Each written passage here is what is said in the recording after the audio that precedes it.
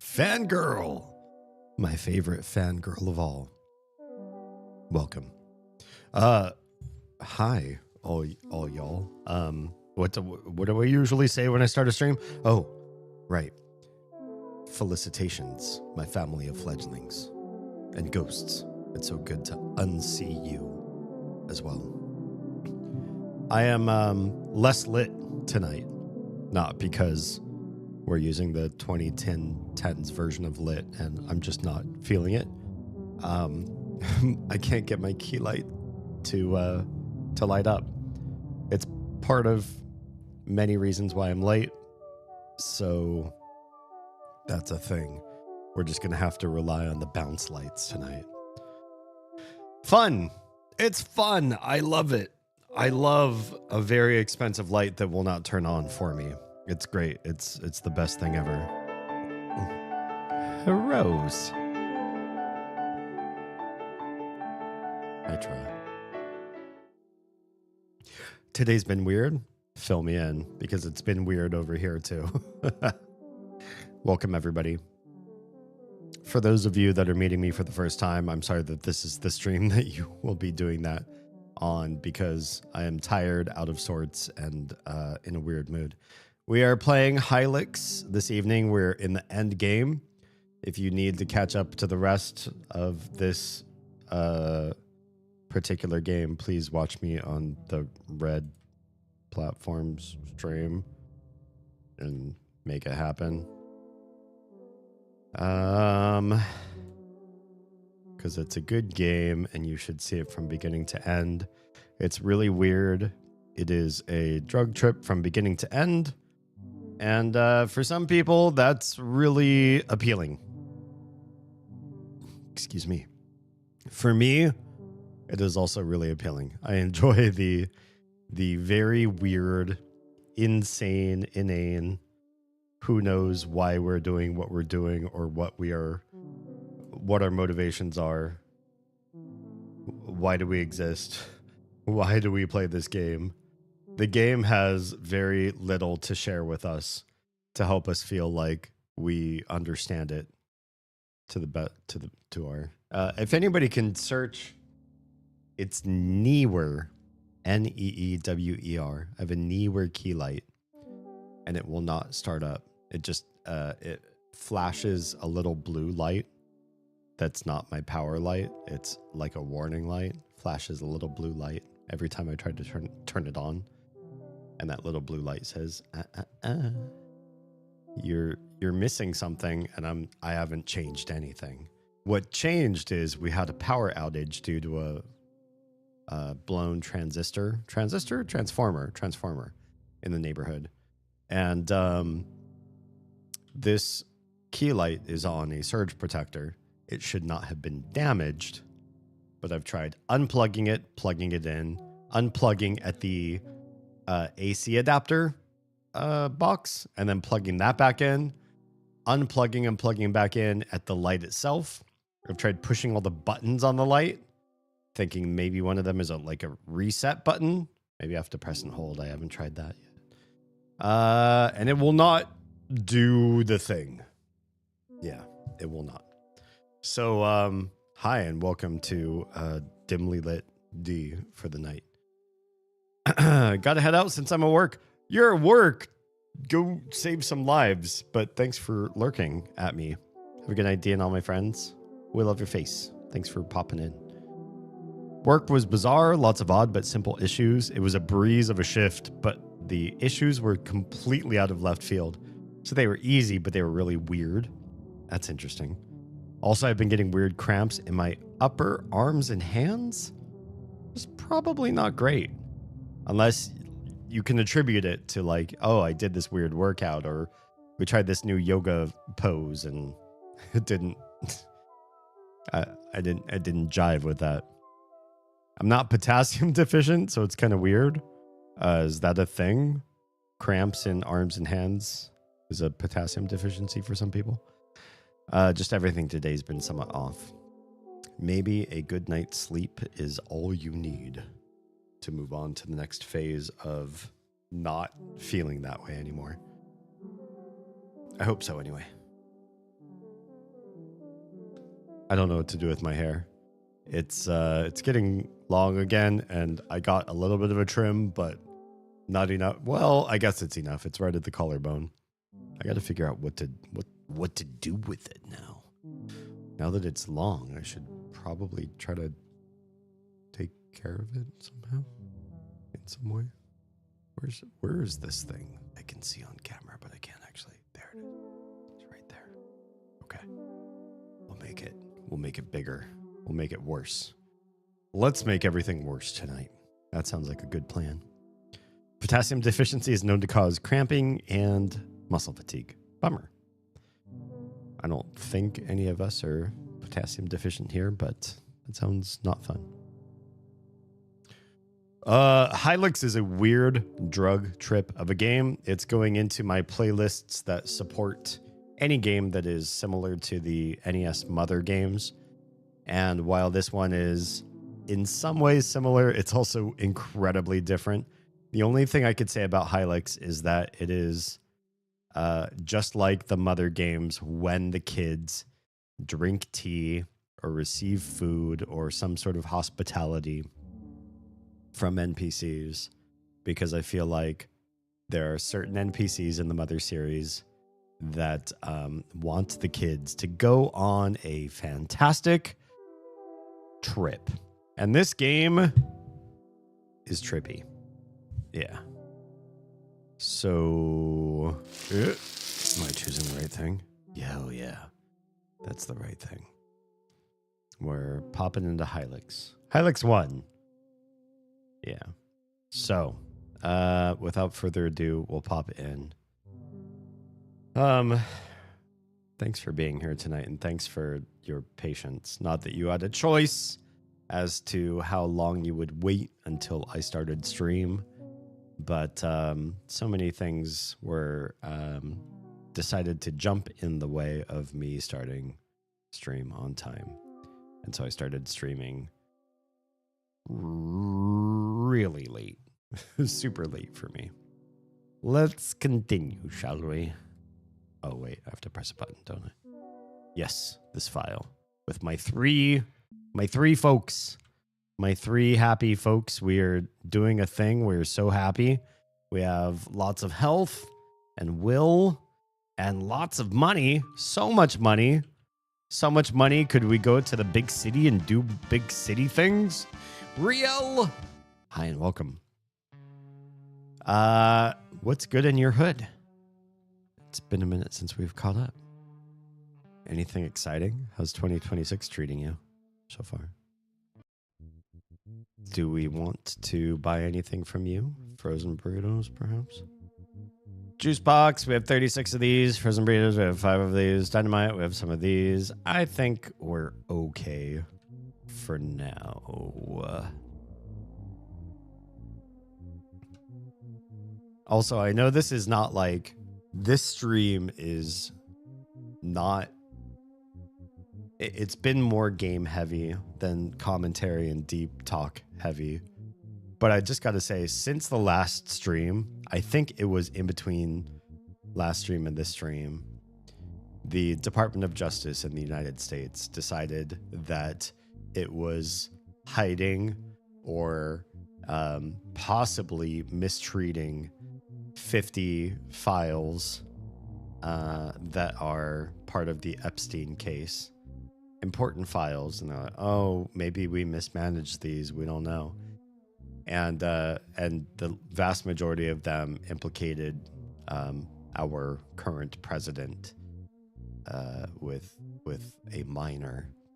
And it doesn't look good. And the only reason why I think this has come to light in any way is because of pressure from the UK. I don't know that anybody else has really voiced that opinion, but I'm voicing that opinion. The UK decided that Prince Andrew should not be a prince anymore. And then they looked further and then they said, you know, the Epstein files might not mark you as a PDF file, but they do mark you potentially using your political powers for ill. And you are a high-ranking official, and this is not good. And nobody is above the law. We really want the public to feel that, because that is a good stance for a very large, very important country to take. And then the US saw the UK do that. I'm sure we did. And they probably thought, ugh, this whole nobody is above the law thing, we really need to follow suit in some way, or the next administration is going to tear down everything that we're currently doing. That, and we had a really bad congressional hearing with Pam Bondi. Yeah. It's been refreshing to see the UK leading on that front. I know! Nobody is above the law. That makes sense, doesn't it? You have a country, you have laws, you have rich and powerful people. How good does it feel to be a lowbie like me, and like maybe some of you, and see, okay, you act a fool, but you're incredibly rich and wealthy and you have a big name, maybe you're royalty, and the law still applies to you? Feels good. Feels good to me. Have you heard about our bleak cellophane? Boy, have I.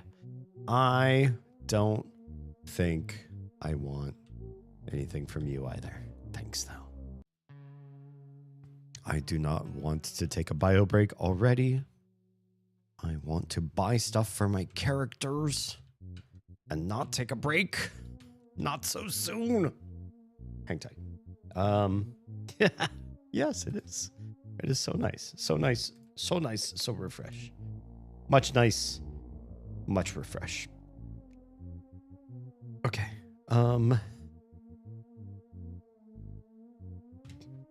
This music is unsettling. This game is unsettling.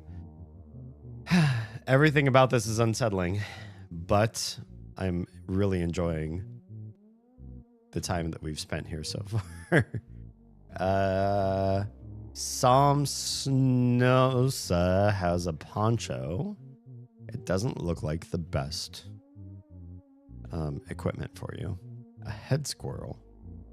Wait, can we talk about what Samsnosa has first? Because it looks like their stuff is really worthwhile hanging on to. Artificial bicep increases flesh and mightiness. Crown prevents negative status effects. That's pretty good. It's pretty good to have that. But the poncho, I don't think the poncho is good. We should probably replace the poncho, honestly. Okay. Let me take a quick bio break. I should have done this before I started the stream, but I'm gonna do it right now. I'm gonna take care of it. Be right back. And then we're gonna prepare ourselves for all the new areas. So many new areas in this game. Now that we can fly, lots of new areas. All right, BRB.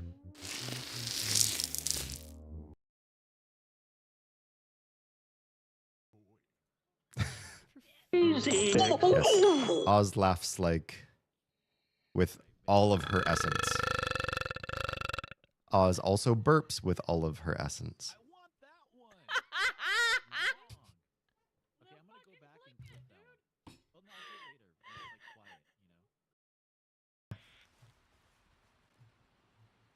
I don't know how to help her out. Your horse is injured. Please try again shortly.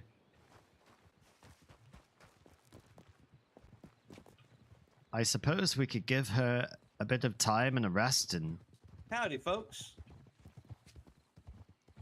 Hello. How y'all doing today? Hello. Okay. My horse has sustained some immense damage from a collision.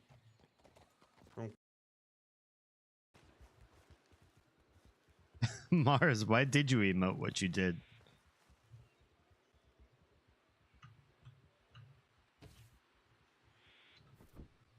I actually don't know how to get my horse back up now. Could she need for something?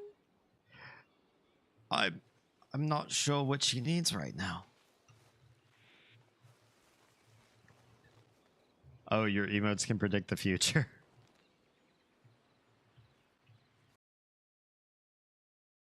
Akumu? Yes. He's mine. Actually, he's Cribs, but then he's mine. Oh wait, no, also Oz's. But then he's mine. You know what? Fuck it, you can have him. He's mine with technical issues. With Yes. did you say tentacle issues? Technical. Okay, I'm weird, but not that weird. Give my dad! Woogie, woogie, woogie! Welcome. Wow. I am so in the stratosphere today. Welcome is my new greeting. I'm just gonna stick with it. I'm not gonna correct myself. Welcome everybody. Charo says clothes are dumb, and I couldn't agree more. One day. Gato was asking if we wanted to fuck Oh, Mickey Mouse's best Goofy. friend. Oh. Goofy. Thoughts on Goofy Yeah. Goofy the dog. I see what you say. I mean, you know, if I we mean, were each alone their on a own. desert island or something. And there's nothing else and no one else.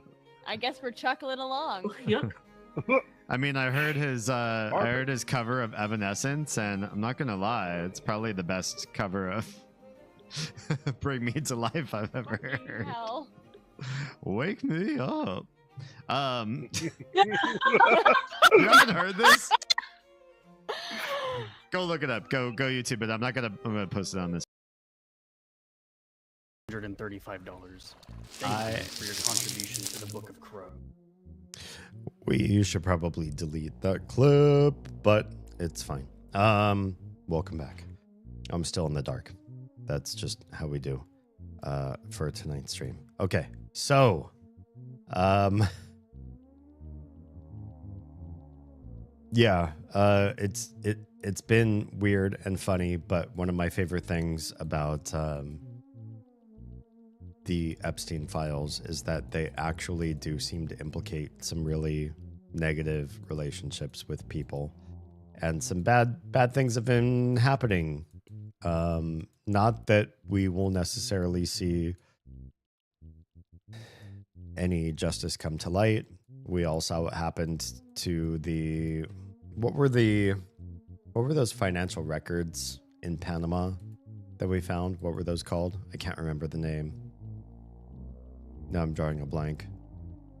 But I feel like a huge number of people, while we did change the way we view offshore accounting, we also saw a number of people escape justice with those Panama account records things. Can't think of the name. Obviously, I'm not strictly a political streamer, but yeah, I feel like we might face some of that here with the Epstein file stuff as well. But at least it's coming to light and will maybe change some people's public perception of what's going on. And if it doesn't change your public perception of what's going on, if you still defend your favorite person that's been implicated in these files and maybe faces severe penalties because it's led to real evidence that they've been a very bad person, and you still stand by them, it lets the rest of us know what sort of person you are, which I think is always a good thing. I've mentioned this before, but I really do believe in red flags being presented to the world. I want people to show everybody what the red flags are, because I would rather know how awful you are in advance than to know how awful you are when it's too late, or never know, and then we face problems because I'm acting on a different version of you than what you really are. Those had a much smaller limelight than the Epstein files, though. True, because it only affected money and not minors. Those are everywhere now. Yeah. We're talking about fascists? Hey, what's up, Akai? Ooh-wee. Yeah. The idea that there are people today that are willing to support whoever their favorite political party candidate is, regardless of the negativity that person purports, is insane to me. I think we should hold everybody accountable. And I think if a political party in the United States especially is to see a future, they should own that there is no single person that's above reproach. If you have done something bad, if you have been a bad actor, if you have screwed something up royally, it doesn't matter how good your policies are or how bad the other guy is, you should still be held accountable for the bad that you've done. Good is good and bad is bad, and they're not on a spectrum, and they never cancel each other out. The Dow, the S&P, the stock markets, no matter how good they are, under any presidency, they should never be a negating factor to how awful somebody acts in another part of their life. Yeah. My toxic trait is that I keep losing my netherite gear in stupid ways. No, that's bad. Oh, I'm sorry to hear. Personally, I would appreciate more streamers being open about this, but I totally get it. I do. Now is not the time to be neutral. Yeah, and I know there's some bigger streamers, far larger than me, who really feel like the money comes from taking a very neutral stance and not necessarily having an opinion on things. And I do feel for some streamers when they decide to take a path of neutrality and get really attacked for it. I know Emaru in the last month made a comment that streamers shouldn't have to have an opinion on the Palestine-Israel conflict. And that in itself was very damaging to say, because a lot of people were like, fuck you for saying that people should not have to have an opinion. If you're large enough, you should take a stance and say what you believe and what you think and all that sort of thing. I'm happy to say those things. I'm a very much smaller streamer, so maybe it's, the idea is I don't have the same financial loss to mull over, but the world looks to people with a voice, people with thoughtfulness, and maybe that's not who Emaru is. So I get, to some degree, not wanting to take a stance. Maybe if you don't feel like you are the person people should address to find their opinion on something. But I'm happy to voice it. I'm happy to take a stance. And I'm happy to be altered along the way too. With the right evidence or the right convincing arguments. I'm happy to let go of something that was... Oh, thank you so much for doing that, Tra. Happy to take new information in and adjust my ideas of things such that I can't be held to a position that was bad if I find that there's a better path, right? And I think more anybody online, any content creator, that they really need to start creating a philosophy of every iteration or every phase of your life, every age that you're in is some temporal version of yourselves, and that's not necessarily indicative of who you are forever. Therefore, if you do so, if you're willing to pivot, if you're willing to adopt new information, if you're willing to be taught by somebody who's, capable of doing so, then when trolls come out and say, hey, in 2017, I saw you say this, blah, blah, blah, or like, you used to have a stance on Trump that blah, blah, blah, said this, you can say, yeah, and I'm human and changing and evolving, and that was a snapshot of me then. Who am I today? Can we talk about who I am? Can we engage with who I am today? More people ought to live in this space, I think. Yeah. But the Dow is up. Immediately false. Yeah, I'm watching my favorite stocks most of which I'm not invested in.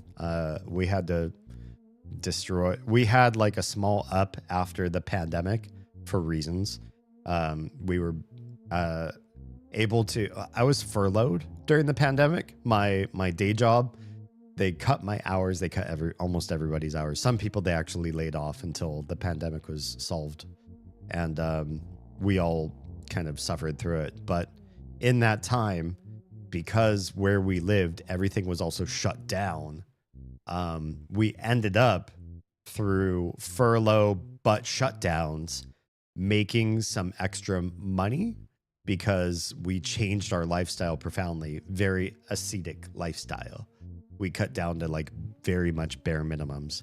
And in that time, we were able to set aside a little bit of money and invest in a few things. And then post-pandemic came and we had to liquidate. It wasn't a governmental or like global or national reason. It was very familial. We faced some weird stuff happening and we had to liquidate almost everything. So my positions in the stock market are so minimal that I couldn't really say I have an opinion on the stock going up and down, but I have seen it. I've seen it go up and then down and then up and then down. It's not so permanently positive like they would like you to think. Yeah. From companies that probably support Annoying Orange and ICE. It's hard to say. I mean, some are very overt about it and some are pretty subtle. Yeah. Not everything gets reported as far as who supports whom with what money. Like Spotify. That one was subtle for a long time. A lot of people didn't know about that one, right? It's one thing to be educated in something you support and just speaking blindly about something you support, but don't know enough about it to explain to someone why you personally believe in it. I think I almost prefer if somebody has a strong belief, I want them to be heavily opinionated and try to explain it, even if they're really bad at it, because that gives us sort of a dipstick or like an understanding, a finger on the pulse of who that person is. If when pressed, if you, okay, well, why do you think that? Or why would you believe that? Or can you give me some supporting evidence of that? And you see them struggle or flail or loop or beg the question. When you see all that stuff happening, it really does tell you sort of like where that person's mental space is, how much thought they put into it, and what they really believe versus what they've come to know more academically. And so, yeah, I do like.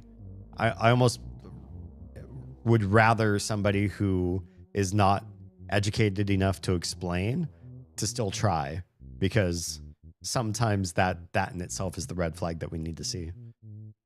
I think we should also start somewhere. Yeah, absolutely. I would almost rather like teenagers, young people that start to have formulated opinions on politics. I say, get your cringe ideas, get your cringe takes out now. Get them out now. Get some people incensed with what you just said. Oh, you believe that, or you think this way, or like this is your supporting evidence of that? That's so naive, or it's so base, or it's so pathetic. But that's fine when you're young and you have those bad takes and you have that bad evidence. Hearing dissenting views or people that would say, oh, I think you're too narrow-minded, or you're not working this through enough, or you just don't know enough. That's good to interact with. That's a good intersection of ideas. It's good to hear that stuff when you're younger than maybe when you get to a certain age and your ideology is ossified to some degree. Yeah. We live in Minnesota now with the Twin Cities, so we're seeing a lot of this shit unfold in front of us. I bet you are, especially right now. My girlfriend works in childcare. I worry about her and her schools every day. Hopefully, the feds do find that there's a certain limitation on their powers, and the life in that city, in that state entirely, is broadly left to precedent and how things have worked out so far all this time. Spotify's running ads to recruit for ICE. I mean, Spotify doesn't, they're not prioritizing ICE, right? ICE is paying for ads in places, and Spotify is just not anti-ICE. So to try to be at least somewhat even-handed or understanding of the entire picture, I wouldn't say that Spotify's take to date, unless I hear otherwise, that they're not pro-ICE so much as they receive money from advertisers and they're not as discriminatory as some people would like. Would Spotify users prefer not to see ICE ads? That's up for debate. Spotify already said they liked Joe Rogan enough to buy his show. So maybe there's a demographic they're serving, and when they do ads for ICE, it actually matriculates into something that works out for them in the long run. And, you know, at the end of the day, when a company supports an ideology, is that really saying that that company has an ideological bent, or is it just saying they're chasing money? It's hard to say. Now, some things about the CEO have come out, and I feel like they do have more of a right-leaning bend, but I don't think that the ICE ads are necessarily part of the evidence of that. I definitely understand what you mean. It's kind of an unadulterated explanation, not something affected by outer forces. Yeah, which I like to hear. I really do. The teenagers walking out of schools, protesting and getting in trouble for it.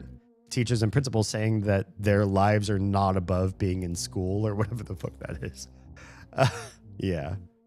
If you aren't anti-ICE, you're pro-ICE. I disagree. We don't live in a world where we take positive stances based on the negativity that we or the lack of engagement that we do. Like most of the U.S., I believe, is not anti-sweatshop. We are struggling financially. We do poorly overall with trying to get ahead in our families, in our real estate.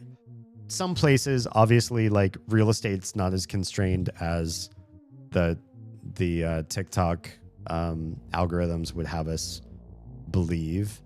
There are definitely places that you can live. We just need to be more mindful that the places that are affordable are generally not in the big cities. And when you see a big city content creator saying, look at how awful things are as far as affordability, those people refuse to look outside of their bubble. But I bring that up because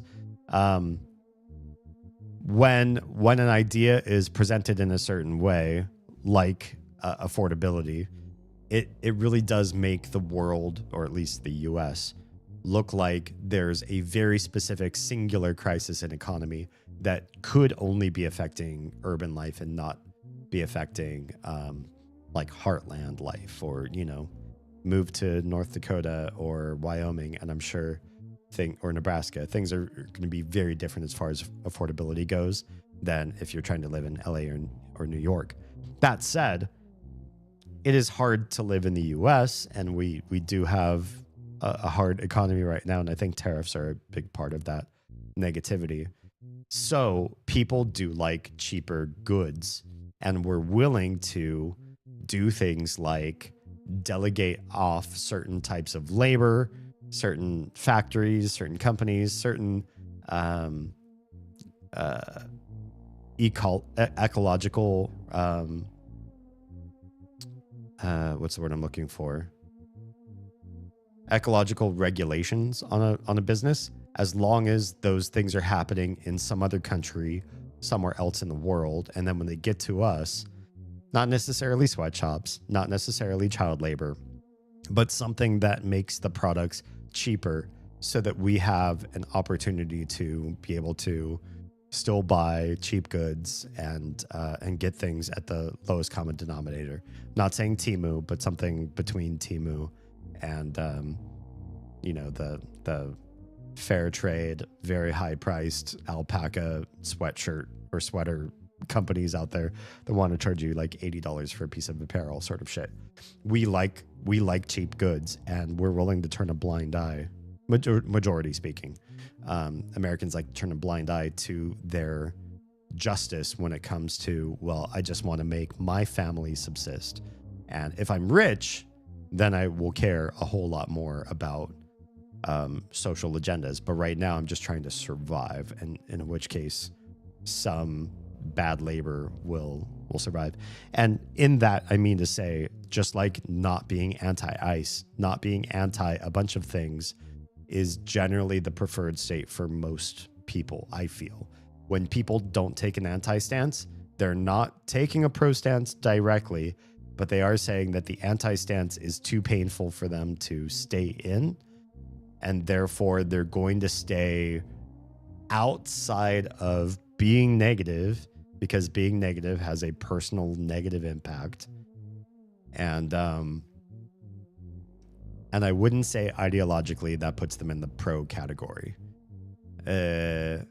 because we are all walking contradictions. We don't hold the ideologies all in a checkbox or all along the spectrum, such that you can say, if you're against this, therefore you're pro the other side.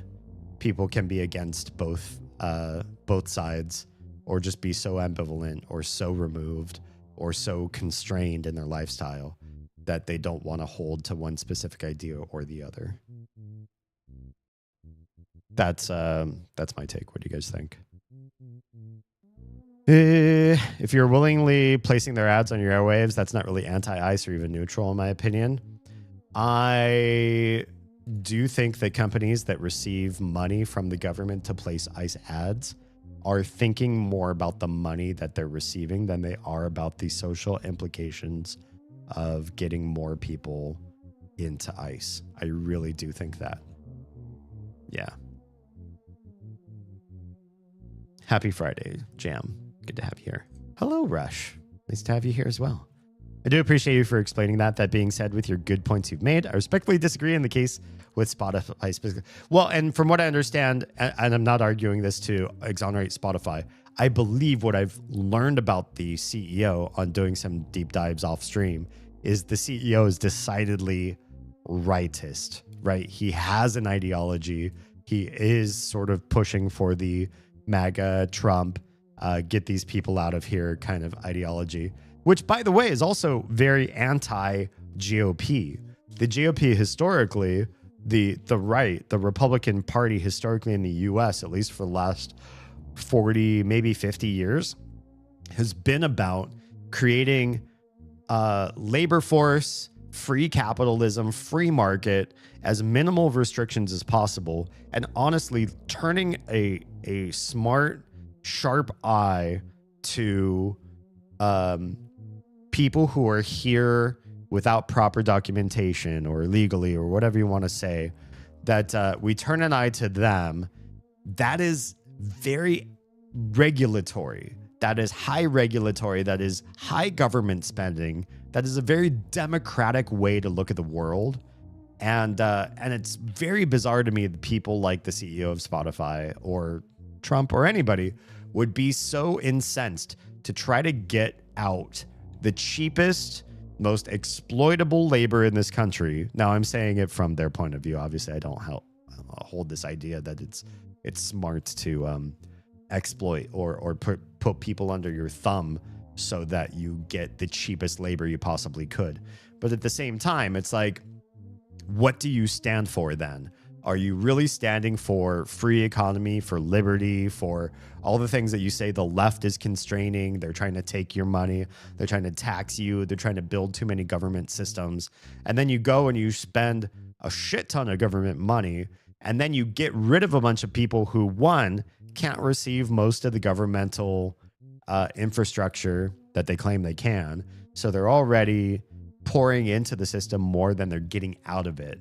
If you're illegally here, you cannot exploit the system for more than what you are putting in with your income tax, sales tax, everything that you have to pay in just to be around and in here. The the cost of being in the US is vast.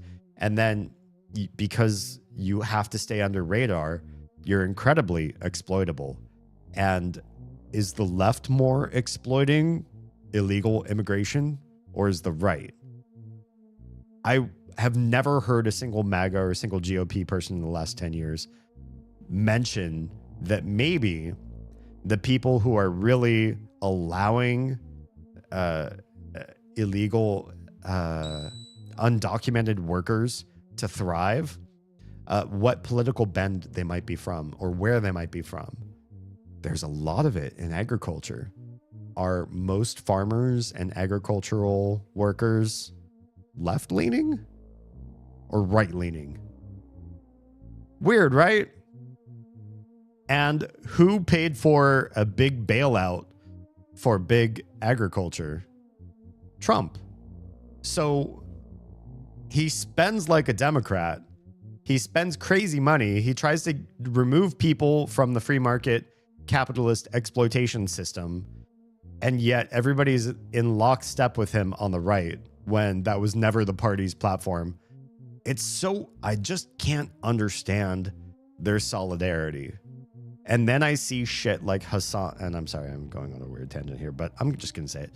People like Hassan and his movement of far left, like almost tanky left, saying they would never vote for Harris. They would never support anybody who has such a weak stance on the Israeli-Palestine conflict, the conflict in Gaza and everything. And that they're comfortable removing themselves from support of the left as long as they're not directly supporting the right, that they're morally comfortable in that phase. And I know I said earlier, if you are not anti something, it doesn't mean you're necessarily pro something. But when it comes to the Electoral College and voting, and especially for winning an election with the presidency, there really isn't a third party, right? There really isn't I'm taking a neutral stance and therefore somebody will win. Generally, if everybody voted, the left would win.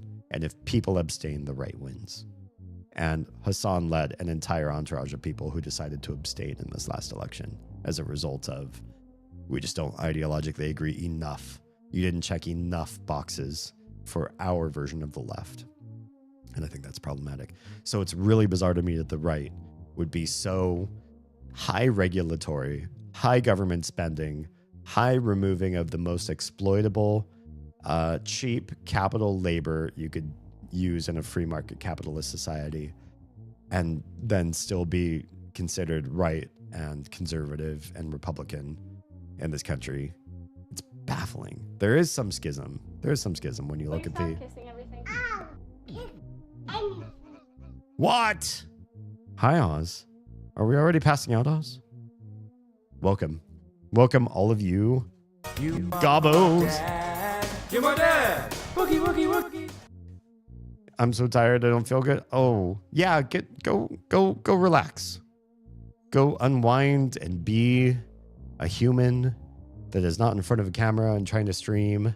I'm going to go die. Maybe not that word, but just do be more human than what you can be on a stream. I'm sure your audience appreciates that you gave it a shot and you did try to start a stream, and that you were also honest with them when it was time to not do that thing anymore. We're talking politically tonight instead of actually playing Hilux, but you know, that's how we do it. I'm going to practice the forever sleep. That sounds better. Just, I wanted to just be practice, please. Yeah. Anyway, Gobbos, thanks for coming in. If you are here for the long haul, get comfy because we're just starting the flying version or the flying act of Hilux. If you... No, Oz, why didn't you know? Oh, no. I had just a little splash of water and I decided to show the audience how little water I had, and I dumped this... slightly too much, and I spilled water all over my keyboard, so I hope my keyboard still works. I totally thought this was completely empty. There's just enough of a splash. I'm gonna go grab. Sounds like you need more. Yeah, I do need more water because I dumped it all over my keyboard. I'm gonna go grab some more water. Akai has not been a bad influence. Akai has been perfect content for tonight. I will. Let me back up all the way. By the way, speaking of things that are so tired and practicing the long sleep, my key light will not turn on. So it is sleepy. Let's catch up with chat, and I will go do this triple self-care shortly afterwards. Yeah. Personally, companies like Spotify specifically that hold the stance with, I would agree with Spotify. Target I don't know enough of. I do feel like from what I have heard, they've just been greedy and not holding a stance. But I don't know enough to say. If somebody proves me wrong on that one, I'll gladly shift my stance. I've heard that the Democrats back illegal immigrants because they vote Democrat. That's what the right purports, right? And that's a pretty hard claim to counter, which makes it interesting politically. And I wish the left would engage in the conflict more. I'd be so curious to hear what it is exactly that they would have to say as far as a negative stance to that, or like what could you say? What could you do to counter the concept? Because politicians need backing. And most of a politician's job, especially in Congress, is to beg for money. Most of your career is spent begging for money. It's certainly not reading the plain text of a law. And so when the right says, you just want more bodies who are going to come in and vote for you, and when we try to say they can't vote, you get all upset like it's a humanitarian crisis because we're undercutting your illegal voting base. The left has not created a good enough argument against that, in my opinion. Otherwise, the right would back down. They wouldn't keep saying that. So left, do better and figure out a better way to counter that particular argument. Not that you should be countering arguments all day, because the right has a million fallacious arguments that they'll probably run through in an attempt to keep the left embattled so that they can't say anything that is a positive stance. What the left should probably do if they want to win against the right is enable or enact more positive stances, because the right almost has none. Most of what the right has stood for in the last couple of years really has been, we hate this, we don't want this, look at how bad the left did this. It's all negative stances and no positive stances. They don't stand for any fucking thing. They certainly don't stand for making America great, because they spend crazy money overseas and support candidates of other countries, and just an intense amount of overseas and non-American enrichment. So the right is definitely not making a positive stance for American, especially, I mean, single-payer healthcare. What will the right say about that? Fucking nothing. Never. So obviously they don't have a positive stance, but the left could win if they had more positive stances and don't engage with too many of the right's negative attacks on the left. But that is one that I wish I heard more, or a better salient argument from the left to say they can prove that they do not depend on illegal votes.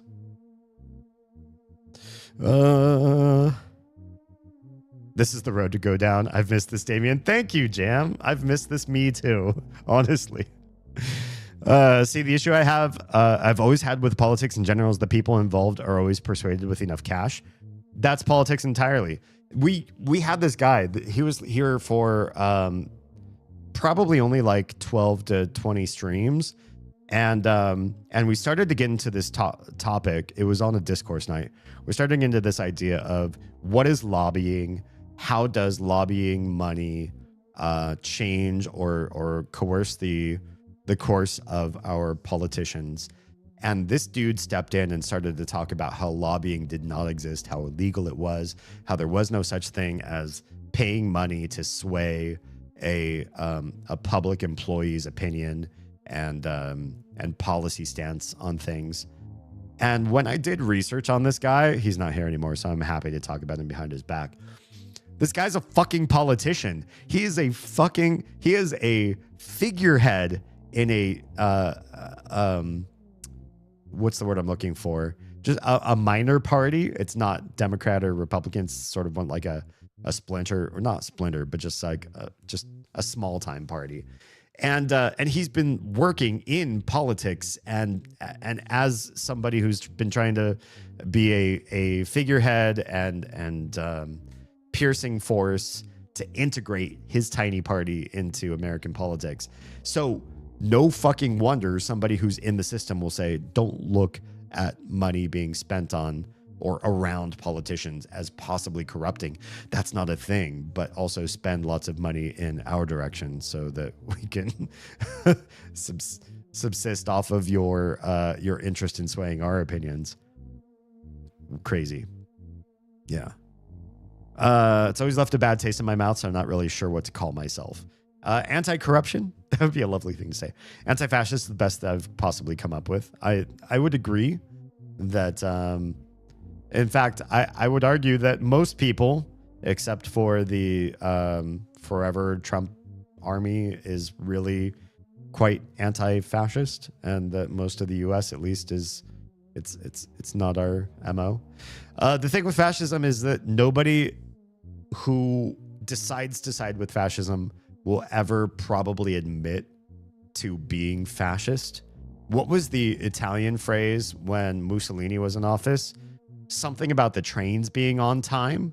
And the idea was, and this is back to the idea that morality is sort of this scale, that you have negative values, you have positive values, and they're all on one number line. And if you add the negatives and you add the positives all together, it ends up turning into something that overall you can judge and say, well, yeah, there's some bad things. We lose all these freedoms. We lose contentious ideas. There isn't a group of people who are weighing in on something. We just sort of offload all of our liberty to just one person's ideology, and that kind of sucks. But the trains are on time. And that's cool.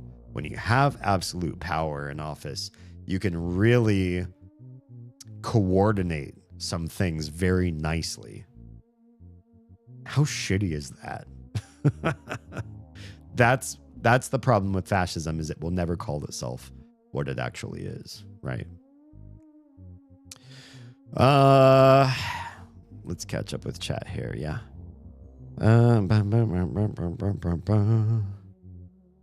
Whoa, where was I?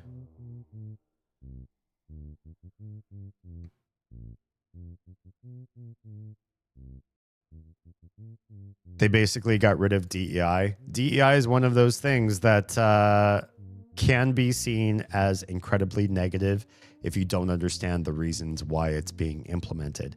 And if you are standing for a nation which holds to a certain political concept of who are the people that live here, what is their culture, what does the character of this nation look like, they can dog whistle all this shit in and say DEI is against the very fabric of how we were founded or what we started with, which is, it's absolutely bullshit. But it's going to appeal to a certain group of people that feel scared and marginalized because they had all the power and now they have 5% less because it's getting distributed slightly differently. And that starts to feel like an erosion. It starts to feel like a backdoor from the golden age where everything was good for just you and yours. And I can see why they're scared. It's a bullshit reason, but I see what it is and why they start to clamor now to hold on to everything that they still have instead of letting any further erosion go. Selfish as fuck, but I understand why they're doing it. The target here at least turns anyone away who is a protester, and they allow ISIN to nab people, directing them where to go in the store to find them. Wow, that's my take on that. That's crazy. Yeah, if Target is just like, yeah, that's cool, go ahead, do your thing here. We fully support the type of activity that you're up to, and do that on our premises. We're not going to get in the way. That's not a negative stance, right? That's not, we're being neutral and, whatever happens around us happens. That's a pretty positive stance. One of my roommates works there and talked about some crazy shit going on behind the scenes. Managers watching surveillance, looking for people to report. So do they get a payout or something? Like, why spend your work shift doing that?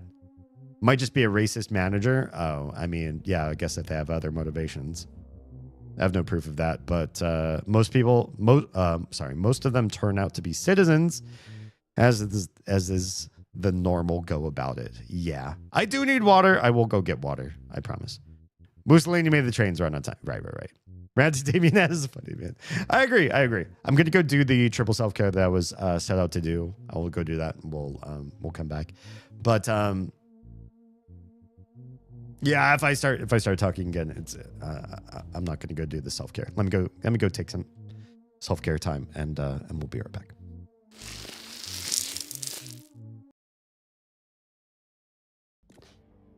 I think I'm falling in love with mom.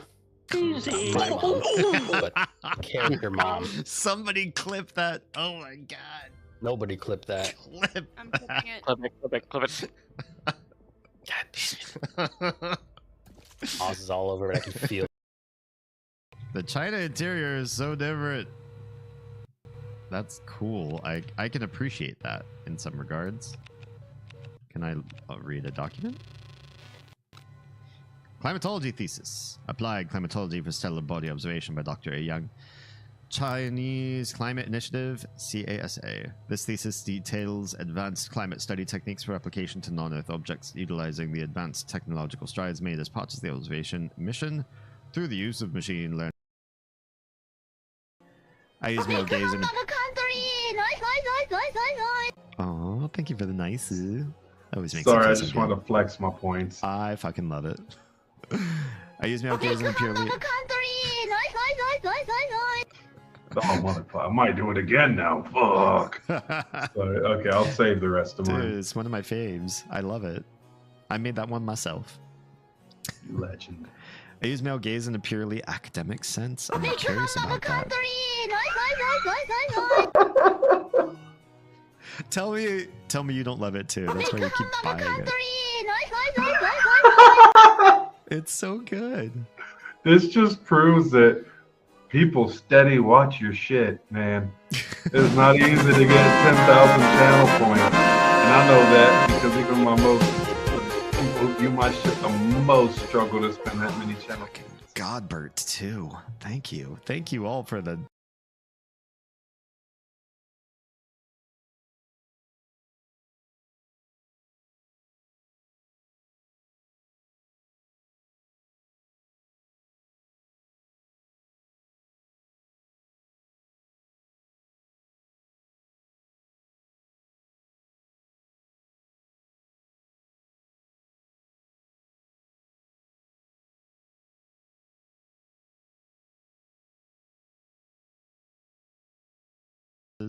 Or we had at my high school, we had a lot of both IB AP classes, and kids were like pushed into those classes.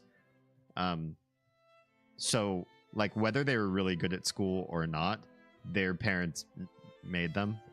And for the kids that weren't that great, they sometimes they had to sit with private tutors to sort of like push them into those spots. And there was just like a lot of pressuring. $135. Thank you for your contribution to the Book of Crow and the religion. What's her name? No, this one again. I promise we need to delete that one. It's not a great clip to be showing. Okay, right. Triple self-care. So water got it, and I will not dump this upside down while trying to show you how empty my cup is. I shouldn't do that in the first place. If I have an empty cup, I should just tell you my cup is empty instead of showing it on the screen and then turning it upside down. Because when I do that, sometimes I forget that there's a little bit of water in it, and then I dump it all over my keyboard, and now this whole area is wet, and I don't. It's just uncomfortable. What's wrong with just using your words, D? Just tell people. Just say, hey, my cup's mostly empty, or I think it's empty, or it's dark in here, but it looks empty. It's dark in here because I still can't turn on the key light here, and I don't know what's wrong. If somebody wants to troubleshoot it with me, I'm happy to do so. Well. Mullen just subscribed. 13 months. That's more than a year of Prime, which you could have used on literally anybody else, but you used it on me.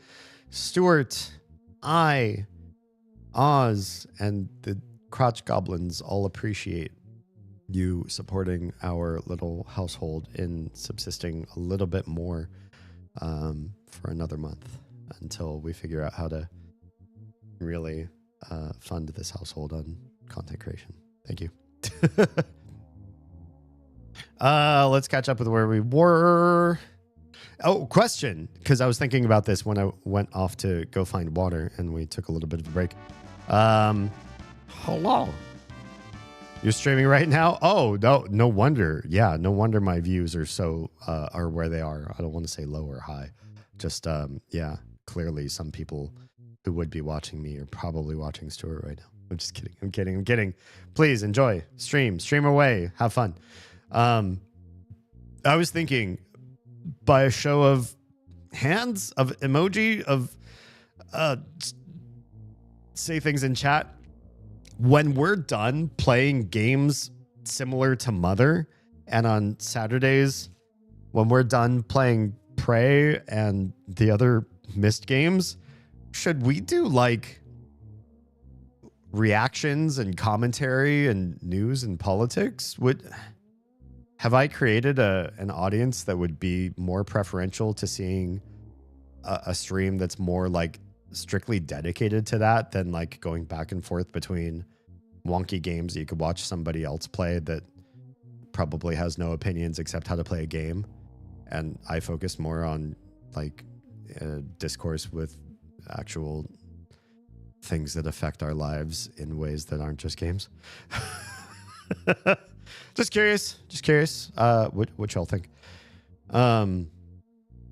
Yeah, getting back to everything that we were just discussing. Need to get out of this country. Troy, you're one of the few people that can, and I appreciate that you are looking into the possibility of that just in case. It's we're all proud of your superpower. I have to wait till after the midterm vote. That's probably a smart idea. The midterm vote is so up for grabs on the left now.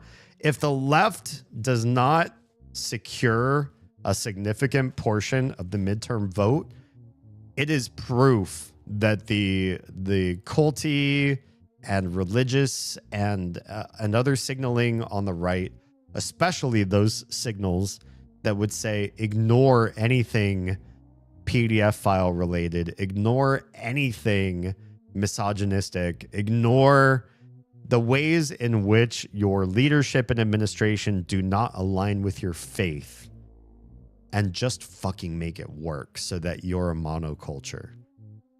That would be impressive as fuck. And if the right was able to do that, the left really needs to do some soul searching. Because the one thing I do see as a negative with the left, and the one fear that I see that doesn't get described often enough with bigger content creators on the left or talking about the left, is that the left is too splintered. There are too many people that believe in litmus tests, in purity tests that say, if you can't match 5 of my 10 checkboxes, we are unaligned. You are anti the things that I stand for the most, and we cannot reconcile our differences to defeat a greater bad on the other side. What did Clinton do? What did Obama do? They unfavorably and unpopularly reached across the aisle a bit so that the independents, the undecideds, the centrists, the real centrists, not the right masquerading as centrists, had somebody that they could sort of glue to or cohere to and say, probably not these guys. I guess I will go with these guys. And without that game, you have people like Bernie. Sanders was really somebody that was not willing to capture the middle. And I feel like that was part of what, obviously there's DNC issues as well, but I do feel like he was not willing to capitulate. He didn't come at his constituents and wink and nod and say, hey, I'm going to say some shit for the next 2 years, or not 2 years, but next, I don't know, 8 months or whatever. Give me 8 months where I'm going to wink and nod at you guys. We're going to do some shit just to fucking win this. I'm going to say some shit because we need to capture a broader audience. And I want you all to just come along with me. Let's make this happen so that we can win some shit. He was too devoted to his ideals. And anybody that supports not playing dirty pool to win, I think when you lose, you deserve to lose. Just saying. Hi, Rod. How's New Home Life treating you? I'm exceedingly excited for this act of your life, and I couldn't be happier. For everything that the disability, the whole shebang is just. I'm so on your team right now. This is my favorite phase of your life. Not that I know all of the phases of your life, but this is a really great one for Rod. Yeah. That was such a disturbing Xfinity ad. What happened in the ad? I'm just curious. I don't watch my own ads, so that midterm is going to go hard. I hope it does. Even Texas is flipping blue. Honestly, like the places where people come together, and this must say something about humanity that I can't understand why this is not more widespread across the internet, across algorithms, so that people understand it. When you bring people together, when you get them close enough to see each other's lives, things move to the left of the spectrum in American politics anyways, for our version of right and left. You distance people, you keep people separated and siloed and believing things about people they've never fucking met in their lives, and they move more to the right. What does that say? There's an ignorance to the right, and there is not an enlightenment, but a realization, an understanding, a reception of information on the left. That's really hard to argue. That is wild to me. That part. It's not the only left versus right fight in the country, but that one, yeah. The Texas has needed to be left for a long time anyways, because the right really is turning into let's build up the government. Let's make the government big. Let's cut the states' rights down and really give the feds immense non-checked power. And if Texas really acted like Texas and was like, fuck, the feds really want sweeping immense power over these 50 states, Texas would say, in Texas flavor, we don't want your overarching power. We want as much autonomy and liberty as we can afford in our current system. That seems Texan to me. Anything shy of that, anything where they give up rights and autonomy and independence to anybody in DC, any fat cat, any Yankee, and say, you guys determine stuff for us down here. That seems absolutely fucking insane to me. Does not seem Texas to me. Deep red Texas even? Curious about that. Interesting. Just here for anything you do. Oh, I love that. Thank you. That's very sweet. I've been talking to Mary about doing something like this. I think she might be considering it. I'd be curious to see, because Mary playing games versus Mary like speaking her mind. Personally, I'd love to see Mary speaking her mind more. Honestly, she's really good at ingesting the other side's thoughts and ideas too, which is rare in a human being to say, listen to what the other side says, contemplate it, concede to an idea, even if it's against your own ideology, if it's a good one. That to me is important. If somebody can say, okay, I'll grant you that to their opponent, that's huge. And I think Mary has that capacity. Not sure, maybe not, but I know I would watch it for sure. Excellent. Just got to wait on the county to remove the property taxes. Oh, cool. They'll usually do that or even if you've been charged taxes and it looks like you're going to pay, they usually will refund you if your status is changed. Yeah, it's usually not an issue there. Yeah. It was a kid boosting his PC with his phone? What? What is that? How do you boost your PC with your phone? And the kid suddenly got ripped like the Hulk? Wait, what are we talking about right now? But still with the teenager's head, but parts of the body exposed. It was... Oh, the Xfinity ad. What the... What? What on earth? She's been doing it more lately, or doing it more for sure. Excellent. That is unhinged. What is their angle? We left Xfinity. We had Xfinity in my neighborhood, and they were okay, but we had some problems, especially when Mary lived here and it was her, Oz, and I were all streaming at the same time. We had a reasonable amount of upload speed. I think it was like 15 Mbps, which is like, they say that should be enough for 3 people. Because they say most streamers usually require like 5 Mbps. Oh, hang on. I think I'm getting a knock on the door. Hang on. I think that's an Oz.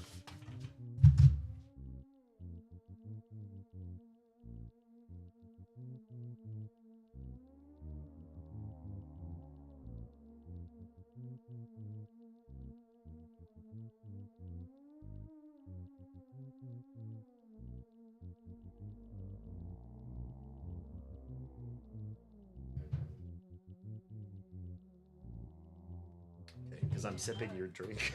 Give me a hug, but you didn't.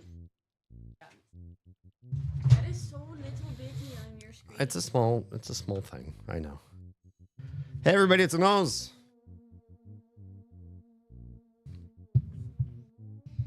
Hello. I'm giving D the rest of my soda that I am absolutely not going to finish because A, it's time for bed, and B, I already brushed my teeth. Yeah. But I want to say goodnight and give you the soda and say goodnight. You want me to see if I can get your light to work? Sure. Because I seem to be able to get your lights to work usually. Sure. You can give the light a shot. Not that one. It's the key light. Oh, not the ring. The key light's the rectangle. That's the one that's not powering. And I don't know what the flashing it means when you try the power button on it. Yeah. It's a mess. Where do we leave off? I don't have good experience. Oh yeah. So yeah, the Xfinity experience was poor for us. We were just, I mean, it was just, honestly, it was the only thing we had. The only thing we had was Xfinity. Nobody else was doing broadband in our area. The next highest internet wasn't anywhere close to high broadband. I think it was AT&T, and it was something like 30 Mbps down and like between 2 and 5 Mbps up. And we were paying about the same price that was for AT&T. We were paying Xfinity for 15 up and a gig down. So it was like completely, it was like apples and oranges. It's like impossibly unrelated. And then, surprise, surprise, and by no fault of us, there's nothing we could have done to do this. AT&T just randomly decided, we love your neighborhood. We're bringing trucks and we're going to dig trenches in everybody's front yard, and we're going to bring fiber down into your neighborhood. How did that happen? Why us? No idea. But when they brought fiber, it was a gig down and a gig up for a reasonable price. Actually, for less than Xfinity, for an incredible amount more upload, which is what us streamers were hoping for, and for less money. And I told Xfinity, I was like, hey, yo, just to give you guys the benefit of the doubt, here's what your competitor has done. They've spent money, they've dug trenches, they're laying cable, and they're charging us this after they've done all of that. What do you have? And they talk to their, I talked to a customer service rep, and he's like, oh, let me escalate this. Let me talk to my manager and see what we can do for you. They had nothing. The thing that they offered was just some stupid promo for bundling. We would have had to buy some, 500 useless TV channels from them that we would never watch in the first place. And then it would still be more expensive. It would just be, cheaper for all things bundled together. But I was like, no, you guys have no bargaining chip. If you talking to your manager, this is the best you can do, and you're still nowhere near being able to, can we get symmetrical up and down? Huh? What? Love you. Can't find anything to fix it. Okay. Yeah, if you message me or whatever, then I'll try implementing whatever you find. Bye. Good night. Yeah, so we left. I mean, and this is the way we are. Our family is brand loyal, anti-loyal, unloyal. We just don't. There's nothing that your company or your name, your brand will ever do that we will stay with you because of the history we've had, the experience that we had in the past. If somebody is undercutting you significantly in cost, or if somebody is significantly offering higher level service, there wasn't a single Xfinity service that offered higher level upload speeds. None. So we couldn't even barter with them. Hey, could we just get a gig upload? AT&T was offering a gig upload, and instead they offered us a bundle. I was like, you've got nothing. You've got nothing to bring to the table whatsoever. So we left without question. And I still periodically get reach outs from Xfinity. Like, hey, we really miss you. We're not willing to do anything that you want, but we miss you. Just sounds like a toxic ex. Hey, I know I was really shitty to you when we were in our relationship. I haven't promised to change my ways, but I just miss when we used to be able to make out. Like, okay, cool. Well, you still haven't changed. So also, I am married and 2 kids in. So, I don't know what you could possibly put on the table to make me sacrifice that at this point. Good luck.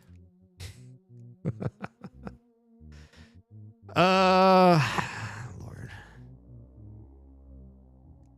Are we ever going to play Hilux tonight? I don't know.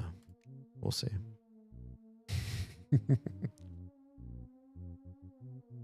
Where do we live off in chat? I've had a negative opinion of Comcast for ages. Oh, yeah. So Xfinity or any other name still. Yeah, Xfinity is just Comcast, right? Just a subsidiary. We had better luck with Brightspeed. I don't know about Brightspeed.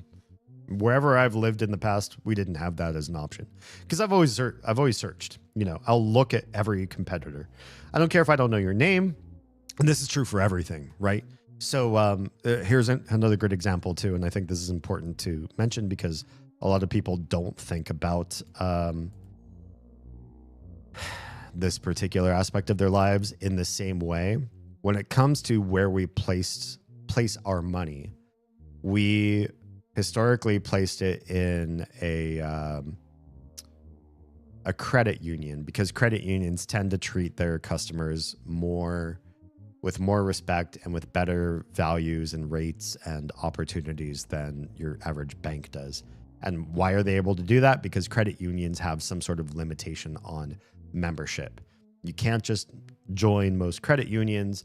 You have to be Navy or education or living in a certain, there has to be some special criterion usually. And thanks to your special criterion that you have jumped into, they will give you 10 times higher savings rate or whatever. We were doing that for a long time. And then we started to look into the world of high yield savings accounts, or HYSAs. And we realized there are better places to put our money than the credit union that we've kept for so long. And we still kept the credit union just for any value that they might offer to us. But most of our money is saved in a high yield savings account. High yield savings accounts aren't just 10 times better than your average bank. They're not just 100 times better than your average bank. They are sometimes up to 400 times better than just a typical bank. In which case, if you're using Wells Fargo or Chase or whatever, any of these shithead dumbass places, why the fuck would you ever? They are almost useless. They are the worst possible choice, next to maybe just putting your money in your glove compartment or under your mattress and praying nobody's going to come rob you. Because I don't know why the fuck you would use a regular bank. I need to be blue pilled on those, because I don't know why people use banks. I've forgotten, or I don't know, or it doesn't make enough sense to me. Enlighten me why people would use just a regular fucking bank over something else. But yeah, we have jumped high yield savings accounts 2 or 3 times now. Three, maybe 4 actually.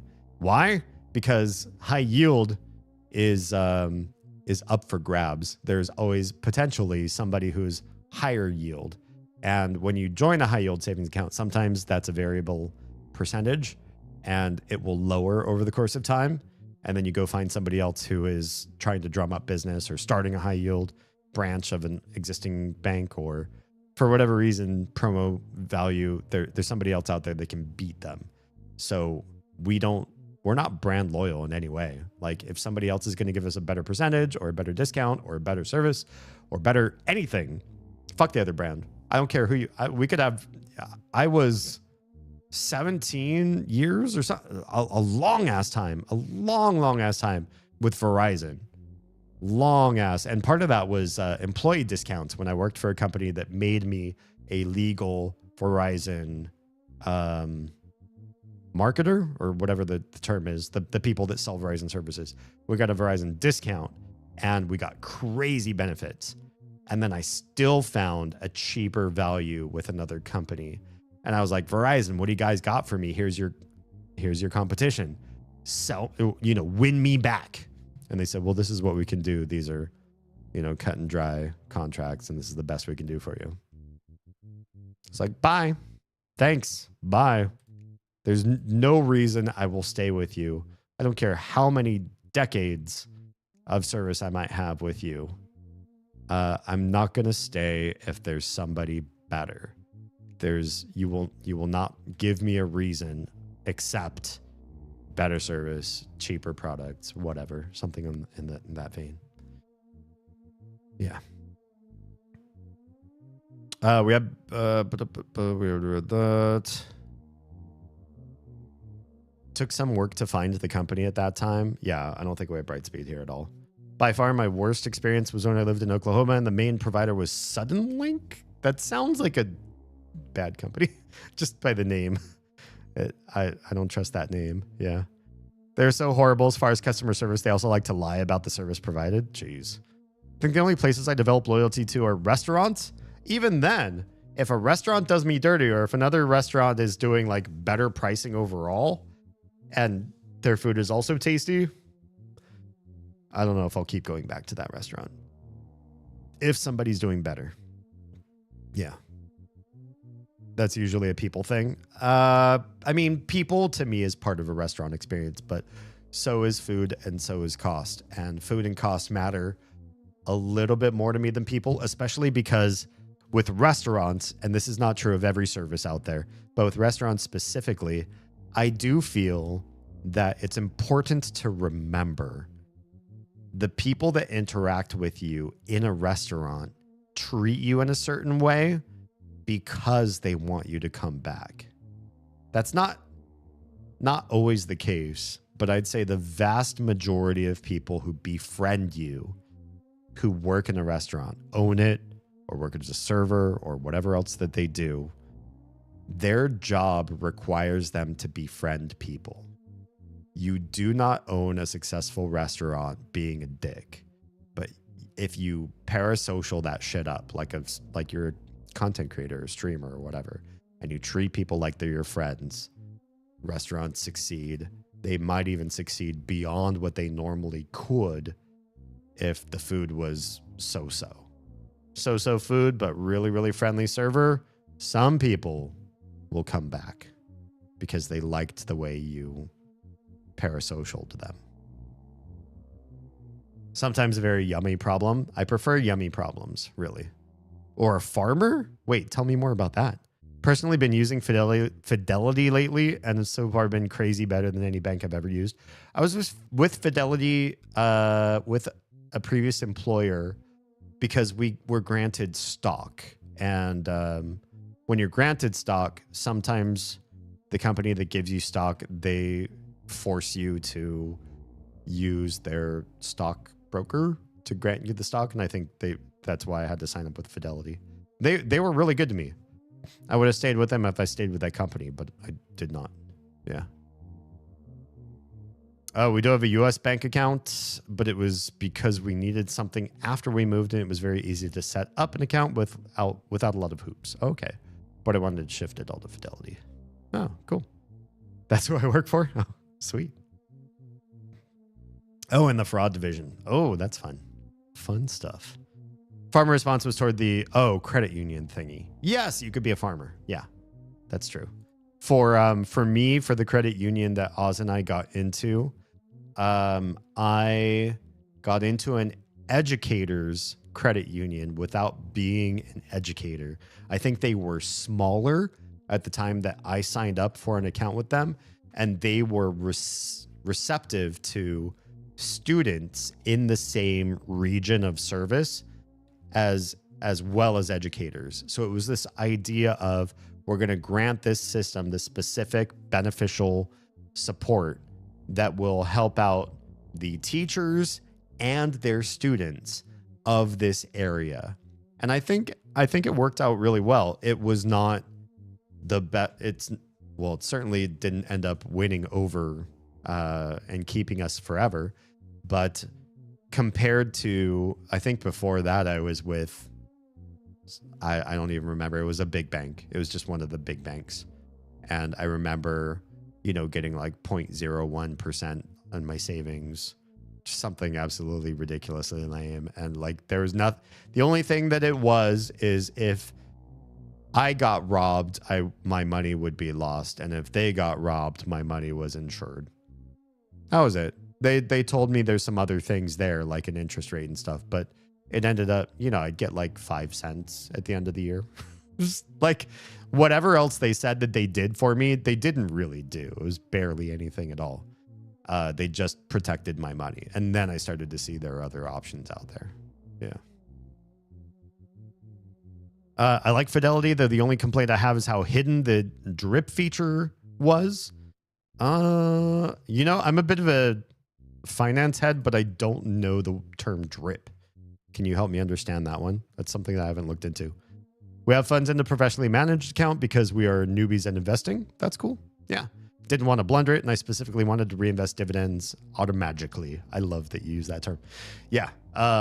Dividend reinvestment is really cool. There's always one thing to keep in mind with dividend reinvestment, and that's that you look into the type of securities, bonds, stocks, whatever it is that you're reinvesting into. Some things do cost money to invest into. There's a business that I manage that has an investment strategy that if you invested more into it, it costs an upfront cost to buy, shares or portions into that. Now, not everything has maintenance costs, or if they do, that's maybe like a different beast or something. But I think every single type of security, bond, stock, or whatever has the possibility or the potential for upfront cost, maintenance cost, and exit cost. And you need to know which of those three things exist for how you're invested and if they're worth it based on what you are gaining out of or in the end for what you're doing. Yeah, for a lot of things, if it's honestly just like stocks or ETFs or that kind of stuff, a lot of that stuff, the maintenance cost is almost nothing compared to what you end up earning in the long run. And it really, most of those things really are like a long run. Don't look at them in short term, because most anything that's even if it's not volatile, you still want to look at it in long form.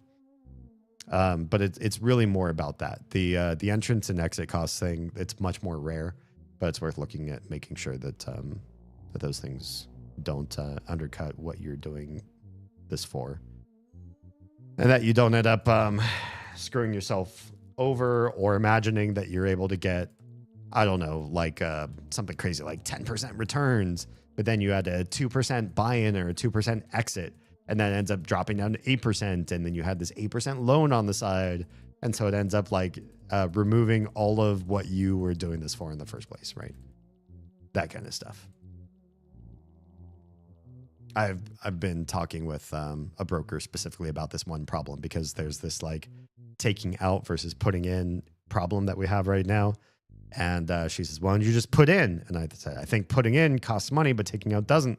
So if we could do things, it's more complicated than I want to get into on the stream. But yeah, it's stuff worthwhile to talk about, especially if you have somebody managing the whole account for you, then worth talking with them over the whole thing.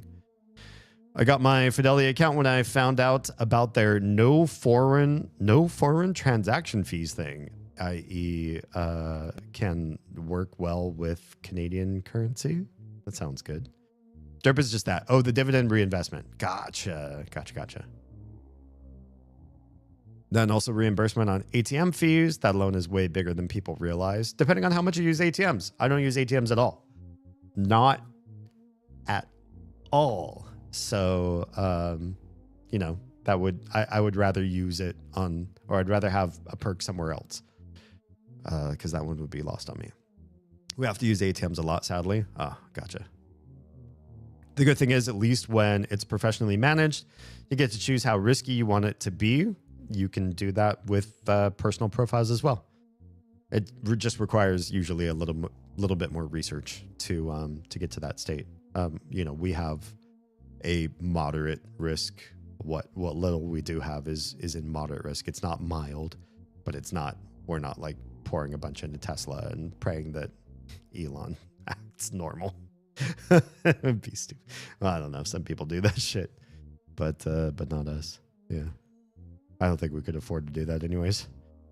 Foreign and domestic stocks, but more importantly, bonds as well. Yeah. And stocks and bonds can sometimes have an inverse relationship too, right?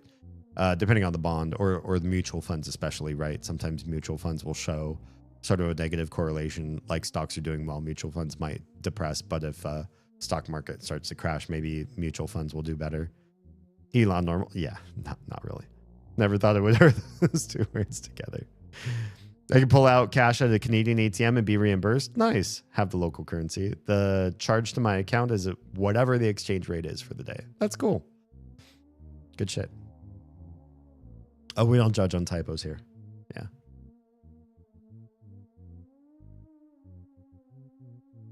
really wasn't looking to drink a ginger ale. This is Oz's second ginger ale of the night. 2. Interesting. But she decided to go this way. Okay. And then not, because she backed out of it. Okay. Shall we play some Hilux here? You judge yourself. Well, yeah, I would judge typoing judge with just, probably. Let's take a look and see what sort of armor we were going to get. Some Snosa. We don't want to replace the artificial bicep. We don't want to replace the head. But we do want to replace the poncho. Maybe? This is weird. So the torso shell is actually better than the poncho? I thought the torso shell had no stats. But maybe it has more stats than the poncho? We're going to buy it. It's like almost nothing, and we have a shit ton of money now. So maybe it's going to end up being better. Now you've got poncho powers. Basically like nothing. Where is... Wait, what happened? I want you to have the artificial bicep. Is it that some Snose can't even wear the other type of armor? And that's why they wear the poncho? Because you have the torso shell. There's another torso shell. It's in the garb slot. It is. But when I go to garb here, there it is. It doesn't change anything. It said plus 40 or something. Whatever. We're just sticking with the poncho. I know it was a bit of a waste of money, but it was at least an understanding of like what we could wear and not wear. Clearly tired, not an issue. I'm also tired. Oz was so tired. She just noped out of her stream super early. I am also of a tired mindset too, but I wanted to stay as long as I possibly could. And honestly, I'm really pleased because tonight's stream and conversation so far has been so nice. It's been so rewarding for me. I'm like, I really did need this at the end of my day today.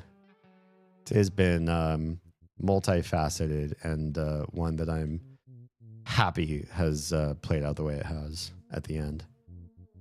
It's gotten to be that time, sadly, early bedtime since the girlfriend has to wake up early. Oh, gotcha. You know, I appreciate that you synchronize up to some degree because I feel like there are a lot of people who just don't. And it can get really depressing when your partner, especially if it's a live-in partner, feels like a roommate because you're passing ships in the night. You're going to bed, they're waking up, you're having fun, they're trying to pass out, or vice versa. There's a despair in that feeling. This idea that I just want to be engaged with you, I just want to share life with you, but my life is over here on the clock and your life is over here on the clock, and we're just not syncing up except in like little overlaps. It can be really awful.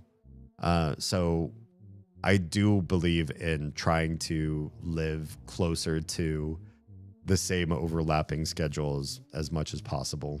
Yeah, it feels nice. Doesn't the poncho have a debuff on it? Bad juju? Oh, bad juju is actually the juju thing is a good thing. That's an accoutrement.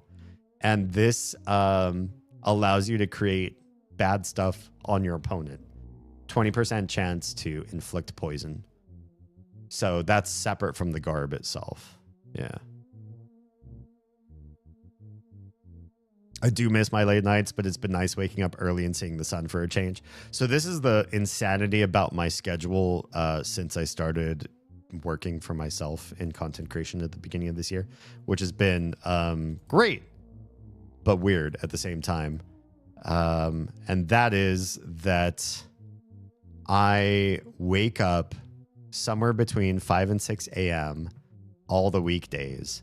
But then on Fridays and Saturdays, the time that makes the most sense and that works the best logistically to stream is this phase where I would normally be, 4 or 5 hours away from waking up. Now I'm just like in the middle of a stream. And so my schedule is really, really off kilter. It's very late on 2 days and very early on 5 days.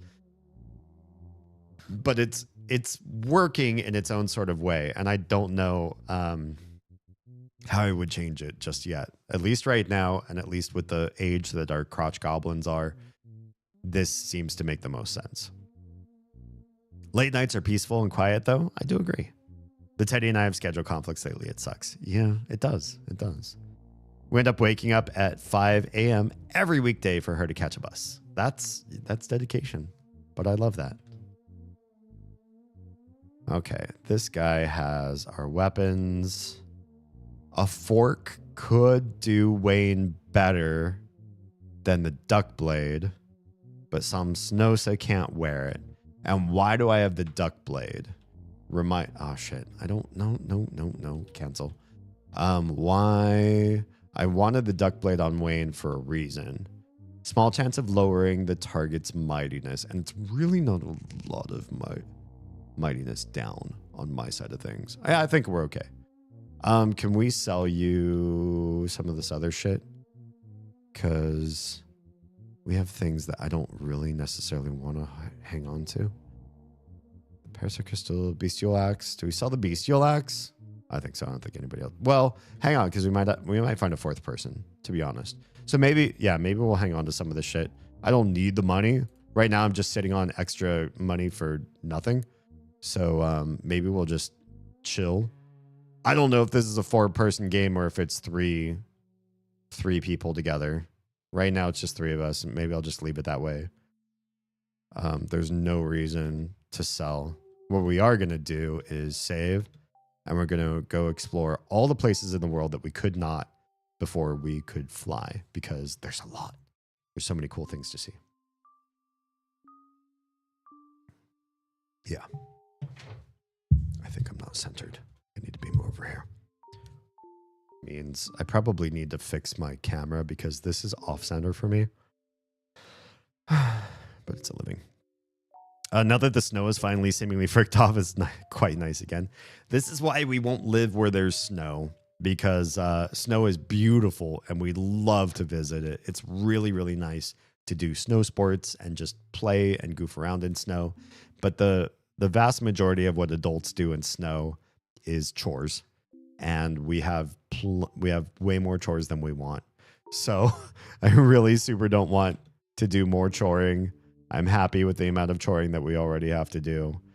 Not happy with, but I definitely don't want more seasonal chores than what we've already got going on. So keep your snow. And we'll go visit it. We can travel to snow. Doesn't take too much to travel to snow. I wish I didn't find out about the controversy around mugenics. Mugenics? I can't even recommend it anymore without feeling somewhat icky. I don't even know what you're talking about. Is this a bug? Can some Snosa eat this? Hell yeah. Eating bugs is delicious. And it increases my might, so all the better. All the better for me. Hello, friend. Are you going to be a fight, or are we friendos?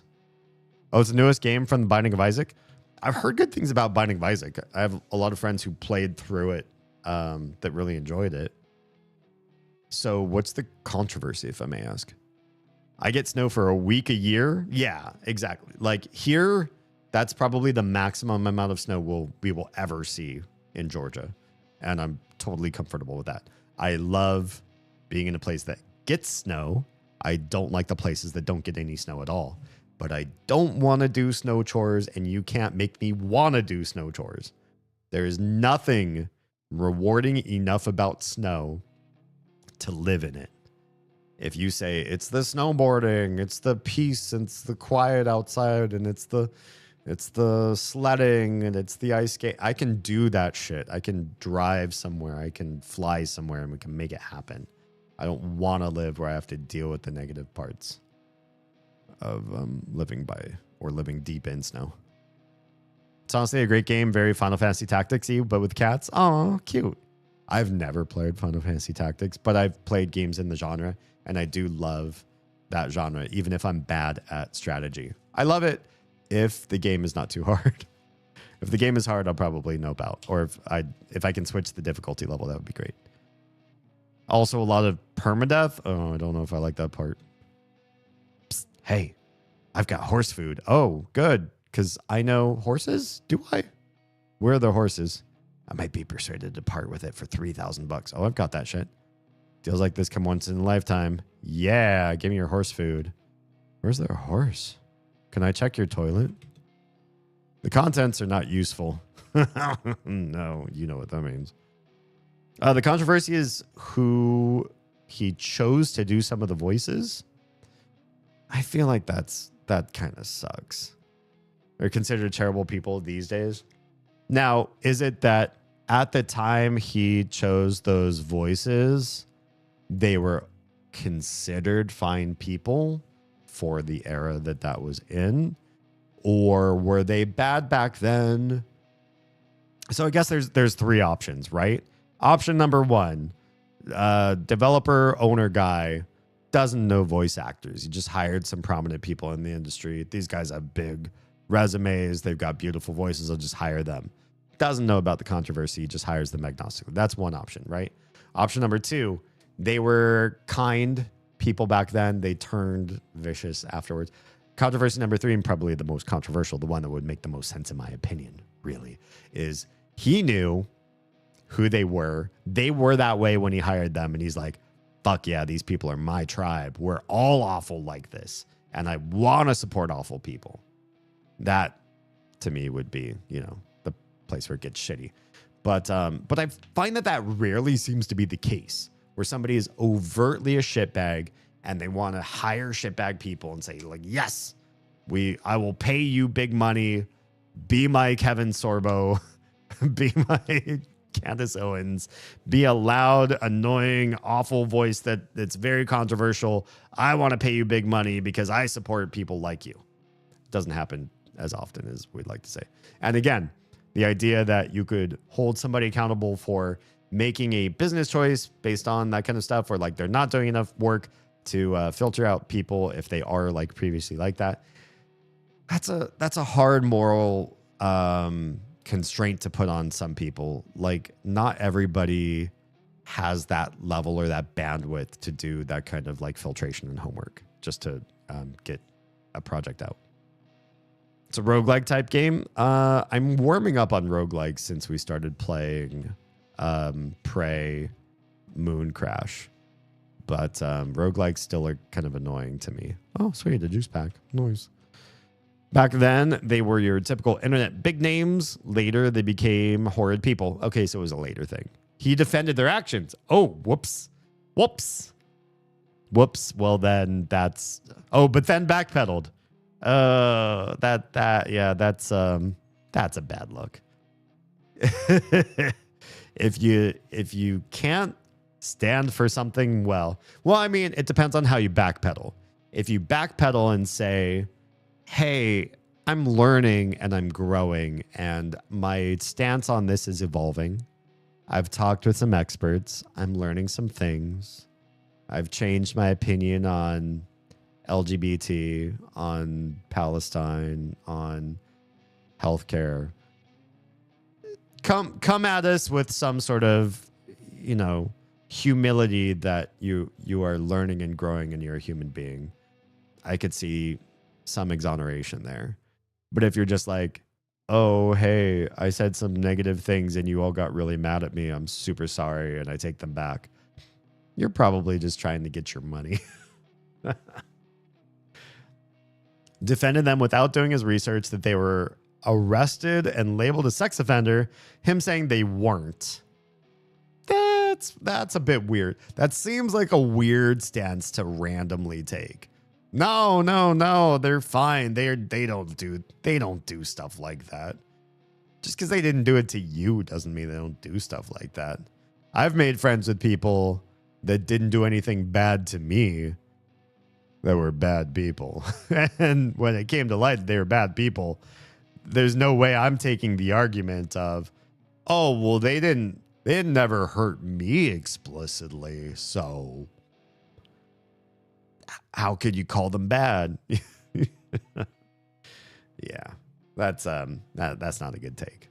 That sounds like a lot of fuck up just the one guy's stance. New power. Oh, what is this? Learned illusion form. That sounds fun. Can we talk about what that is? Powers. We all got it by now, right? Temporarily change appearance. Oh, it's purely cosmetic. Oh, it doesn't cost anything. Shall we like try to play around with this? I'm just kind of curious what this ends up doing. Boop. On all of us? Yeah. Boop. Oh God. It did. Oh no. I'm a brain and a I don't know, Jello mold and I don't know what the last guy is. He looks like he's got a chicken carcass on his head or something. Do we? Oh, we look the same in the menu. How long do we stay like this? Oh, okay. And one of us is different already. This doesn't last very long. This is just for shiggles. Whoops. It came out wrong. Okay, well, thanks for the, I don't know, just for funsies power. Now, why would I land here? This is really just for fun. Do you know who Chris Chan is? I do, because I love going down a rabbit hole, and god damn, there's a rabbit hole the size of From Here to China about that one particular person. I've watched maybe like 3 or 4 different documentaries on that particular person. Because it's like a train wreck. Their life is like a train wreck, honestly. I feel kind of bad, but also they do stuff that makes me not feel bad. That's one of the names. Oh yeah, probably one of the most controversial ones. Yeah. There's a handful of others. Oh no. So is it, does this guy just like hire people for the controversy? Like he thinks maybe the more controversial the name, the more they will sell in some way. What is it? Hello?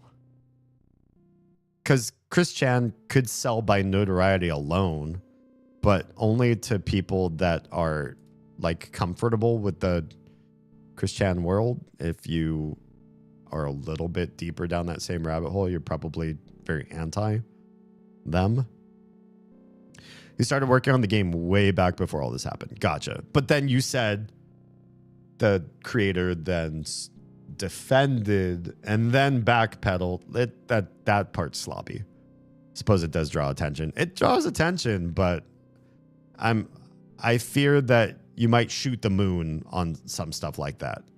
Like there could be the chance that you get so much attention and too much of it is negative that you end up really ruining your project in the end.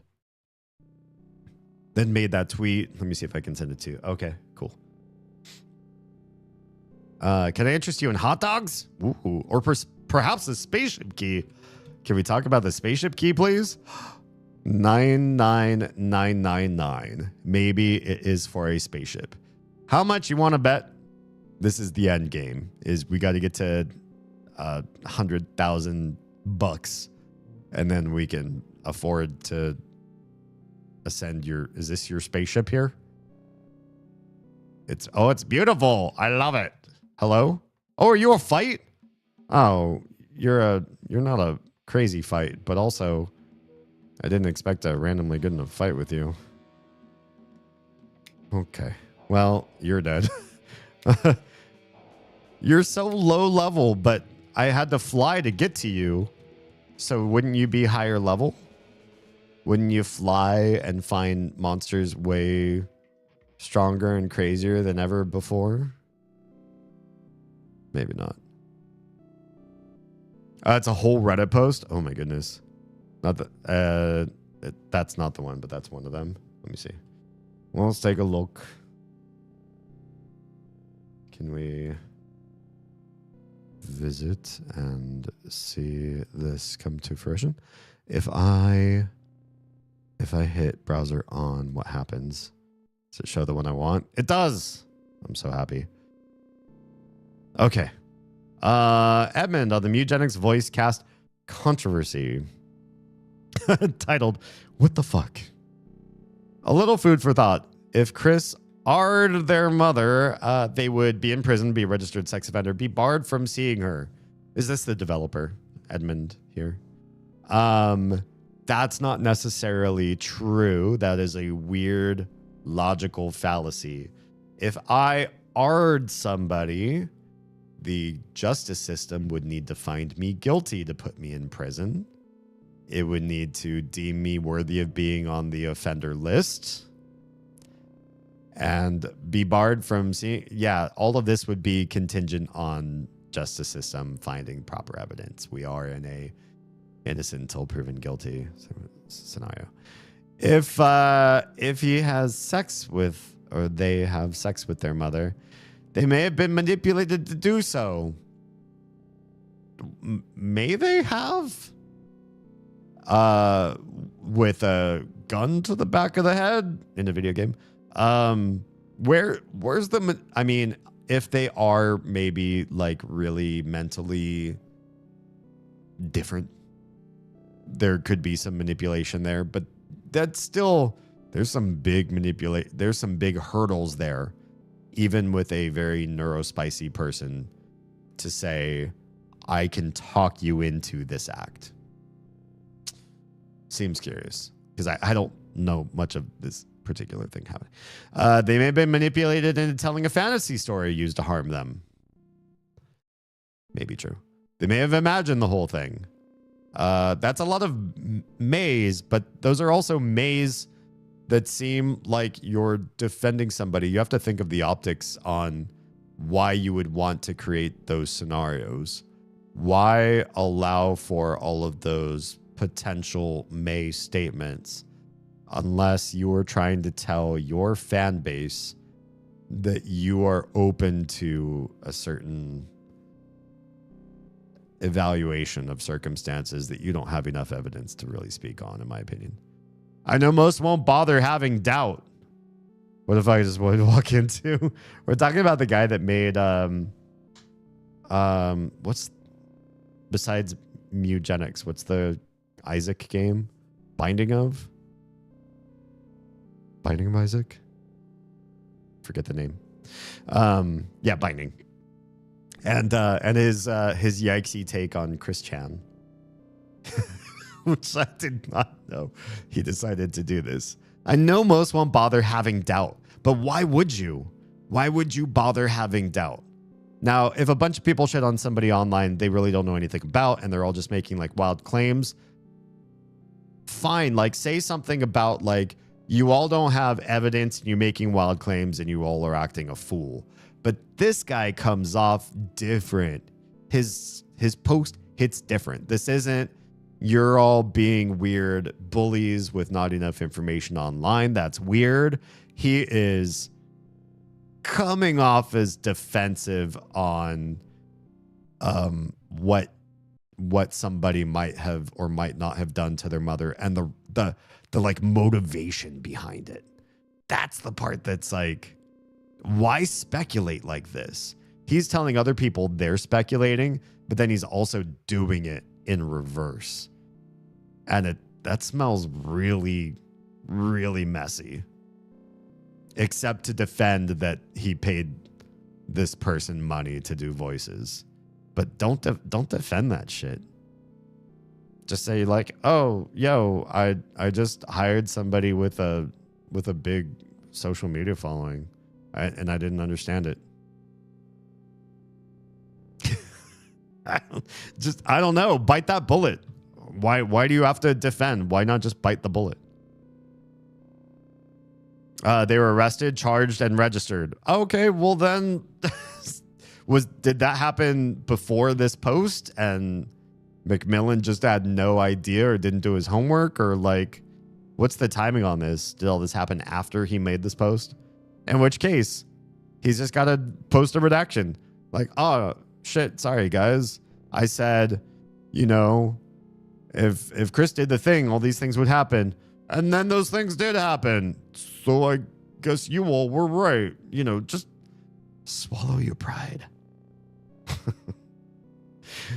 I don't know much about Chris Chan personally. I did not do a lot of research, but this little bit I looked into, yeah, it's pretty disturbing. I think their logic very narrowly resembles our Earth logic, somewhat. Even everyone in that post commenting was like, what are you doing? Just shut up and stop shooting yourself. Yeah, I'm kind of curious now what top posts kind of smell like here. What's up, newbie? Welcome on in. Weird response, not gonna lie. Yeah, it feels super weird. That post was made like 2 weeks ago. Oh, wait, really? Yeah, 14 days ago. Shit, you're right. This is all. I didn't know how breaking news this all was. I thought you were showing me forensic sort of shit. I'm the only mod awake right now. Do not have the manpower for this. This poor mod. They looked at this shit and was like, nah, son, not tonight. This is being locked for now. We'll discuss with the other mods about this when they wake up. This was 14 days ago and they haven't touched it since then.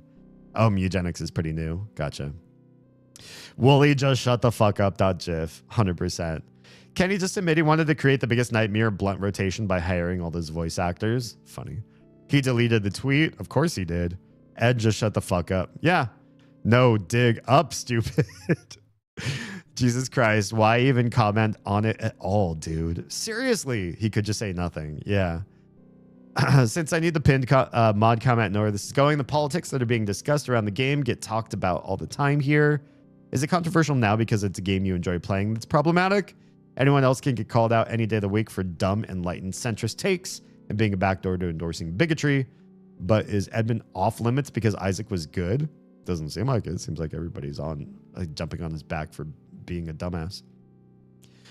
So it'd be a really funny time to drop those photos of Wooly, Pat, and Paige hanging out with Chris Chan at a con. Oh, interesting. We talk about this. Fucking crossover episode with Wooly and Pat. Is this a thing? This page doesn't exist. Shit. So much for that. You can just keep your damn mouth shut, Ed. He found pills and ate them. Damn. You're putting a little too much faith in justice system, especially after recent news. As soon as I saw Christine's name on there for the Chris Chan's potentially trans, I think there's some controversy on the mental state of this particular person. I knew this was going to be a shit show, but goddamn, the statement doesn't make it worse. Just stop digging. Yeah. Anyway. I bought the game, and now I'm like, I mean, yeah. The fact is, like, it's hard to go digging into all the ways in which your favorite people that make games and have already proven themselves in the marketplace, like what they do, and do you keep up with them and the politics and everything, or does it come out after you've bought the game or before or whatever? It's a lot. It's a lot. And a lot of us aren't comfortable keeping up with that level of mental bandwidth. We've all got shit to do, and to do unpaid work to try to understand where makes sense and doesn't make sense, to pay our money, advocate for whom, and all of that shit. Like, obviously, if something becomes viral and we act in a different way after the fact, that's different. But we can't hold ourselves accountable for policing everything that we ourselves do. We just, ultimately, we don't get paid for that shit. Yeah. I'm not sleeping anytime soon. I drank some coffee, hopefully on purpose. And it's good that you need to stay awake, or that you're going to stay awake for this. I hope. Definitely a blunder. Could have just said Chris isn't getting paid from the game now. Yeah. Could have just changed, like said, hey, part of the way that we do royalties here is contingent on a certain thing or whatever. I don't know. The problem with royalties payments with the game is those things are probably formulated well before big controversy. Although, I think a good royalty agreement would say, hey, if you come out as a shitbag in like year 1 after our project is done, I don't want my company supporting your lifestyle and your shit posts with our royalties. There should be some kill switches on royalties. Maybe. What do you guys think? It's like tenure with a teacher, right? There should still be some sort of regulatory pressure so that you don't just collect, I would think. Yeah, we're talking about Mugenics. Such a really well-made game and the music is to die for. Oh, is the musician at least a decent person? I listen to the OST more than I even play the game. Oh, cool. Planet Ridiculon. Really sucks sometimes finding out things like this because it tends to ruin a lot for me. But then again, I prefer knowing in the end. Yeah, I mean, ultimately, if you find out something, you can't go back, right? You can't just say, well, I'm just going to stay agnostic or I'm going to live in this position where I'm comfortable giving them my patronage while also supporting the lifestyle that they are living this life in, doing these things that they're doing. Yeah, we just can't go back to that. Outsider here. People say Chris has announced that they went trans to increase the chance of getting a girl. It's hard to say. It's pretty hard to say. I know there's controversy around this particular person's transition, and I don't know enough beyond that to be able to say, therefore, we have an opinion on this stream. Just that I know dozens of non-controversial transitions, and this one is the one that I know that is controversial.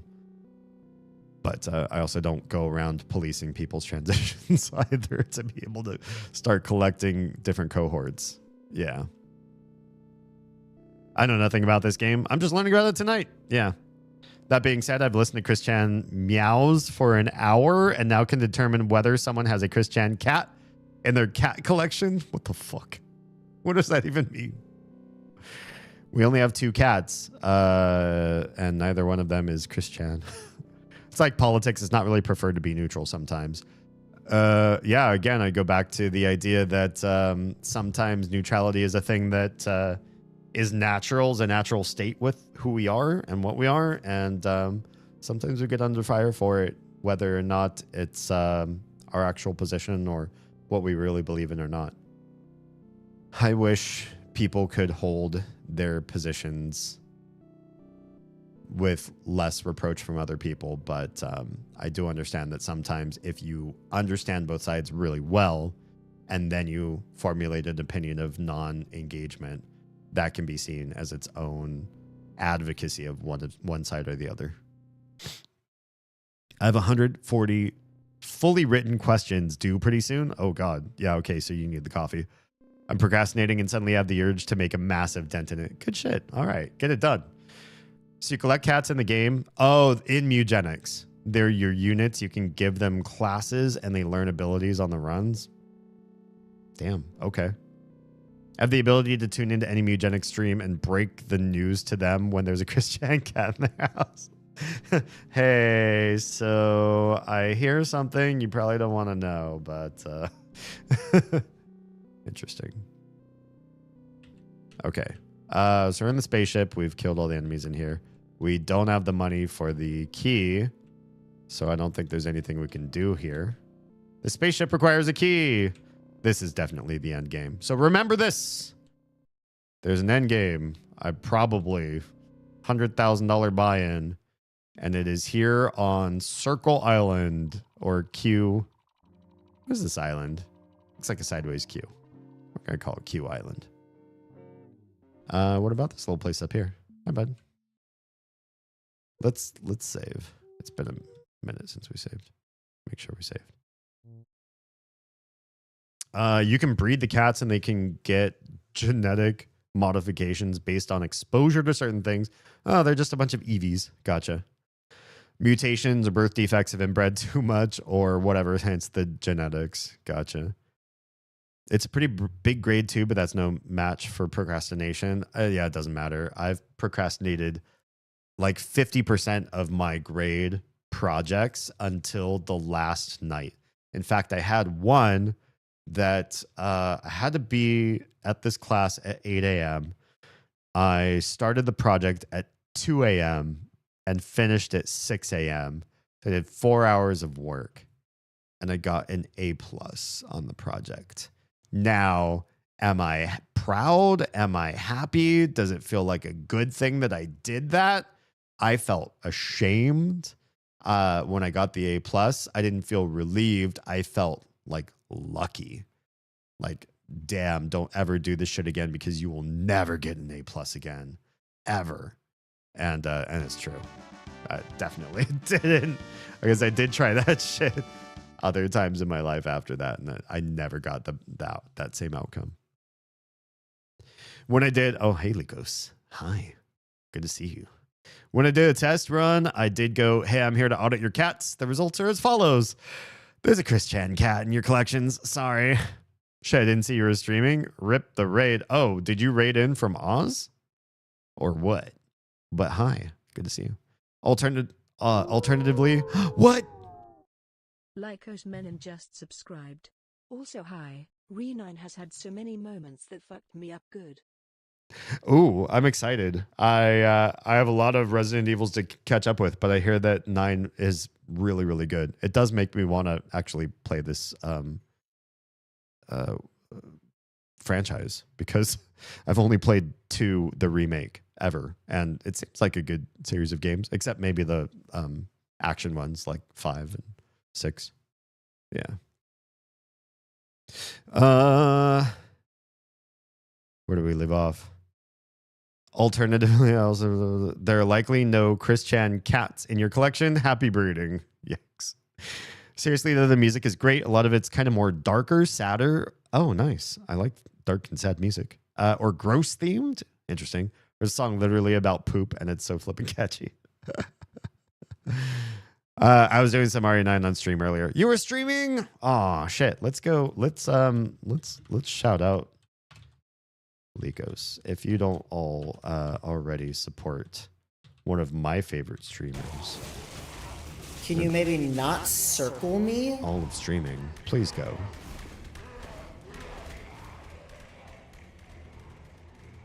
If you like my brain, you'll love Lycos' brain. You do have to get him to stop playing the game and start talking. Okay, that was stressful. He's a fine gamer, but he's a better Not gonna lie, that was very stressful. interlocutor. Yeah. Okay, where do we go? 12 hours of stream? Holy crap. I wish I had that kind of time, actually. I'm doing pretty good, all things considered, because I did it at the very last minute. It's due Thursday. Okay. But I don't know if I wait until later if I'll still feel like doing it. Honestly, if you've got the urge now and it's not the last minute, get as much as you can done now. Yeah, 100%. Yeah. RE9's really good blend of action and more traditional horror. I love that. Without spoiling it, it bounces back and forth between action and horror, having them be very distinct sections. Oh, appreciate that. Cool.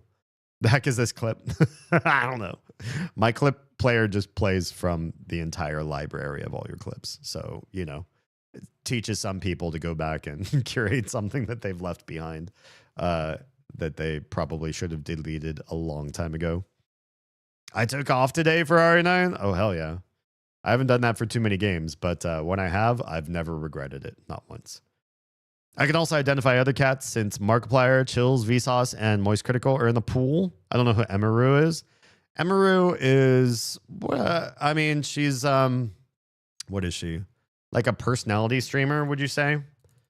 She did play League of Legends back in the day, but I think most people just watch her because she is pretty and just talks. I know she's in sort of the greater what was it? What was their name? OTC or whatever group, and OTC got famous because big scandals happened, right? There was a guy who was manipulative and abusive of partners, and he and Emiru dated for a little while. There's that guy with the shaved or buzz close head. What is his name? Tecton. I forget the name. Tectone. Who sometimes just has yikesy takes. Asmongold was part of it and funded part of the whole scenario, and you know he likes to say things to get attention. I know he's had some yikes he takes, that he swings one way and then shuffles back the other way. Basically, people that seem to be somewhat byproducts of their audience. Like they'll say something and their audience will egg them on. They'll say something further and then they'll get in trouble and then they'll say something way back in the other direction. They just sound like content creators to me. Just like people who are there for the shill, for the vibe. They look a certain way, they sound a certain way, and people just latch onto them because they do what they do. Yeah, Emiru seems sort of in that same camp. I've never heard her say anything that I've stopped and said, "Oh my god, you know, what a great mind! What a person I'd love to like get to know on a deeper level." Seems like one of a greater pantheon of people who are very large for reasons that I can't quite understand. Yeah, I'm playing it right now. Oh yeah, that's right. Stuart's streaming it right this moment. Really now, I must go to bed. Take it easy, Damien in chat. Thanks, Sakai. I super appreciate the conversation so far. I know you said you were like derailing us earlier, but it's streams like this that make me want to stream, and that I think the audience is really here for. Games are games, but conversations like this just don't really happen widely across streaming platforms, and so I think we crave it. I crave it. I prefer to be in wheelhouses like this than just playing games with no interaction. Yeah, so I appreciate you. Thanks. It released Thursday, 11 p.m. It's now Saturday, 1 a.m. and I have 14 hours. Holy crap. That's a lot of playtime. You are taking breaks for health and personal, like, self-care, right? I shall try to tune in more later. Can't promise with schedule stuff. I mean, do your thing. I'm on VODs everywhere, and some of those VODs, like, never disappear. Some platforms, they delete shit, but other ones you can find me permanently and forever. So don't feel like you'll ever miss a stream for good, but it is always nice to catch you live. What's the present discourse? We haven't had a discourse stream in a long time. Since September, I did devote myself to trying to be more self-care-rific, and we've cut down live stream time significantly, which sucks. I hate it. But if you want to see me 5 years from now, 10 years from now, and you all care about my well-being, and a lot of you say that you do, I am trying to accommodate for that. Stream less, sleep more, take care of myself and my family better.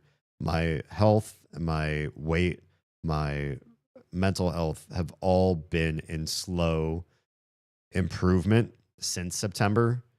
And part of that was cutting the discourse nights. Although we did just talk earlier this evening, what if when we finished the Mother streams and we finished the Prey and Mist streams, we just open up Fridays and Saturdays to having just open conversations. And honestly, like, if there's a game in the background, there's a game in the background, but not worrying about what I play and not making the show about a game or a franchise or anything like that, but like literally just really focusing on having these conversations. Yeah. Give me my discourse night back. I mean, what I really miss, what I do love, I loved being able to create a panel show, but the amount of time and effort it took me to get other streamers on my show on the, like those Wednesday nights when I used to have the Brady Bunch squares and everything. That was such a slog. And everybody, when it was new, were excited. And when it wasn't new, they were not staying with me. They were not making it lastable after that, which sucks. That part really sucked. And I didn't have any incentive. I couldn't pay them. I couldn't make a reason for them to keep doing it with me, except, if you love this type of content creation. And I think a lot of people went back to something that they felt more comfortable with and left me to do discourses alone. Been taking some good breaks, 3 to 5 minutes every hour, good 2-hour break, halfway through today where I fully ended stream to go run the. Okay, cool. Yeah, there isn't really a discourse going on tonight in the stream so much. We were sort of putting the Binding of Isaac and Mugenics creator on blast for some loosey-goosey hiring practices, and then tried to defend those people that he hired, and then walking back the position that he was trying to defend them. It was all ugly. And then before that, we were just sort of generally talking about the concept of when a political stance is not well defended or rejected by you. Are you taking the opposite side? Do you need to take a very strong active stance in order to prove that you're not supporting the other stance, or in your lack of strong position, or your commitment to neutrality, are you enabling one side or the other? That's a good question. That was the one before we were talking about the whole eugenics issue. I found a super local bakery that specializes in sourdough. One thing I love about sourdough is the reason why sourdough is sour is local air bacteria, which is why every sourdough in every place on the planet will taste slightly different from each other, because the bacteria cultures in the air are going to be different here and there and elsewhere. Good shit. And sourdough is just tasty. Straight up out of someone's home kitchen. Oh, nice. Extremely good whole bread with extremely good whole ingredients. No preservatives, besides a bit of sea salt if you want to call salt for flavor or preservative. Got me some garlic rosemary sourdough loaf today. God, that sounds really good. It's too bad bread makes you fat. Okay, what is this building and what am I doing here? It looks very crowded and there looks like a lot of different people here, and hopefully they're all friendly. Hi, Fish. Shall I recite the music tutorial? Oh, God, what is this going to be in here? Dough of Theseus? I mean, in some cases, not all sourdough is based off of like you do a starter and then you keep making this. But that's true. That's true. And because bacteria in the air does change over the course of time, like it's not always going to be the same live cultures floating around in your airspace. That does mean that today's sourdough and a year from now sourdough could not possibly be the same mix or the exact same identifying characteristics. You just can't make it happen. So very much Theseus. For those of you who don't know, because that's could be kind of a random reference. There's a philosophical quandary about a ship of Theseus that when you sail a ship in the waters, it incurs bits of damage and requires bits of maintenance. And the question is, over the course of time that you have a ship and you commit these changes to the ship, you replace a mast, you hammer in a new floorboard or whatever, project yourself to some point in the future where every single piece of this ship of Theseus has been replaced with some other new piece. Is it still the ship of Theseus at this point? Or is it a new ship because not a single component of the original ship remains? That's an interesting thing that could be, you could project this out to people or other stuff and say, we replace our cells and the contents within those cells and organelles and everything. And we have a constant build and decay cycle within us. So are we the same person, or does every 7 years constitute a new version of us? And yeah, I think there's a pretty clear-cut answer on that, but it at least gets your mind thinking in a certain direction. I very much say it's still the Theseus. Yeah, and I think the clear-cut answer really is that no one thing that's ever made in this world, a human being, a ship, or anything else that's made of constituent components, we never consider originality as a direct requirement for nomenclature, right? So if something had to regrow, if something had to be patched, if something got lost, a toe was cut off or a mast was taken down, you wouldn't say that's 80% of the ship of Theseus. It used to be something so much more. You would just say the ship of Theseus is different now.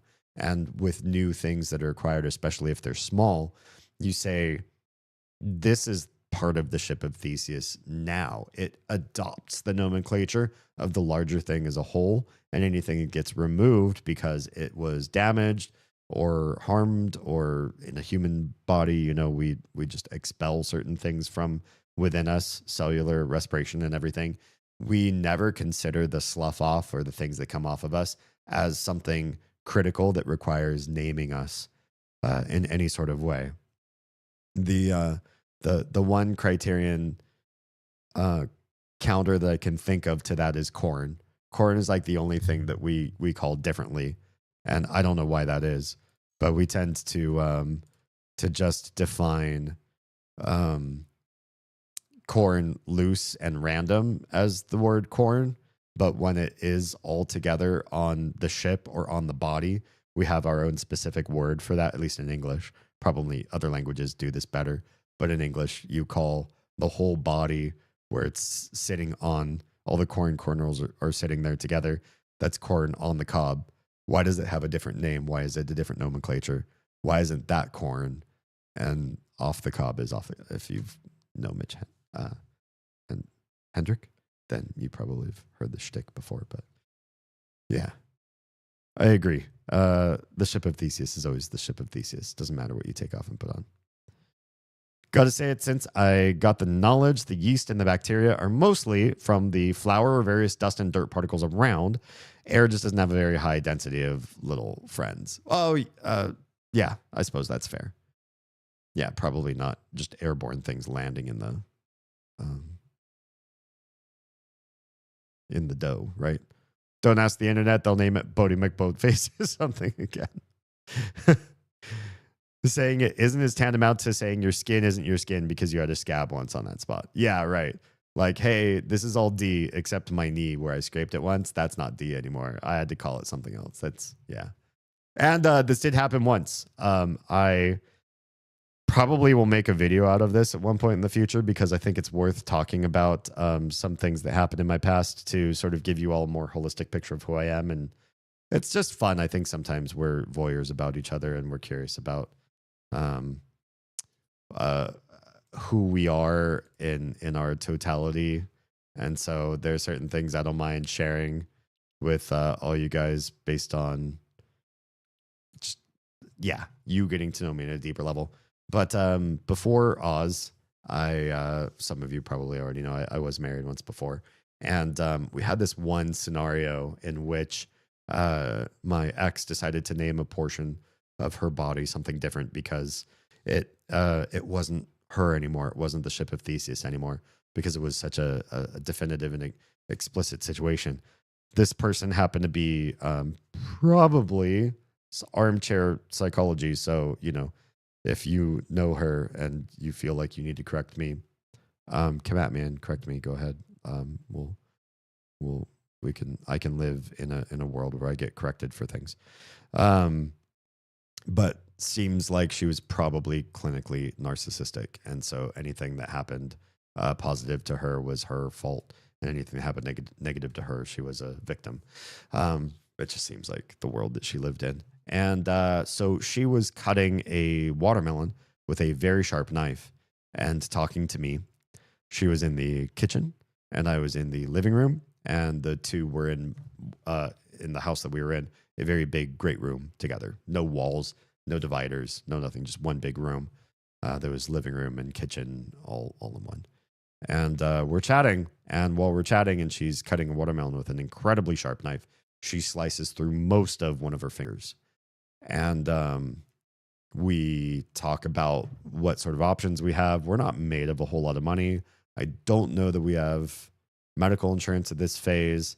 And so her immediate fear was, oh, we got to get to urgent care or ER.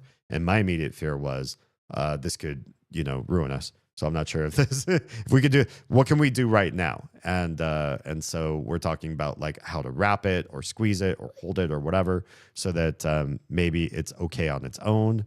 And it probably wasn't okay on its own. So we're like, okay, we probably need to go, and we go, and it gets fixed up and it's okay. She didn't lose the finger, but she got a really nasty scar out of it. And she decided to name that part of her body, the scar, that she made by cutting herself, by talking to somebody and cutting a watermelon at the same time with an incredibly sharp knife.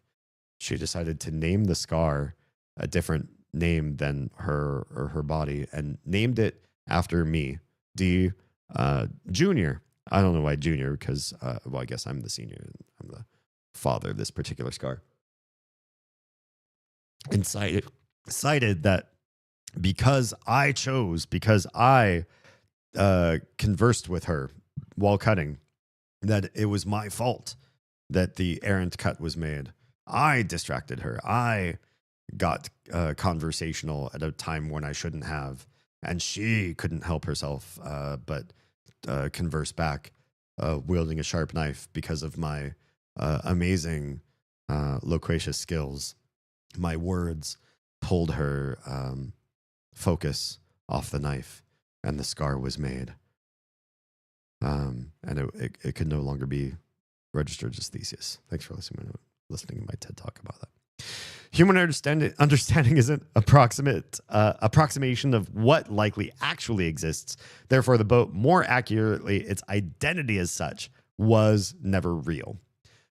True, but identities or nomenclatures are real enough to the people that experience them that to say that those things are never real, they're not real in a sense that they don't exist objectively without human perception. But human perception is so much of our reality that to say that something isn't real in and of itself in just objective reality, that's a bad heuristic for humans to use. Like, we probably shouldn't look at too many things, except in like the realm of science, under the premise of what is objectively real versus what is subjectively or perceptionally real to us, because our perceptions matter so much more significantly to our experience than objective reality does. To throw it away, to say that something isn't actually real, therefore maybe it would have like a lower, what's the word I'm looking for, just lower priority in our lives, that would be a big fallacy, right? We need the heuristic of something through our perception is real enough to us. That's a far more useful lens for us, even if it's not logically true. If we had a new name for every scab, man, I don't even want to, right? And those scabs disappear. So, do you have a funeral for every scab that goes away then? Or do you remember that the place used to be a scab?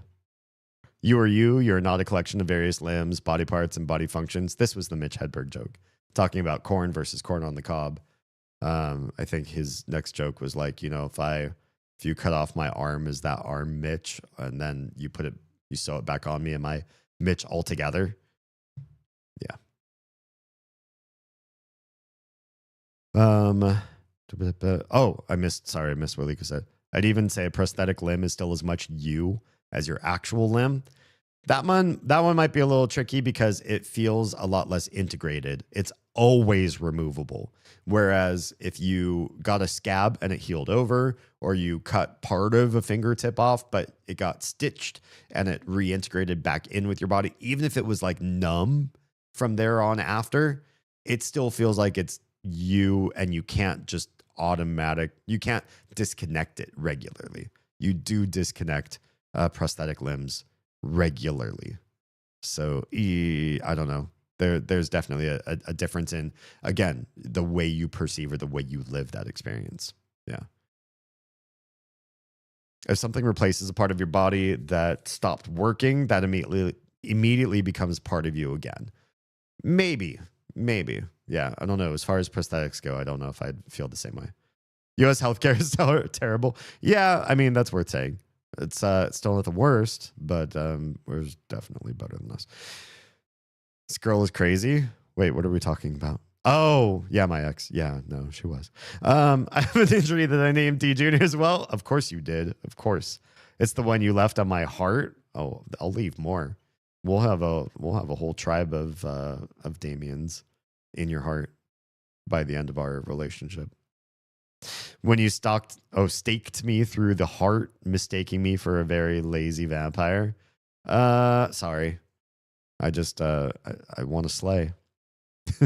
I mean, yeah, categorization exists for our own sake, but we got to recognize its limits from time to time. I think there's a time and place for both. Yeah. There's always a place to understand what objective reality is, but we also use heuristics in ways that make our experience better all the time. Even if we well, not all of us, but a percentage of us know that we're using lies to get ahead. We still need those lies anyways. You have a badass removable arm. It's still your arm. It's still your arm, but I don't know if I call it you then. You know, if somebody punched your biological arm, I'd be like, yo, don't punch Likos.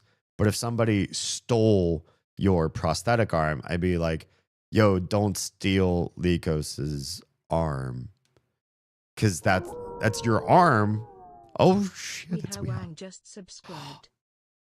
Well. That's a whole ass year.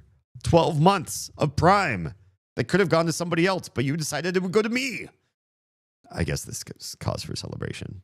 I'll drink to that. I don't have anything more than ginger ale, but I'll toast with ginger ale, even if that's unlucky. Oz gave me this because she couldn't finish it herself. It's almost an entire can. Solid, and he's definitely not a gas either. No, he's a liquid. It can't be. Don't tell me. Damn it. It all makes sense now. His references to consumable beverage safety tips. His liquidity. The drink. I know I said I would re-edit that so it would sound a little bit smoother, and I haven't done that. I apologize. I'll get to it one of these days. Thanks, Weehaw. I saw you were streaming earlier. I tried to pop in, but we were over at a friend's house and we were doing like a dinner for our kids and their kids and everything, and just trying to get our kids off our backs for a little bit and have a reasonably calm Friday where adults could do something besides catering to the kids the whole time. And then I saw you streaming and I was, but then I didn't pop in until it was too late. Yeah. But I did see that you were there. Let's catch up with chat. I don't view something you could take off as any less you. I do consider it part of your belongings. In fact, maybe a more valuable belonging than other things, you know. So if you took the keys to my car versus my prosthetic leg, I'd probably be more upset at the leg because I don't know. I guess it would depend on cost. Maybe I'd just be equally upset. But I wouldn't say, hey, don't run off with that piece of me. That's I don't know. You know what? I'll have to ask Yeti, because Yeti's the closest person I know that has a very large, prominent prosthetic. I'll have to ask him what he feels about his prosthetic leg. Just like the hair is a defining feature of a person, you can take it off or put it back on with wigs and extensions. Now, that I would still believe that, you know, that is my wig, but that you wouldn't say that is my hair. You wouldn't say that is me. If somebody like pulled a wig off of you and ran off with it, you wouldn't be like, hey, give me back that piece of me. You'd be like, that's my property. That's my expensive, very nice, good property that you're just running off with. But I don't know if you call that you or a piece of you. The science says that free will doesn't exist, right? But I still act like it does, since it's convenient and functionally the same as it stands today. I also, that's probably the most important heuristic, I would say. The idea that free will does or doesn't exist. Because if you act like free will does not exist and everything we do is preordained, that opens the path to certain types of hedonism that can create more suffering overall for you and other people. And I would argue that the large majority of humankind and the vast majority of ideologies and religions and philosophies, somewhere in their core, somewhere in their origins, if not in their present standing, somewhere in there is the concept of let's keep suffering to an absolute minimum as best as we can. Can we stop the hurricanes from occurring on the world? Can we stop childhood cancer? Maybe not, but we're going to do everything that we can do to make life as minimally suffering as possible. And if you think nothing I do matters. Maybe you stop worrying about at least just those basic functionalities like that, perhaps. Yeah. Money for you, buddy. I appreciate you. My household appreciates you, especially because, and I don't know if we talked about this since the beginning of the year, I quit my day job. I only do content creation for a living now. And, first couple months of doing this as a full-time thing, it does not pay the bills. But I got time to try to make this happen. So, don't fret for me yet. Silly ginger ale is not toast. Toast makes you fat. I mean, bread makes you fat. So I'll probably just drink this sugar-free ginger ale instead. All good. Family comes first, or friends, or whatever. Yeah. IRL before online. Depends. Depends on how shithead the IRL people are. Beauty of difference of thought is I can view stuff like hair in my glasses as a core part of my being. You view your glasses as a core part of your being? And not just an item. Without glasses before LASIK, they just were my eyes. Interesting. Without them, I might as well just not be able to see. I guess I could see that, but then I don't know. I still don't think that tools that make us capable of doing things are necessarily something that I equate to being a physical part of my body. Like, we live in a state where it gets really, really hot during the summer. And everybody in my household would really prefer not to wear most clothes during the course of the summer. Obviously, when I stream, I wear more and I just try to turn down the AC and whatever. I'm not going to do a nudist stream because I care very much about not being banned from all these platforms. But we don't believe in a fully nudist household. And the number one reason why is because bodies are gross. Human bodies are gross. And there's like parts of the human body that you really don't want on shared furniture. If you got a chair and that chair is only yours and you sit on that chair nude all the time, I think it's gross, but it's your chair, buddy. Do what you want to do with your chair. Probably get some Sandy wipes or something. I don't know. But I believe in like minimally undies. Like, cover the parts of you that are going to be there. You can be the most fastidious, most clean person in the world. And I still believe that there are bits of you that should be covered for shared furniture in a household for everybody's benefit and comfort. And just, the sake of living with other people, your household and your family. That's how I feel. I don't believe in full nudity, even though, whatever, that's how I feel. But I would also feel that even though in my household, it is a standard that you shouldn't be dressed less than a certain status where you can share furniture comfortably and not worry about what the heck the last person was sitting on and where they were and all that sort of stuff. Or did they towel off or did they sanitize, wipe or whatever? Minimal dress code. Are those clothes that you never take off while walking around the house? Is that you? Probably not. Probably not. And when you hop in the shower, you take those clothes off. So then that's you, right? In the shower. Do you wear your glasses in the shower? I don't know. Maybe if you're super, super blind, maybe you wear glasses. Most people take their glasses off in the shower. And then, if you're showering, you don't leave the prosthetic arm or the leg on or the glasses on or the wig on. God, you'd never shower with a wig. There's so many things that, like, I think for me, that might be the litmus test. What would you go into the shower with? What would you, at your basic level, what are you? Those other things, while critical and maybe most of the time in your life, you have those things appended or attached to you, or they're critical for your day-to-day. They are not the most reductive primal you when it comes down to it, because you will have to take them off in certain circumstances. And I wouldn't say the same thing about my hair. There isn't a circumstance where I'm like, and now I have to go shave my head right now to do this thing. There are circumstances where that happens, but they're so extremely rare. I'd never use that as a heuristic.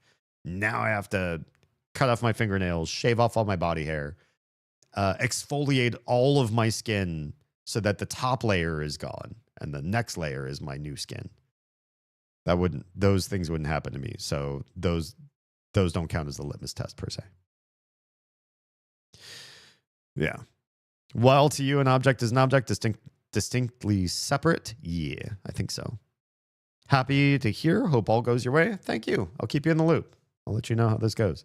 So far, it's pretty much status quo, like where I've been.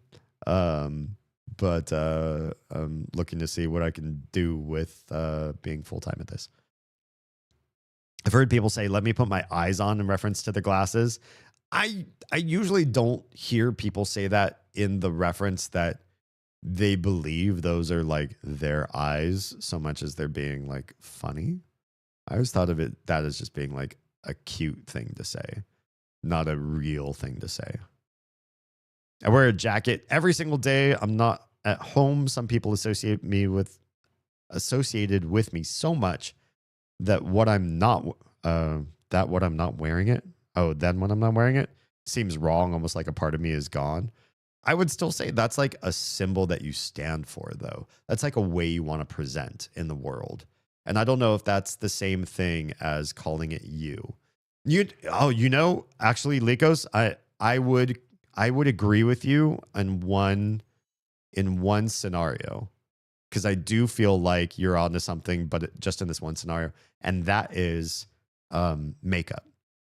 Because for many people that I know, the way you look when you wake up fresh-faced is not your face. That's not what you look like. That's what you were born like, and you're not that happy with that. And then you go through the routine of putting on your makeup, and then you are you again. But there's a dysphoria there associated with that. Taking off your glasses and putting on your glasses, I don't think people are thinking, I'm not truly me, so much as I'm missing a key functionality I need to continue on. But makeup is something that I think that some people I know anyways have ascribed to. When it's done a certain way, I am me again. I am back to me. And I am less than that when I am at my ready for the shower self. I'll concede that. You're getting stuck on the concept of what can be removed versus not. I wouldn't say that's getting stuck. I would say that's my criterion, and probably a lot of people's criterion. I think I'm in the broader camp and you're in a more narrow camp. But that's a speculation on my part. Body enhancer versus body part. Yeah, exactly. To some people, even stuff that can be removed is still just a part of them. I'm not saying that possibility couldn't exist. I'm saying I disagree. And I also feel like I'm in a popular position. A distinct and almost necessary part of you. What I'm trying to say is even things that can be removed can still be seen as a part of you. Because on the Theseus, every board, every sail, every nail can be taken off. That's hard to say about Theseus, though. Nails in a ship are pretty hard to take off, realistically. And boards, if you take off the wrong board in the ship, it's not a ship anymore. It's a shipwreck. Right. Whereas, if somebody takes off their prosthetic leg, they don't sink and drown and die. I mean, it depends on what kind of leg you have. Do you have a swimming leg that you can use? Now we're getting into abstract stupidness. The Theseus just doesn't exist in the first place. It's just parts that help people move over water when held together, and it cannot have a name. Well, and again, to Ryan's point, I think, the idea of the ship is that calling anything a ship of Theseus is not directly correct. It is a bunch of boards and nails and everything, and we're applying a heuristic to the overall functional piece. But you would also never randomly remove a piece of the ship for shiggles, right? Whereas humans with prosthetics require removal. You don't wear a leg all day. You can't wear your leg all day. You can't usually wear your glasses all day. Those are not parts that are nailed and boarded into you that would require some significant effort to remove. And if you did remove them, you've created a real problem. They're regularly removed. Yeah. Identity versus state of being. Yeah, I think that's the thing is Lycos feels more like things that you wear, don, or change the way you function can be ascribed as identity. And I call them different states of being. And you could call them identity for funsies. Like if somebody stole your prosthetic arm, you could be, hey, come back here with my arm. You don't have to say, hey, come back here with my prosthetic metal arm. Just shortcut it and just call it your arm, you know? But you're not saying that's my flesh and blood arm. You're not saying that's my body. You know it's not your, bio arm, but you're not going to call it a bio arm. You're not going to call it a fake arm or prosthetic arm all the time. Just call it arm for short. But I wouldn't say that that's the same thing as confessing that it is you, that is, D's prosthetic arm is D's body. Is this a ship of Theseus thing? Yeah, kind of. I mean, it was sort of where I think we started. Yeah. I'd say the ship of Theseus is still the same ship. Yeah, of course. Yeah. It's incremental components. They're not removable. They're part of the whole functionality of everything. And just because something gets traded out, every new thing that gets added in and is a direct component of the actual like full body of the ship acquires the umbrella name with every other part. Yeah. I brought up prosthetics. Your arm, when it's replaced, is still your arm. But your arm doesn't get replaced, right? Like your arm never gets replaced. You strap on something that you use in a different way than you used to use your arm because it doesn't do the same things. A prosthetic leg, you use it a slightly different way than you would use a regular leg. It can't serve the same way. And it's not nailed and boarded. It doesn't become a functional part of you. It becomes a tool that you use sometimes to see to things that you couldn't do without it. But the end of you is still where your flesh ends, your stub, or whatever you have left. Agree, it's not really your arm, but I think I see the point that it's my arm. Yeah, and I mean, that's just a linguistic argument at that point too, right? Like you have a prosthetic arm, you're not going to call it prosthetic arm all the time because that takes too much time, but you're also not confessing that it is your biological arm by saying my arm either. It's just easier to say it's my, because you own the arm. But you also, if somebody ran off with you, like imagine I had a prosthetic arm, somebody stole it and started to run off and giggle. Would Oz yell at that person, come back with Damien? That doesn't make sense. It's just a piece of equipment that I use to help me out. You wouldn't call that arm Damien. Nobody would. That's insane. Just like you wouldn't call one single board when removed from the ship of Theseus and be like, yo, come back with that ship. It's a board. It's a piece. It's a chunk.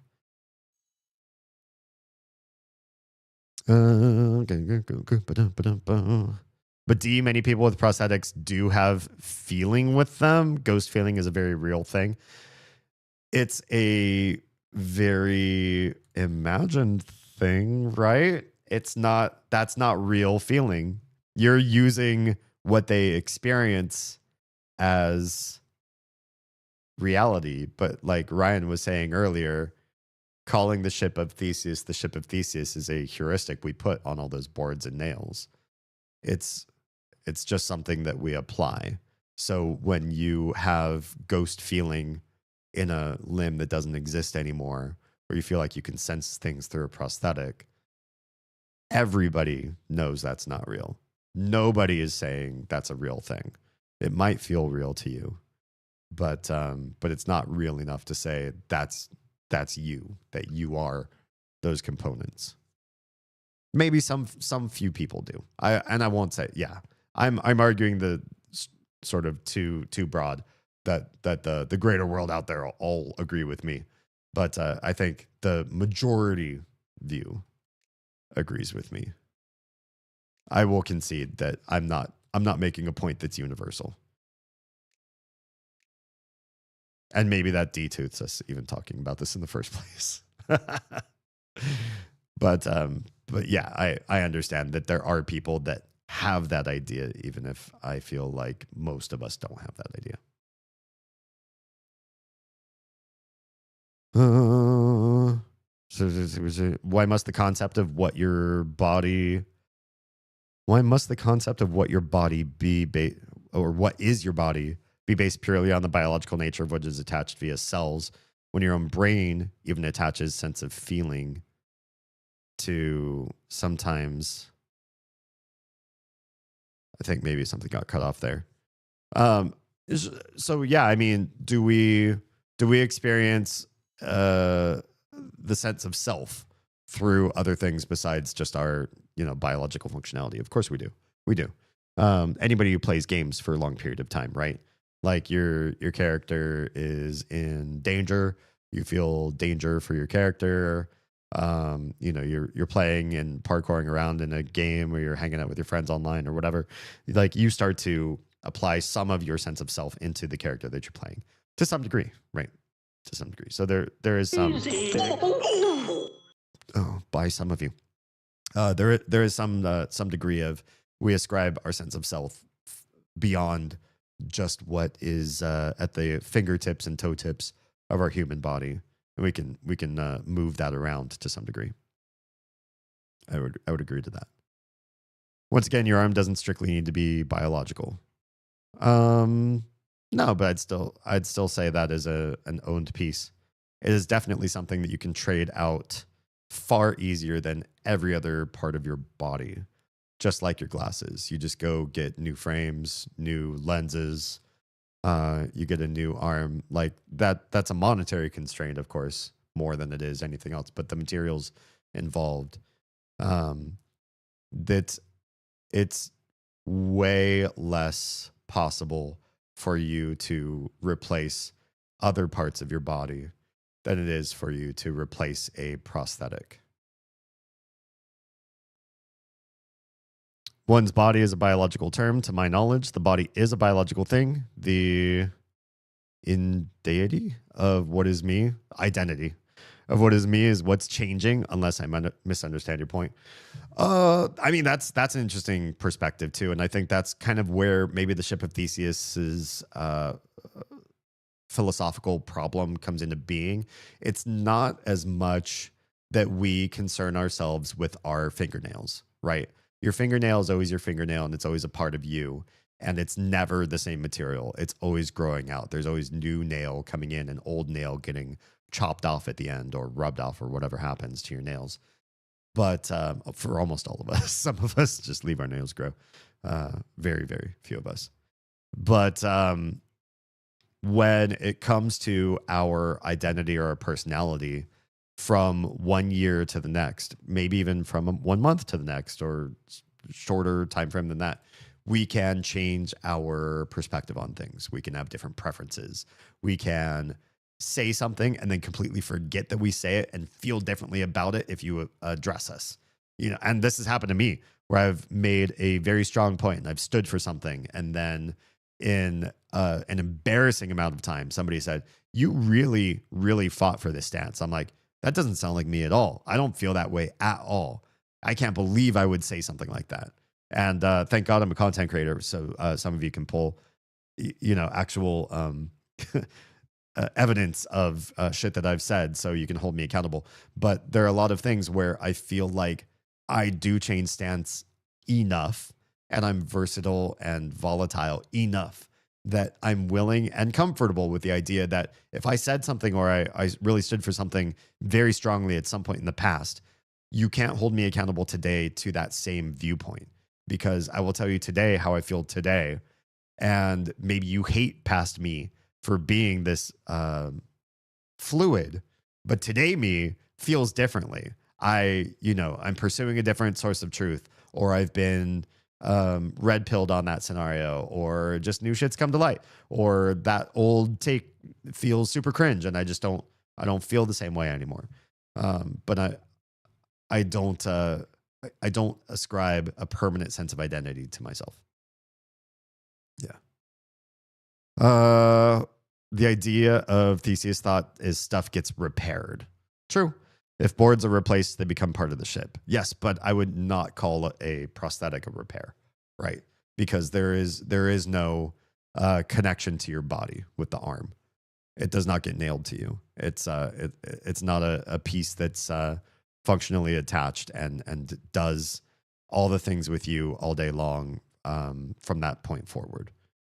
In that scenario, you're replacing a piece of wood with a piece of wood. In the body, you're replacing flesh with a piece of plastic or metal. That's true too. That's a great point, Weehaw.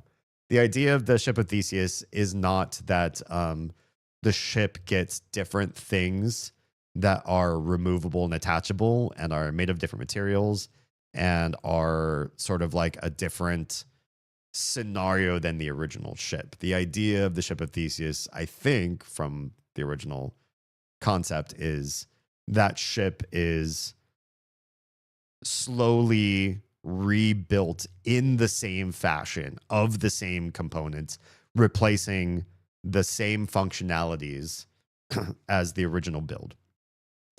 So, could you say that a crafted organic arm made of stem cells of you, derived from you, that grows into a full-fledged arm again, that is you? I would make the argument at that point, yeah, that is you. That is you in a way that a prosthetic could never be. No matter how much you like the heuristic of saying, my metal arm is me, my metal arm is me, that's a part of me. That's a heuristic. What if you upgrade the wood from one kind of wood to another? Yeah, I think that starts to blend the line. That starts to get into the, what is a table question, or what is a sandwich, or what is a taco?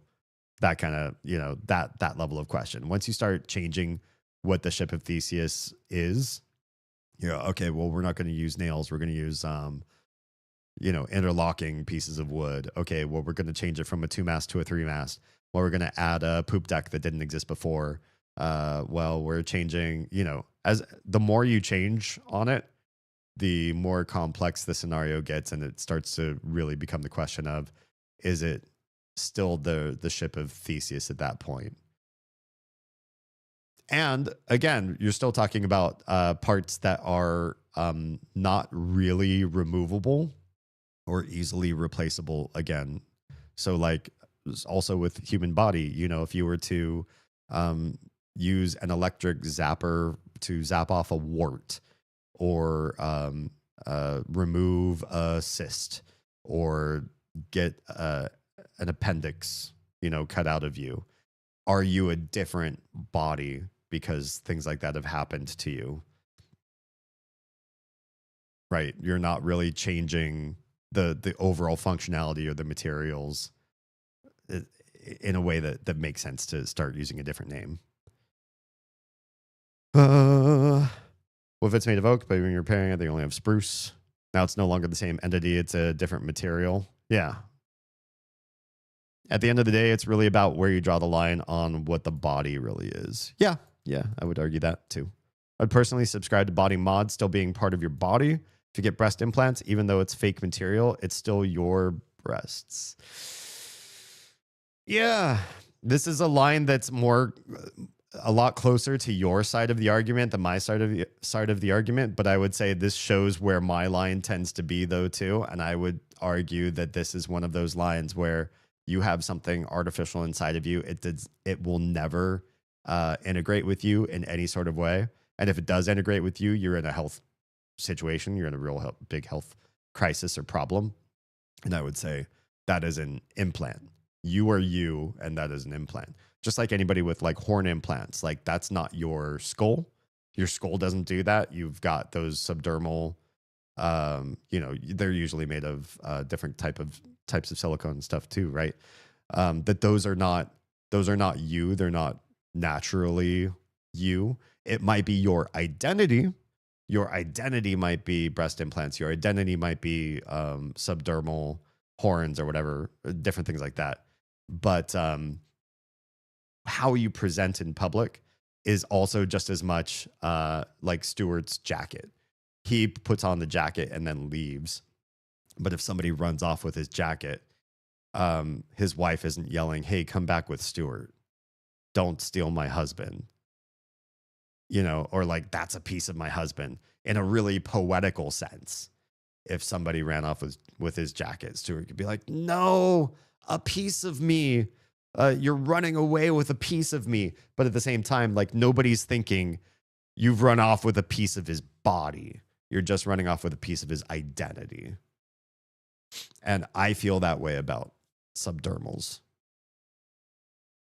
My definition of a body would be connection of organs and limbs made of flesh and bone. If you count a body as what is attached to my head or what is me, I understand your point. Yeah. I think there's a difference perspective between us on what is body. Yeah, I would argue that's the case.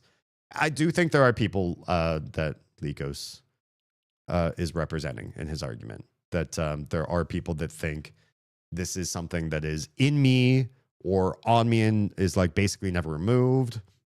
It's like a part of me. It's more than identity to me. Like, I feel that this is like me and my body, and if it was removed, it would feel like I didn't take off a piece of equipment, but I'm bereft of a part of me, of who I am, not just identity sake of who I am, but like who I ascribe my existence to being. And yeah, I could see it in that sort of light. For me, I have some fillings in my teeth. To me, those are just my teeth. I don't know. I don't have fillings, but my sister does, and she's at one point with eating. I don't think it's happened around me, but she's mentioned that she has like lost a filling. I don't think she felt like, oh no, there's a part of my body missing, or like I'm falling apart, or I've lost a part of me, so much as, you know, she's lost like a really important tool. She's like, oh no, now my tooth is in a state where I need to get my tooth fixed, but not like a chunk of me has disconnected from the other parts of me. I think she's always, and not to say that because she feels that way that you can't feel your way, but just I still do feel like the majority situation is more along the lines of more people feel that if something is not biological, no matter how well attached it is on you or in you, it's not you per se. I don't differentiate between them and my regular teeth. If I have an issue with the tooth, I don't care if it's part of a silver filling or part of an actual enamel. It's a problem with my tooth and something to be fixed. I don't see the need to have something fixed as the same thing as giving it, what's the word I'm looking for? Coherence to the rest of your identity. You know, I could say that if my carburetor goes out on my van, that I need that fixed. I'm dead in the water. In fact, one big, like for me, the internet. If the internet were to die in some way in this household, that hurts on a very high level. I could lose air and I'll die really, really, really quickly. Air is like absolute top priority for me all the time. And thank goodness there's lots of it here in Georgia, so I'm not too concerned about air. But if I lost access to water, food, or internet, those are all pretty high up there. And two of those things turn into physical matter in me. I ingest water, I ingest food, and cellular things happen. I adopt part of the stuff that goes into, you know, my diet, right? That becomes a part of my body through a very complex process, albeit. And internet is so important that it is up there as far as my survival goes. If I lose internet, how am I going to pay for all the water and food? I don't have to pay for air, luckily. So, thank goodness that one's taken care of. But I would still not say, therefore, internet is a part of my body. Whereas I would say the water I ingest is part of my body, becomes a part of me. Food I ingest becomes a part of me. I would never say that the internet I use is a part of me. I sure hope they updated the bathrooms. Why? Had a whole lot of bodies? What are we, Troa? what a cryptic thing to come in and say. What do you mean? Can you fill us in on what you mean by bodies and bathrooms? I'm so confused. I propose a question to you then, D. Okay, let's hear it. If a future prosthetic leg comes out that directly integrates with your nerves and is powered purely by thought, matching the exact same movements as your original foot, but instead of material being flesh, material is metal and silicon. Is that now a part of you because it can't be easily removed and copies the exact same function, but is just a different material? I'd still say it's not me. Let's say, for argument, even if it has complete sense of touch, feeling exactly the same as flesh. Yeah, I don't know if I'd still say like that is me, because you're not saying that it is biological. If it is made from me and extends me and is biologically me, then I might say that. But let's go to something that's a lot more realistic, but not to that degree, and is a lot more realistic. For people that have like implanted organs, donors, prostheses that are inside that are biological. Most of the time, everyone I've ever heard of that have had these types of surgeries, either like a donor kidney or like a porcine valve attached to the heart in some sort of way, I hear them refer to these objects in the body as contributions. They're not them. They weren't made by them in their body. They were, a gift and a blessing from somebody else in some cases. And maybe they wouldn't live without that thing, but they often feel that it is other. They, in fact, with like heart donors, which is an extremely rare scenario, but it does happen. You even have scenarios, and this wouldn't happen if they thought otherwise. You have these scenarios where the family member of the donor of the heart will get a stethoscope and they will listen to the heartbeat inside of a stranger's body and say, there it is. There's my family member there. That's their heartbeat. And that person who's living there with the beating heart that's contributing to their life, biologically connected, impossible to remove, shy of, removing that person's ability to live. That person still believes this is so-and-so's heart that they gifted. And you are listening to that person's heartbeat, and that I am sustaining with my body that person's heartbeat that their family member can now listen to with the stethoscope. You wouldn't have that scenario.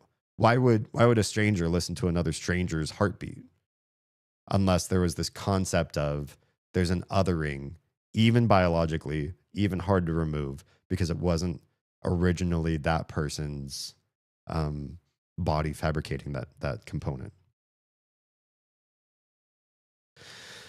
Where did I leave off?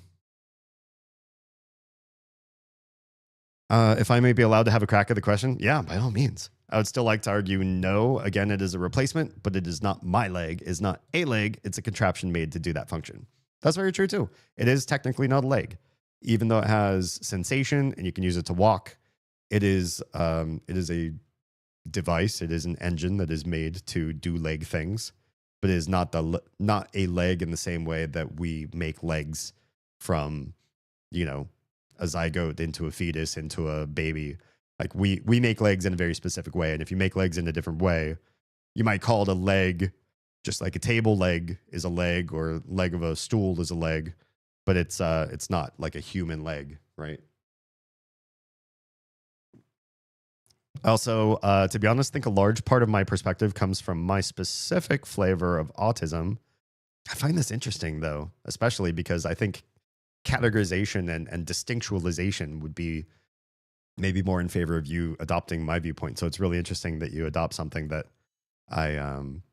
not that I think I'm on the spectrum, but just I feel like my concept would be more maybe autism friendly, perhaps. I don't know. Gives me regular out-of-body experiences where my body feels like I'm controlling a robot and reality ceases to be real. Interesting. That would make me think that you would argue further on the spectrum than me. So there's like your position that you have right now where you regularly use something and it's difficult to take off, or you rarely take it off, and it's so integrated with your experience that you can't see life without it most of the time. And so it becomes you identify it as part of you, and not a separate entity. And then there's me that says it's not biologically you, it's not you. Then I feel like there's a third position that sounds like somebody who would have out-of-body experiences would have, and that perspective, that person's stance would be, I don't feel like anything really is me except the sensation of the floating thing that's inside of my head that sees out of my eyes, that sometimes feels more highly integrated, but rarely, or maybe whatever the mix happens to be, a percentage of time I feel like I'm connected to this meat sack, and a percentage of the time I feel like I'm not connected to this meat sack, and therefore very few things are me. You cut off my finger, I don't say, oh no, I'm less me. I would just say, you cut off my finger, but that's my finger. Maybe that's the idea that I would think you'd have based on what you're explaining right now. I'll finish what you said, though, before I continue speculating in this way along this stance that you're not taking at all.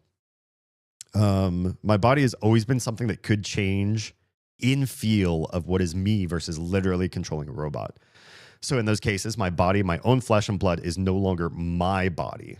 Interesting. Yeah, this sounds so much like the opposite of what you've been saying all this time. I guess ultimately my body is nothing more than a vessel my consciousness resides in. It could be a robotic body and it'd be mine once I get used to how it controls, because I go through moments like that where my body just isn't mine and I forget how to control it regularly, weekly even. Yeah, to me, like what is you would just be like this behind the nose, behind the eyes feeling. And your nose is different. Your nose is connected, but it's just your nose. And your hands are just your hands. And your feet are just your feet. They're so far away from the you behind your eyes anyways. If something happened to your foot, you'd be really devastated because it would make life really hard. But you wouldn't also call your foot you. It's your foot. It's something real separate. In my head, that's what I would think you would eventually derive to, and not the opposite, that you would include more things in your robotic experience, because you already feel not highly connected to your main body. So why would other things that aren't your body? Yeah, I don't know. It's weird. So you are your brain? Yeah, you're just like a floating brain, maybe. Would your eyes be your eyes, your ears? Asking a genuine question to see your perspective. They are what deliver sight and sound to me. Interesting. I reference them as my eyes and ears out of the same sort of convenience D talks about a prosthetic arm would be to him. Yeah, it sounds like you're on the opposite side of this line, where I thought you were super inclusive of everything. Now I think you're exclusive of almost everything. They can be fully replaced, and I genuinely wouldn't care beyond the pure function of them. Wow. Crazy. My body is a tool I use to engage my consciousness in the world around me. Oh, those are both jokes that got lost with the flow of the conversation. Sorry, Troa. They sounded really fun and creepy by themselves, though. Yeah. And I'm sorry, I'm back. I'm so far in backlog. I try to take care of it only because it is hard to replace. If it was easy to replace as, oh no, someone ran off with my arm. Oh, well, I'll just buy another. Then I wouldn't care as much, but prosthetics just aren't there yet. That's true. Yeah. If you could just 3D print, maybe they'd be like super easy to not be so mindful about those. The idea of my body just being just my flesh in all these cases is really hard for me to comprehend. Interesting. For a pacemaker, that's just part of the heart. That's so interesting. It's so easy to like remove or like change the batteries on and stuff though too. Like that's really separate. And also like the pacemaker never integrates into your body. It's always like part of the reason why they function so well for so long for some people is because you put it just very, very much on the outer surface of your body as much as you can while still being under the skin, so that you can do a very small, very easy incision, a quick outpatient scenario if you need to replace a battery or something like that. And so there's a bulge there that never looks like it's part of you. It always looks like you've got something going on there. And you do. You do. It can't be integrative because it has to be easy to work with. And so it's very anti-integrative by design. So most people, I feel, definitely think like the pacemaker is exceedingly foreign to them. Because if it were integrative, then you'd probably have to pay for like surgery to get something to happen. My heart is only my heart because it's what pumps blood. If it was mechanical, it'd still be my heart. I don't know if I feel that way.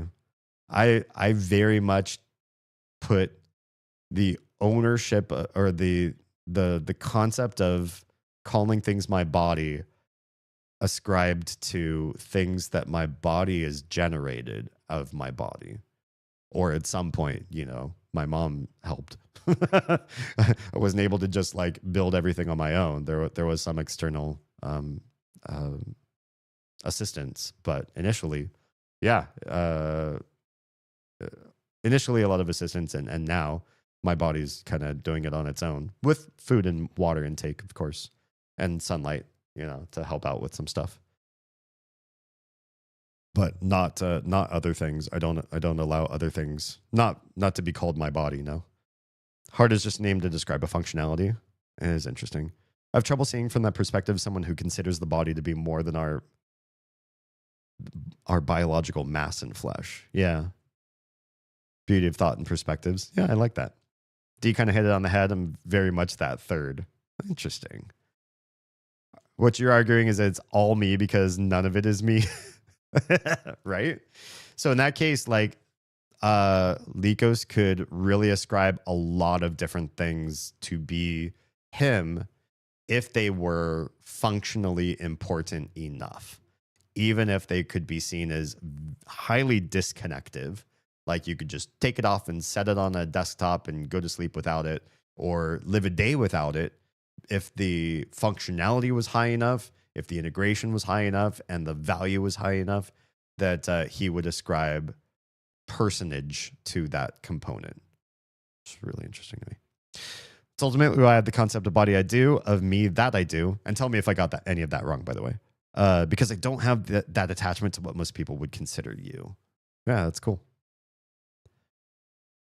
If I could, I'd mix and match parts I like more, but technology isn't there yet. I think I would too. I wouldn't use the same nomenclature as you, but I think I would too. I do like the idea of a future in which we could modify and adjust and alter and better parts of us, especially because so many of us are born with birth defects or have gone through trauma in our lives or something's happened. And there are so many things that we can bounce back from. There are a lot of things we just cannot. The human body was not made perfect. We weren't made to overcome every trial.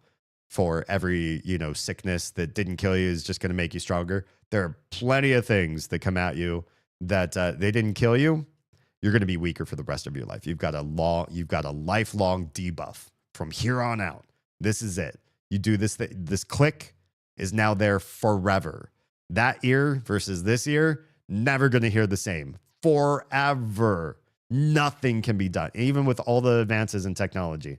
Even if you could afford it. Paid, the biggest. I have a friend right now with ALS. His family has paid intense amounts of money to fix ALS. He still has ALS. And it is doing what ALS does.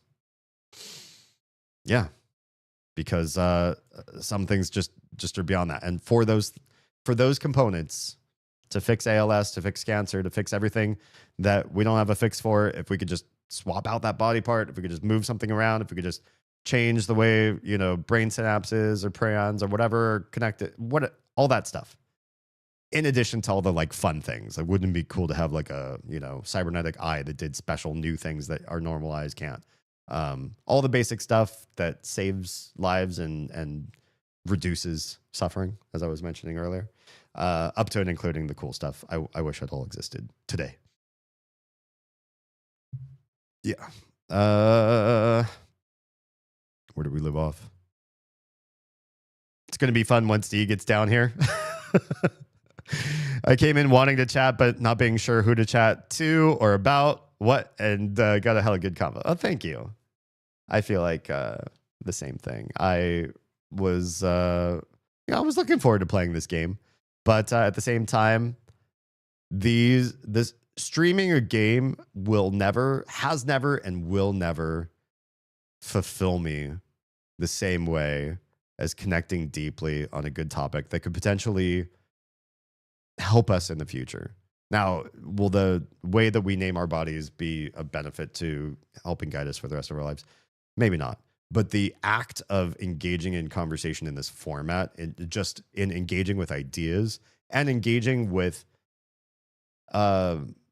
different viewpoints, different stances, different paradigms that don't necessarily overlap very well, in good faith and an understanding, and in trying to seek the other side's viewpoint so that you grow from it, instead of just being contentious and being a provocateur, like shitting on other people for having a different idea than yours.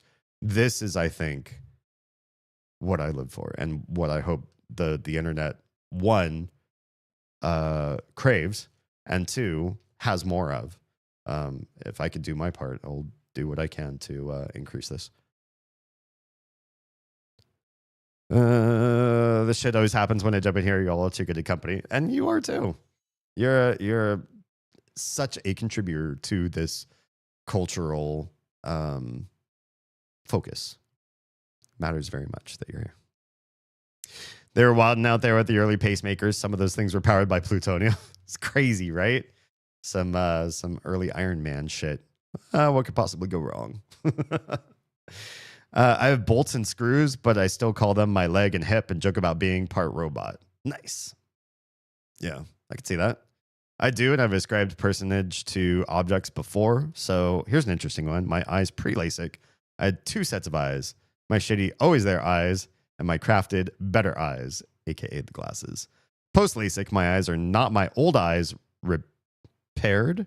They're just new eyes as a whole, which is interesting because that's not how LASIK works, right? Most of your eye, like your retina and the form and everything, and the gel inside, like all that's old, right? My eyes were either my glasses or my shitty eyes. Now my eyes are good, so it's fundamentally different item. Interesting. Even then, like with LASIK, you're not. You're getting something new, which is, doesn't LASIK involve some sort of subcorneal implant of some sort? I'm trying to. I looked up sort of the procedure for LASIK before, but I don't remember quite exactly how it's done. But it really is mostly just like your eye again. As an avid glasses wearer, I consider glasses tools. I agree. Hearing aids as tools, yeah. Pacemakers as tools, yes. Replacement organs as gifts and donations, yes. But never mind, I agree. Quotes, because I've never had a replacement organ. However, my family, who has had such replacements, never referred to them as part of their being. Yeah. I guess if any point I'm trying to make, I've never tried to make, or I'm not trying to make, the point that anything that Weehaw says, that Liko says is wrong or ideological just to him. There are probably people that ascribe full personhood or something of the sort to things that are not biologically grown from their own bodies. There are probably other people that believe that. But I am socialized into and largely surrounded by people who have the concept of, if this is not me, including it's made of things like me, but I didn't make it. It's highly integrated and can't be removed or I will die. And all that sort of stuff. That these things are still different. They are not your body, and that people don't refer to them as their body or as a part of them. And part of me and part of me is that, to say part of is probably it's imprecise language, because I could say I have daughters, right? I could say my daughters are a part of me. So symbolically saying that something's a part of you, you know, is like my guitar. My guitar is a part of me because I've lived with it for so many years of my life, and I've made so many things with it. And the things that I've made with my guitar have impacted so many other people. So part of is just a bad term, but say like my body, or say me. If I could point to something on my body and say that is Damien, I would only do that with things that I have grown of my own body. Yeah. Are my new eyes the same physical eyes as my previous bad eyes? Sure, because the functionality changed. They're different eyes, though. That is wild to me. And that sounds more fringe than your previous take. I don't know anybody who's ever said anything like that. Maybe my own environment has affected my beliefs in the matter, same as your autism conditioned your beliefs. It's also interesting to me how experiences shape beliefs, but that's not what we're speaking on. We could get into that, though, too. That's fair. For me, my hands are tools, my feet are tools, my heart is a tool, my mouth is a tool. But what's interesting to me is that you're saying if the functionality of that tool changes, it is something that's completely new and different from you. Or still not different from you, but still integrated as you, but different, like a new and non-related component, even if all the biology is the same, because the functionality has changed. So you do not embrace form, you embrace function. And the function creates identity. Not connective, not to say ownership. Like your body's your body no matter what, whether it's something that's old or new, you're still calling all of that you. But you're also calling something new if it's all of the same old biology, if it's all the same old form, but the functionality of that's changed. Wild. LASIK works by burning parts of the eye off. It doesn't replace anything. Okay. I must have been thinking of something else. There is some sort of procedure where you get, like, I think it's like a ring implanted underneath the cornea or inside of the cornea in some sort of way. Must not be LASIK. I'm throwing in the towel. I have to wake up early tomorrow. Weehaw, thanks so much for being here and all of your contributions. I appreciate your face, and I really do like when you contribute to these conversations too, because I super like hearing your viewpoint on these things. It's really cool to grab your line of thought. And next time you stream, hopefully I can pop in and bother you with philosophical questions while you're trying to just play a game. And no mind it. It's going to pop in, subscribe, and dip, but got caught in the conversation. Yeah, isn't it bad? We're awful like that. We just want to keep you. Thanks for being here. And thanks for the year of Prime subs. I super appreciate your face. Me and the fam. Sinbo considers snot as a part of you. I made it, but it's not attached, right? It's an emission, so it's just like way too easily removed. It is not integrative in my system. Yeah. If it were really well attached, maybe I'd consider it to be sort of like more me, I guess, right? But even like internal mucus that hangs out and takes a lot longer to slough off, or is harder to move around, like the mucus inside of the snot inside of my stomach, I still don't consider that like me, right? I've made it and it's biological, but it's not connected, right? It's like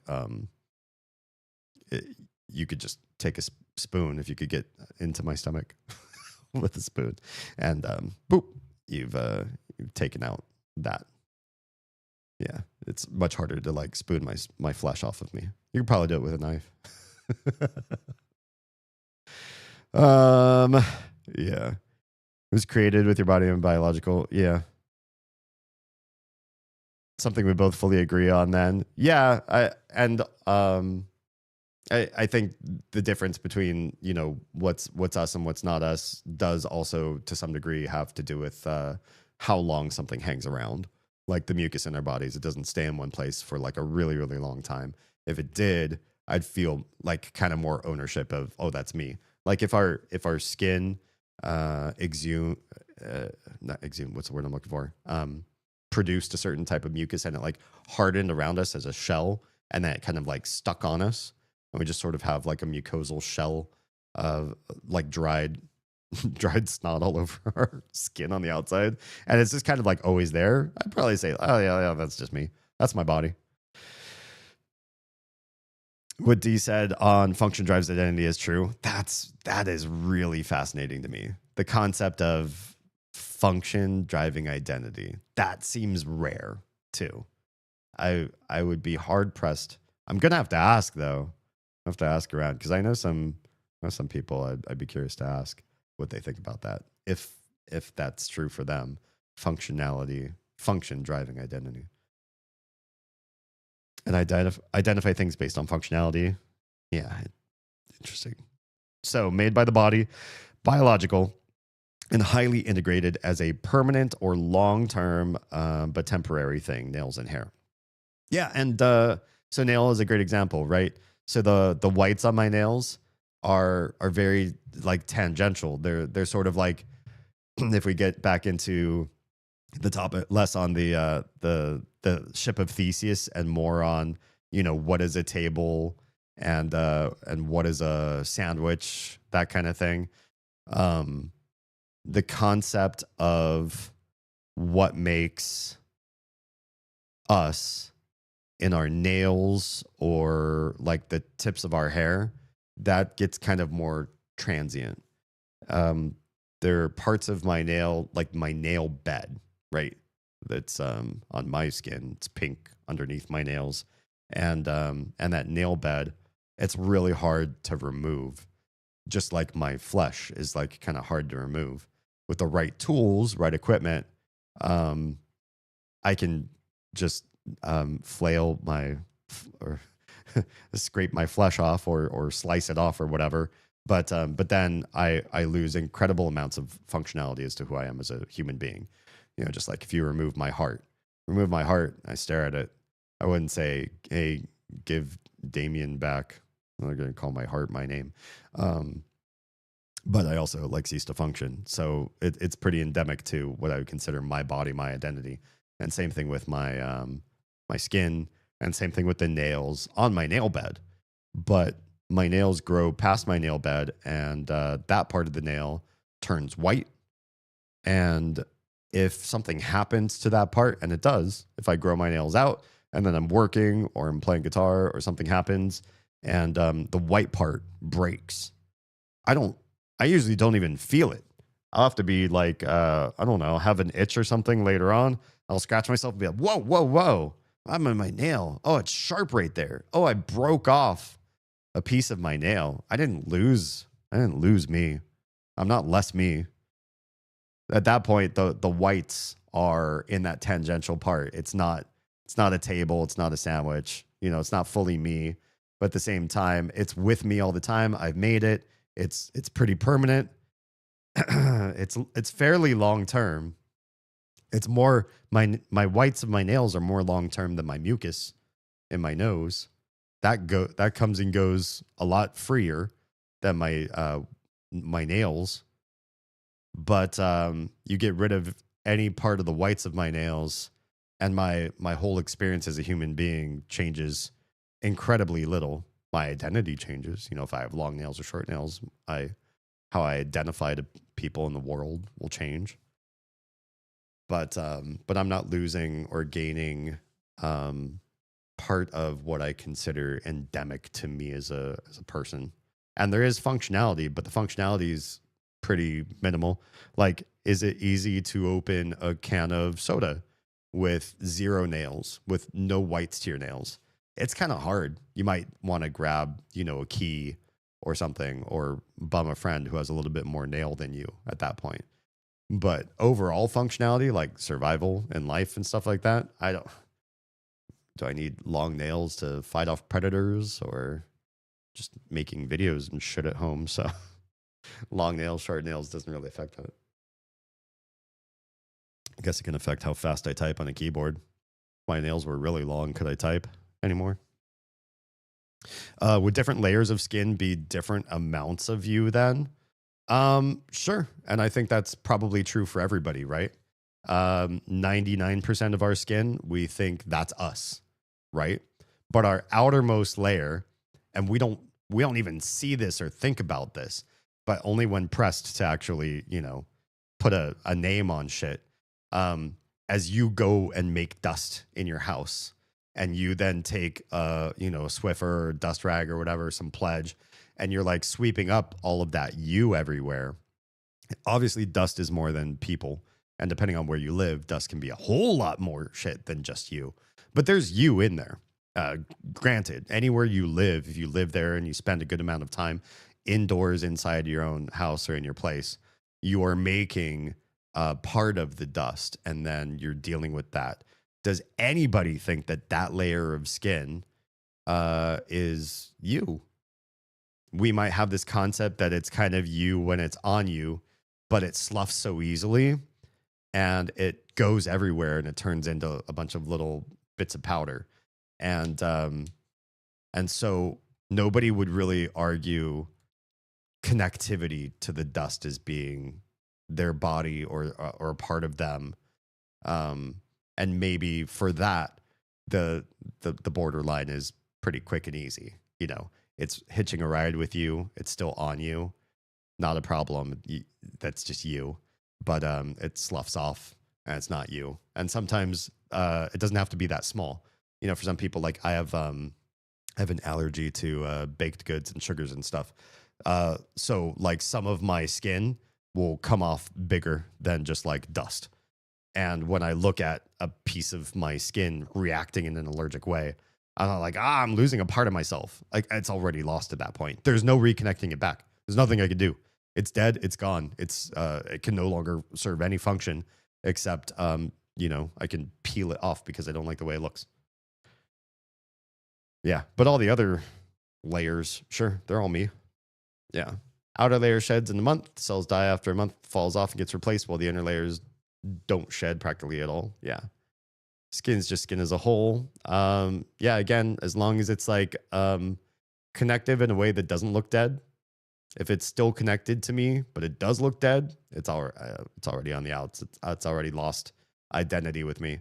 And as soon as it loses connection, no matter how big or small piece of sunburnt skin that's fallen off of me or just dust, that's not me.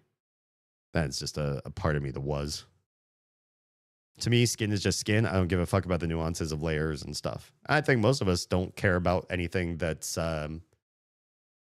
we're not naming parts of our body as us or not us to that level unless somebody decides to stop and ask. And so we're breaking the heuristic right now when we're talking about it, right? But for the most of us, we live in a heuristic where who we are, what we say is us, we say is us based on something that we don't define.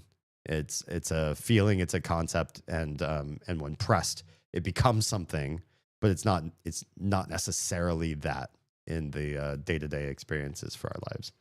I think that's a big thing to keep in mind too, is that us talking about it, we might be creating or fabricating stuff that's not even that wasn't even part of our original concept of who we were until we started to think about it. Unless, because Lycos' mind works differently, he's had this conversation with himself in the past and created the idea of what exactly he will define as himself in private conversations with himself. For me, talking through this stuff, I'm learning a lot of this right now, or I'm making this up as I go because I'm being pressed on the idea and I'm thinking about it. Okay, what would actually work versus not?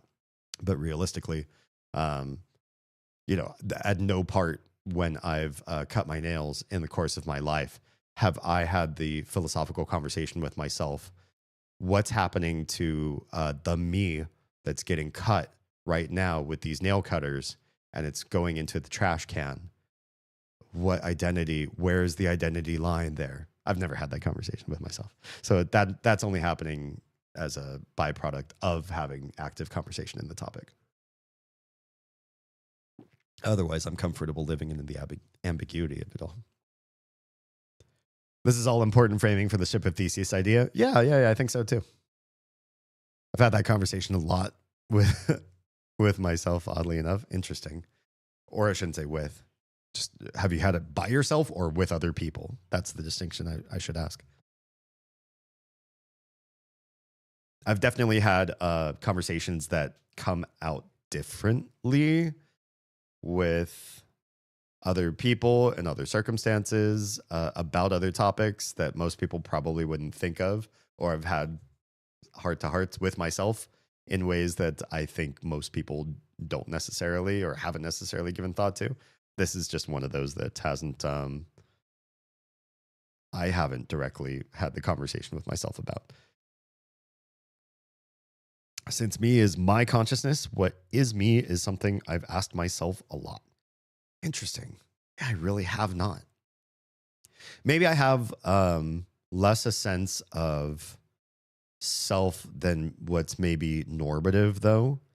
This isn't necessarily to put me in a very individualistic camp, though. I think other people I've spoken with have felt this way, but I don't necessarily think about the me as me a whole lot, largely because I care significantly more about other people and their experiences on this planet than I do about me.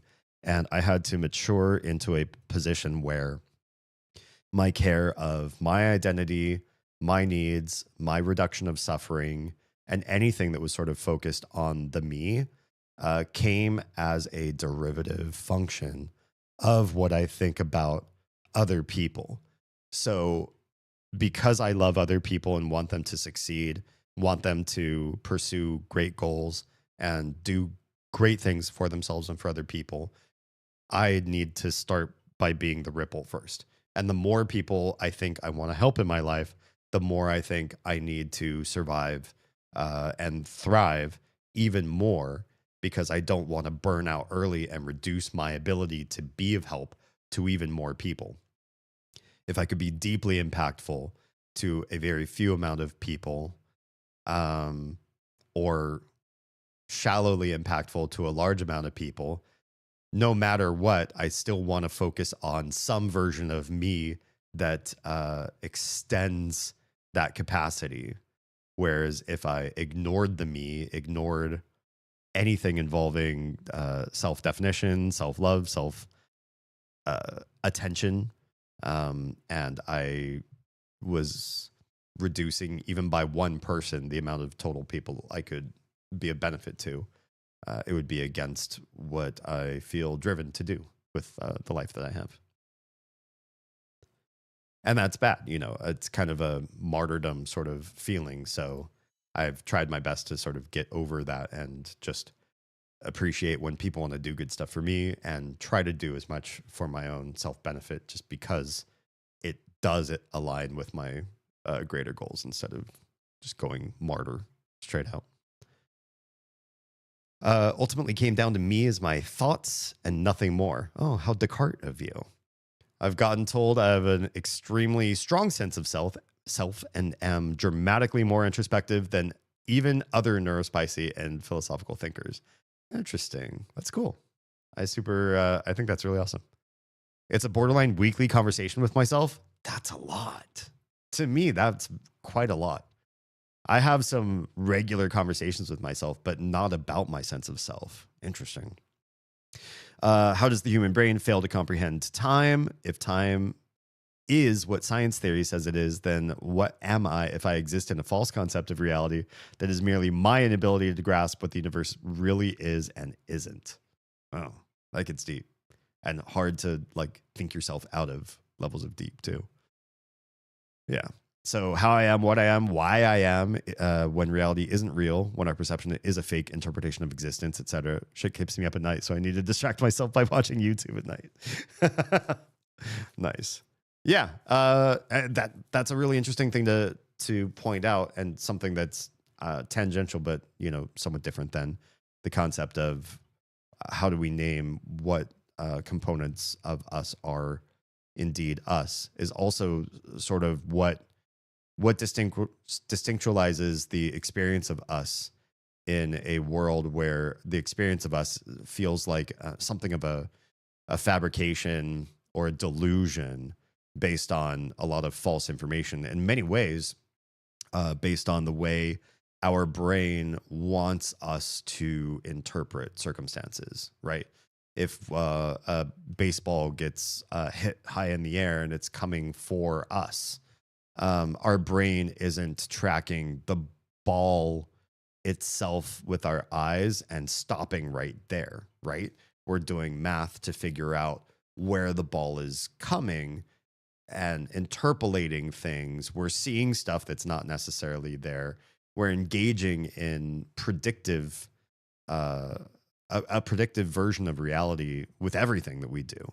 Not just if something's coming for our head, but based on our concepts. I've mentioned this one too. This if we're going to go into philosophical quandaries, this one's kind of like more pop philosophy than deeper, like the Ship of Theseus, or more classical, like the Ship of Theseus. But it's the concept of if a cat jumps up on a hot stove and it's like yow, gets its paws like burnt or singed or whatever. It's like, ow, that's really hot, and the cat jumps off and runs away. That cat will likely remember to never jump up on that stove again. So when the stove is hot, the cat will not get burned anymore. But the cat is also misattributed the stove, and every time the stove is cold, which stoves, by and large, most of the time are cold, the cat will never experience the cold stove ever, based on its new heuristic. And we do this all the time in all sorts of really bad circumstances. We create our realities. We make a prediction of how our self navigates in this world and what sort of things we should be doing, or how the world really is, based on too small of data to make any sense of anything.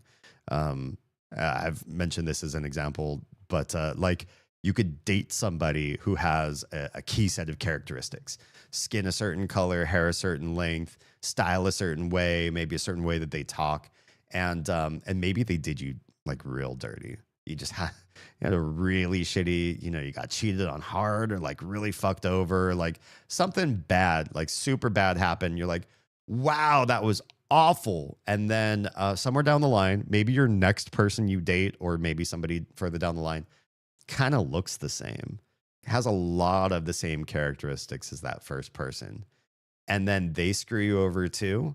You will probably never date a third person like that for the rest of, you might find your soulmate, and your soulmate has the same haircut as those two, the same style as those two, and is just like the best person for you. You guys are going to grow old, have, all the life experiences you ever wanted to have together, and you're going to have just the best life.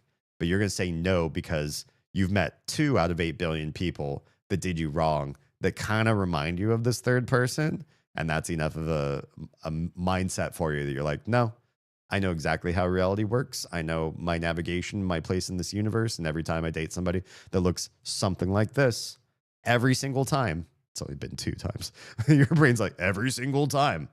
So yeah, we're awful at understanding reality in our own little brain vats, trying to express and explain everything. Let's catch up with what Legos has been saying. What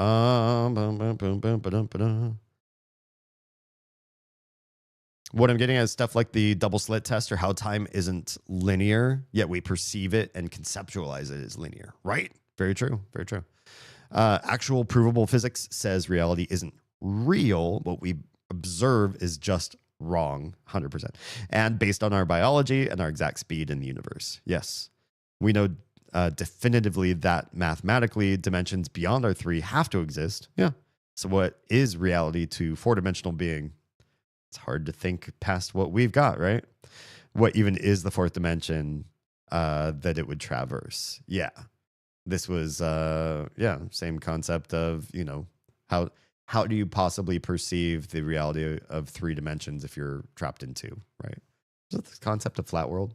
I never read that, but I know a lot of nerdy people. So, but yeah, you're right. It's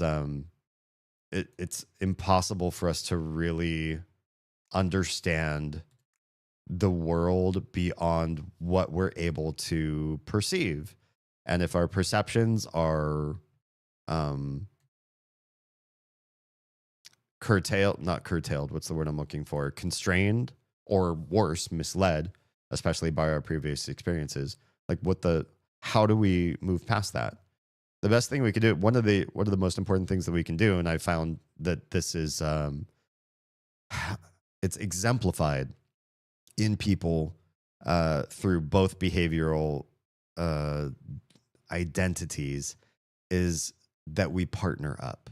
Not just with one partner. I don't mean necessarily romantically or engaged with somebody that we live with, but just that we connect with other people, that we start to get sort of a wider or a broader pantheon of understandings. We gather as many different paradigms or angles, or just collect together broadly and understand opposition sides, and then understand their motivation or the reasoning for those ideas, so that if something's very antithetical to what we believe, that we at least gather, what it is or why it is that's driving them. And if you don't have that, and this is the other thing that I've seen exemplified, if you cloister in and you become just you, see some of you on the side of that.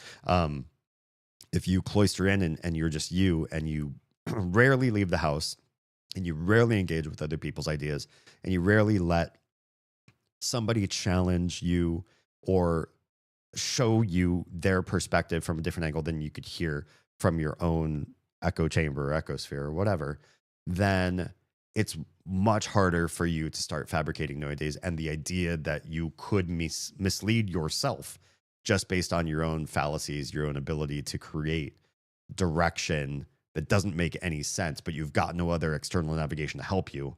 That's proven. At least with many of the people that I've met, I've definitely found people that have disconnected from almost everybody. I find them largely alien of idea, that the concepts that they come up with are so not supported. They really do start to navigate off into deep waters without anybody saying like, no, man, you crazy. Or like, that's not what I'm seeing. Or like, actually, study says blah, blah, blah. Without that controversy in your life, you can easily lose the rails and start to go off into some weird territory without anybody giving you checks and balances on that. And the more connective you are, the easier it is for you to broaden and understand things on a wider perspective, as long as you're not gathering people just like you, which is the problem with the internet being so algorithm driven. You can accidentally, or through the fabrication of various platforms and what they're trying to accomplish with you, you can experience a scenario in which, hey, I just found 10,000 different people and they all feel exactly the same way as I do about the reptilians or about this shit or that shit that's, completely off the handle. But because you've all found each other through this very abnormal, artificial method of grouping you all together, you now have incredible confirmation bias on something that nobody else, 10,000 people out of 8 billion is nothing. It's still a statistical anomaly. But when you all feel it together, it feels so different. But if you could just get outside of that and see the other 8 billion people's perspective, be like, oh shit, okay, yeah, Algo did us dirty. Physics and math really humbles what we think of reality and shows how stupid and small our consciousness is, which I love. I think that's I prefer to be humbled and feel stupid and small than to feel big and knowing about something that's wrong. And this is a pain point for me specifically because I think that I have a trauma response to this.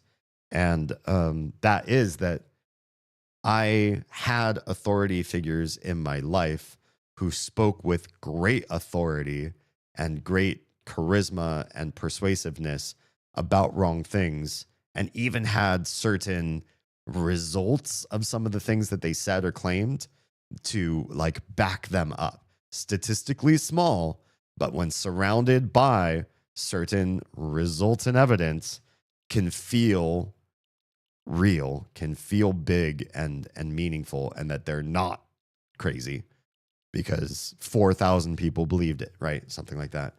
And coming from that, I hate feeling like I am smart and big about a bunch of wrong ass shit. I would so much rather be in a position, again, I think this is just my trauma response from coming out of this. I would much rather be in a position where I felt stupid and small and so ignorant of so many things, but knowledgeable that that is where I am and that is what I am, than to be misled and worse because of how I feel about other people versus myself, that I would ever mislead others. Yeah. Yeah, it is the concept of flat world. Gotcha. Cool. So I have conversations with myself of how these all tie into my sense of self, understanding of what life is and what death is, finding meaning in existence, etc. That's cool. AKA, I'm stupid and think about stupid stuff all the time that ultimately it doesn't matter. These things, though, are really endemic to the human experience. Could you be thinking about stuff that would solve problems for disenfranchised humankind, or, you know, issues with water and supply chains and stuff? You could spend more of your life doing that. You could spend more of your life being more connective with other people. You could spend more of your life trying to be higher value or earn more money or whatever. But we are wired for this type of questioning, as long as things are going right. Does your average person think like this all the time? No. But I think that some of that is a byproduct of living in shitty experiences and shitty circumstances. When you are not stable, you don't know where your food and water is coming from, you have external constraints on your life. And I'm not talking just, you know, out in remote areas of the world where we don't really have good infrastructure for life as humans. And so every day really is survival. But even in places like the US, where based on your income level, what you have to think about after you get off work is, how do I keep mentally healthy and happy enough by doing all the self-care or self-destruction things I can do right now, just so I can sleep well tonight and go back to work tomorrow to do it all again. And that's about as much bandwidth as they have. Just let me reset for tomorrow's work shift, right? Not thinking about the deeper stuff. But they probably would if they could, I think. I think it's endemic to the human experience and not stupid. Experience of other thought is so critical. Yes. It's one of my hobbies, as weird as it is, hearing different theories of reality, time, and learning about theoretical physics. It's amazing. It's good shit. One of the weirder theories of time was some theoretical physicists saying time might exist in every state all at the same time, as if it's a plane we can move on, which would make sense in terms of how we see dimensionality, right? The idea of dimensions, and that we could be moving through one in a way that we can't perceive that well because of our understanding of dimensional space. That I think that's one of the reasons why many people hypothesize that time is for the fourth dimension. Not as the concept of all time exists, but it exists simultaneously, and we walk through it in one direction at a manipulatable but ultimately very samey speed. Right. And even in that manipulation, what I think is particularly profound and interesting is that we are able, literally just with our brains, to manipulate that speed, or at least our perception of that speed. That whether or not we're going along it in a certain constant, we can apply mindfulness or anti-mindfulness, and time moves for us in our own mind differently than what it would had we not applied those. This is cool shit to me. That there's some other mechanism behind the movement beyond what we understand of how gravity bends time and speed warps time. Yeah. Those just slide us along that mechanism. We just don't know what the mechanism is. I think it feels so likely. I don't know anything about, how probable or likely it is, but it gives a feeling or a sense when you think about how each dimension interacts with its lesser, how 2 dimensions feel to 1, how 3 dimensions feel to 2, that it feels like time would be something dimensionally of the same sort of sense, planar of some sort, right? Yeah. I like that shit. Should I see what's in this room? But this would also give every outcome that could ever happen as a sideways movement. Like we would move on the x-axis, different timelines on the y dimension, and manipulating the mechanism would allow for universal movement on x and y. Wouldn't that be badass? I cannot tell you, like every time anybody's ever given me the hypothetical, well, what kind of superpower would you have? The icebreaker of, would you rather have super strength or flight or, what would you want to do? I always mention time. And I don't know why it doesn't dawn on people. Because with time, nothing else matters the same way. You pause, move, manipulate, go back, rewind, fast forward time. I mean, as long as like you moving 100 years in the future doesn't age you 100 years, then it would kind of suck. But so it would be lovely to have some sort of immunity for that, given the sake. But just in terms of what you could fantasize that you could do with anything that your body can't currently do, I don't understand why time isn't a higher priority for more people, especially because here we go into another trauma point for me specifically. I live with so much regret about things that I did in a certain way that I would love to have done a different way, that the idea of going back and doing them a different way, especially with the knowledge that I have today of what it was like having done it differently. I know some people, and I think this is just an aphorism some people love to say, if I had to do it all again, I wouldn't change a thing. I'd change every fucking thing. I'd change everything. I would be the master architect of my life if I had time powers. Be like, you know what? Fuck this life. I got a better idea. I got so many different ways. And if I lost something along the way things are currently, I would find a way to bring it back or something. I don't know. Yeah. It's kind of out there on that mechanism aspect. It assumes an awful lot. That's true. That's big, especially considering like thinking in terms of X, Y. Could there be a Z? Could there be other axes besides 3? Obviously we can only think so far, and a lot of that's based on what we can experience of what we know in time. So yeah. Just not having a third dimension in and of itself, that dimension would be itself a plane. Yeah. Time manipulation would be the end all be all. 100%. I do wish I could go back, but I also know it's what made me me. See, I'm not that preservational on me. I think if you're talking about time powers, you are also talking to some degree about you as a like time surfer. Right? You wouldn't think of yourself as going back in time, doing something, and then you blip out of existence and another you comes up somewhere else. I feel like that would feel more like a monkey's paw or a curse or something like that. And that doesn't feel like a superpower at that point. It's like you got a lucky break where you could go back around and manipulate things in time, but the second it changed anything in your timeline, like you cease to exist and another timeline branches or something, that's more cursed than powerful. I would imagine the Time Lord character would have a sense of persistence. They would be them, and they would persist and continue in some sort of way. Although it would be interesting if you could do like hacks Like you're still mostly you, but maybe you go back and you tell young you something or change something about young you, and then you get like a tiny little upgrade, but the Time Lord version of you is still mostly the same. It's like just you've done the Matrix injecting in the back of the head and now you know Kung Fu sort of thing. I would love to craft a better me, but that idea of a better me is formulated directly from those failures.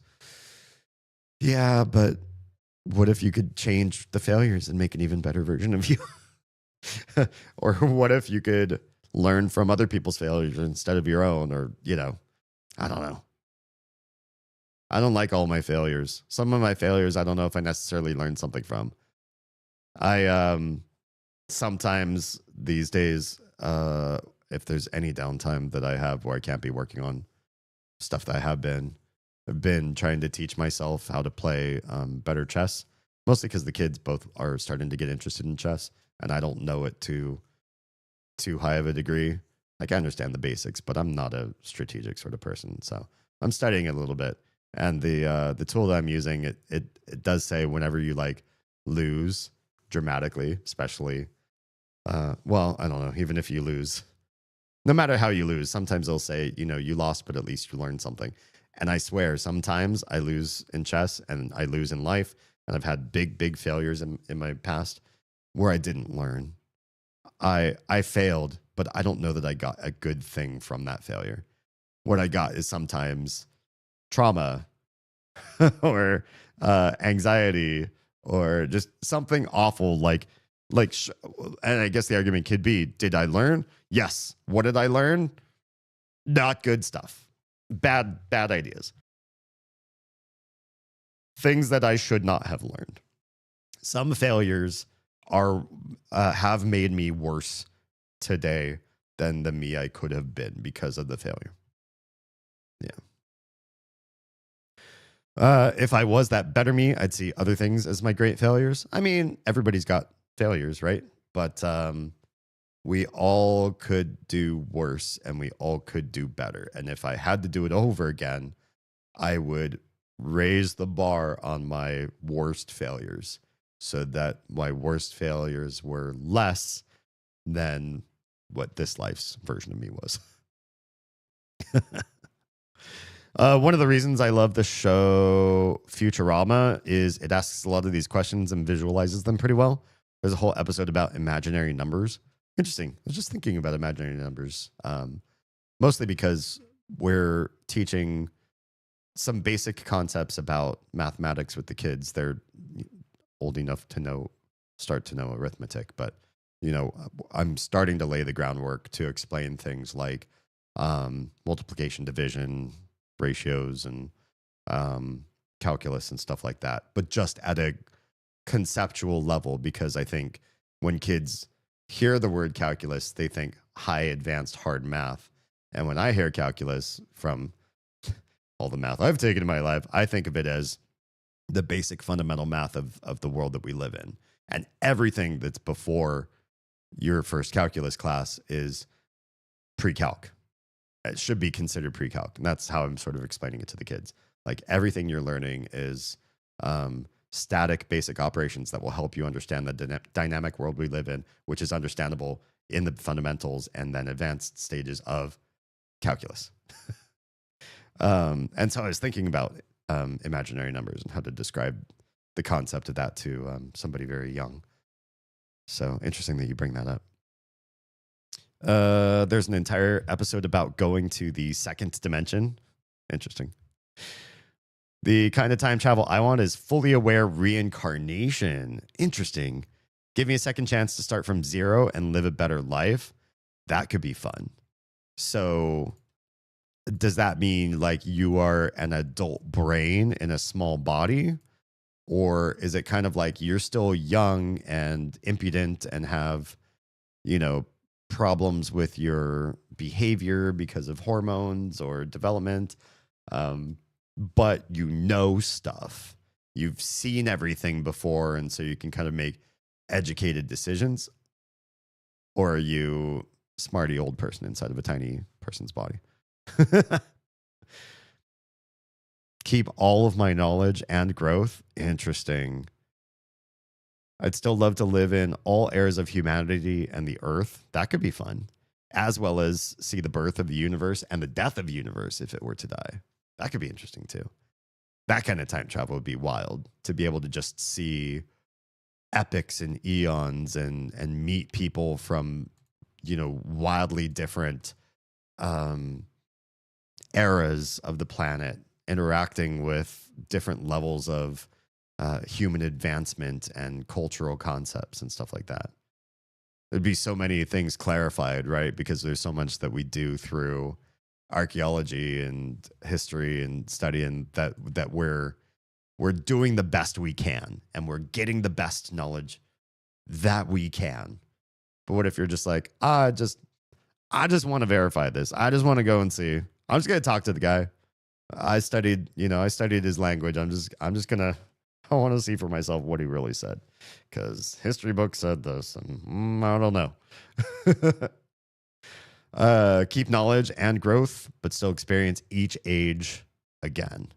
I like that, because I think young me, I definitely had some eras of my life and some things that I've done developmentally. Brain was at a certain stage or whatever. Hormones were in a certain area, and I was like, man, if only I was like mature and came back to that part and be like, yo, listen, I'm just going to act differently. I'm seriously going to act differently. I'm going to act as old me, but in a young body. That would be fun. I think that would be the most fun for me. The general innocence of childhood and excitement of experiencing new things.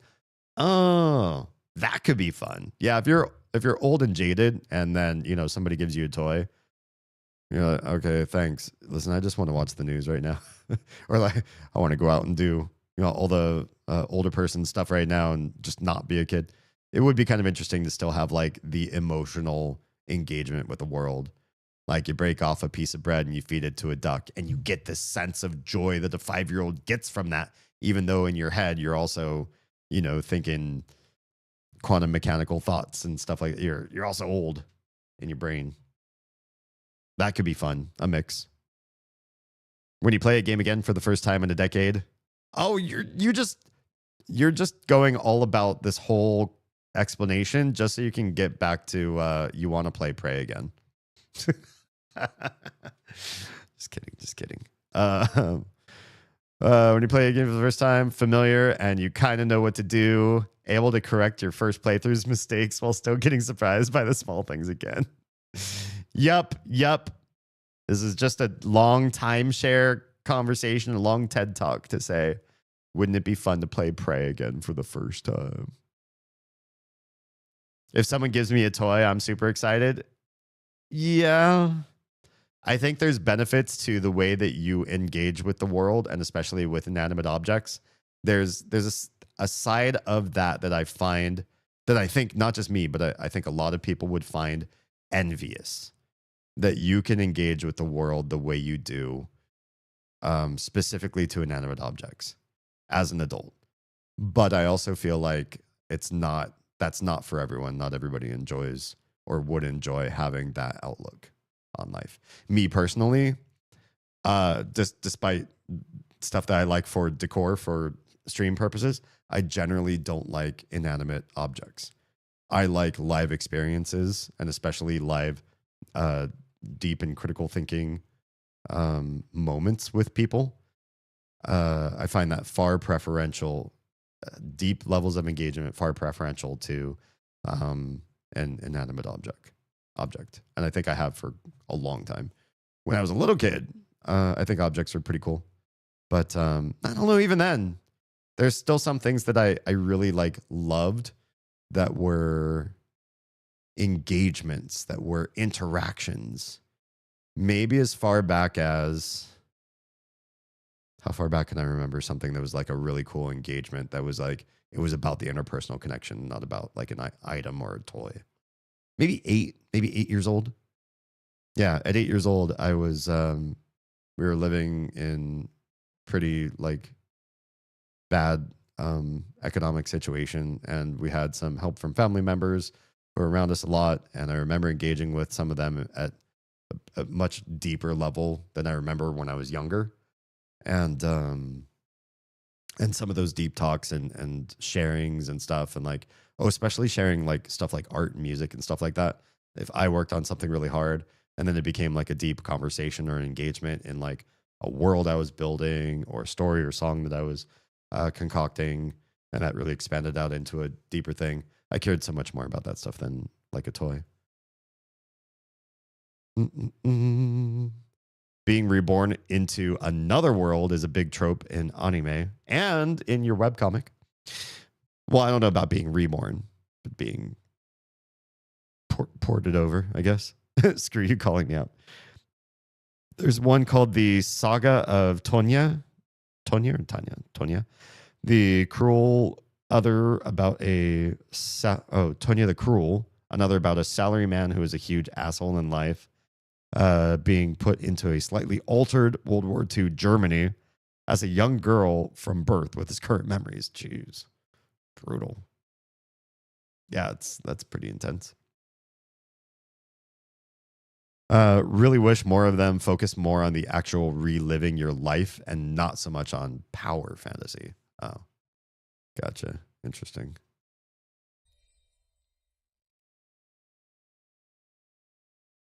Our little, I don't know if I can say that word on stream.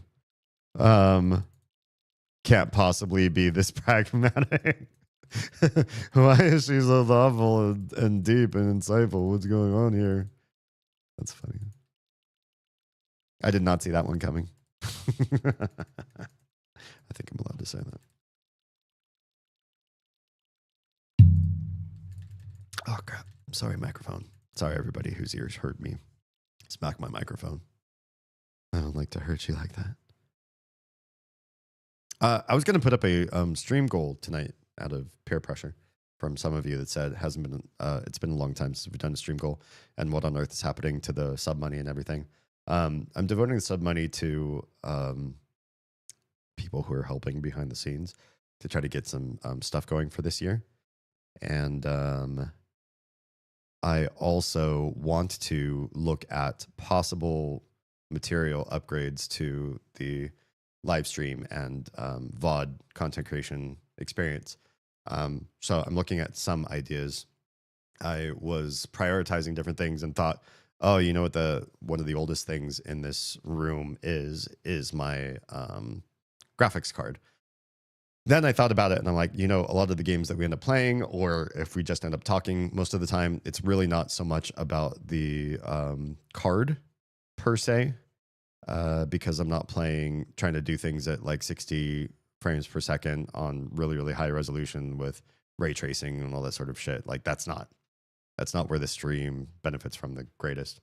So what I think I might do is look at the next oldest item in the universe of what's around me, which is this camera. It's a Logitech C922 or something like that. It was like popular before even COVID, and it's ancient. I got it well before I needed to be a streamer, and I was like, oh hey, if I want to be a streamer, I already have a webcam. Great. And then I never thought to look for anything to replace it or do better.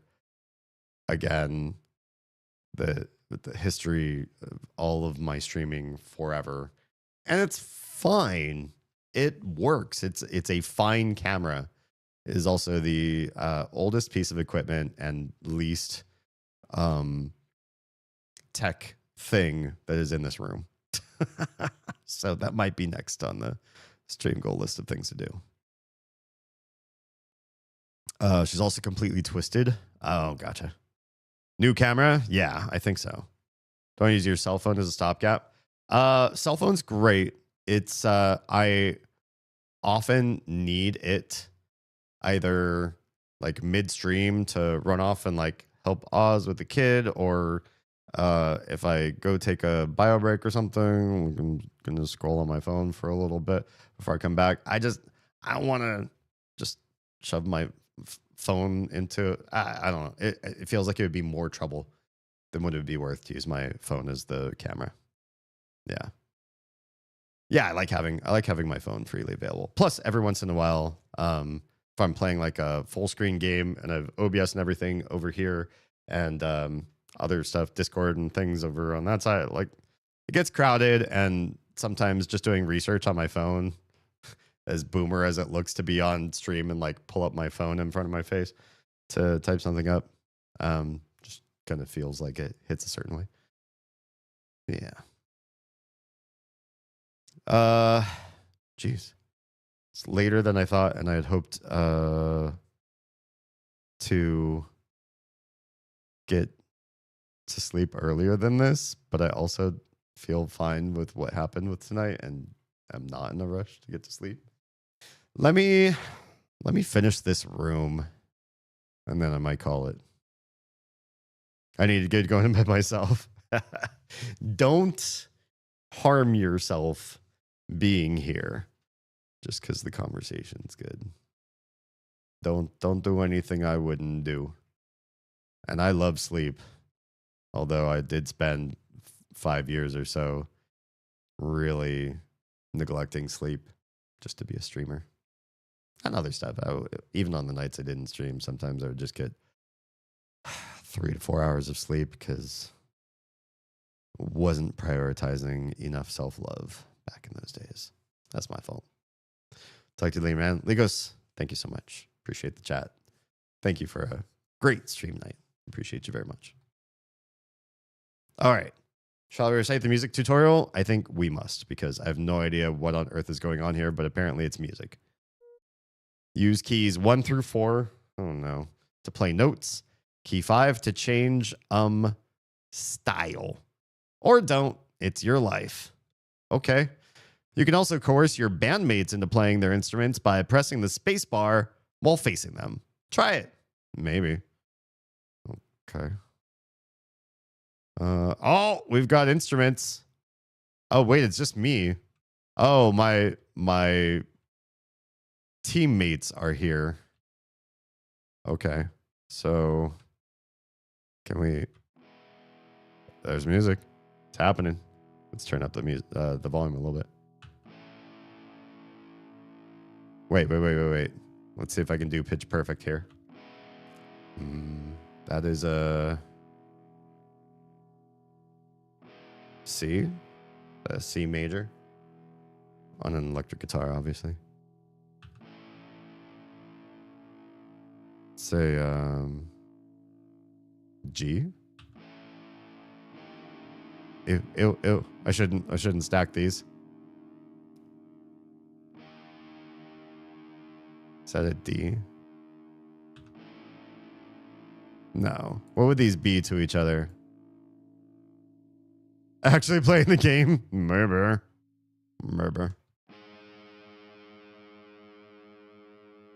That sounds kind of like a D. It sounds like an A then. But this sounds like there's a capo on this. That's making it harder for me to do my my stupid human trick where I can do pitch perfectness.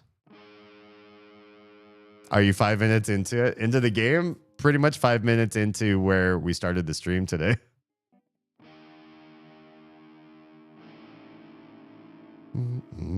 This is what? This has got to be something else.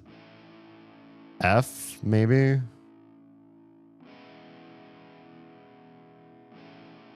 This has to be relative to that. Maybe it's like F and B or something. I don't know. It feels off. Dear God. So you think you can forget my furnace? You can just render my furnace? You can't do that. Oh, hit it. Are we not? We're not going to play together? I thought if I played in front of this guy, we were going to do something together. Oh, there we go. I play and then talk. Destroy the mandible. Destroy your mandible. Oh, is he like singing? Are this his lyrics? With that chemical in that fashion, destroy that shiny mandible. Do that thing. Was this like? This feels like they might be lyrics to a real song, but they'd like change the words to be something else. Have you ever seen like stupid social media posts where the musicians are like doing that? They like take regular basic lyrics and they change all the words to weird words. Like what it was like kill your mouth or something like that.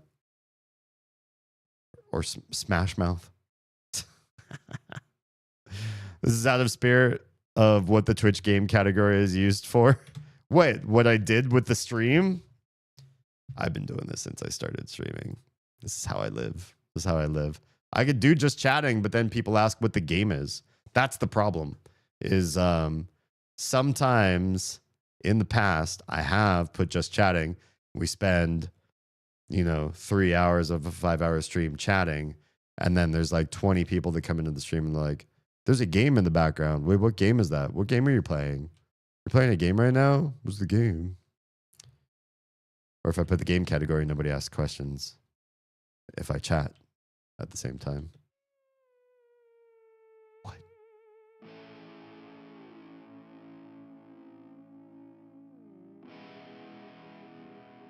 You tried to match my pitch.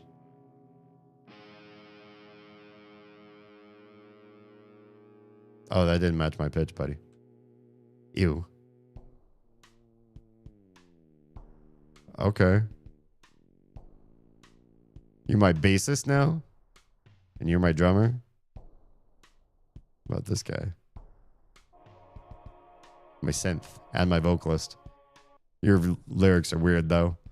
Ooh, thy prison was grand. Their prison will never supplant. Just another shun-in lordly strand. Okay. So I can change instruments? Oh, it's 5. That's right.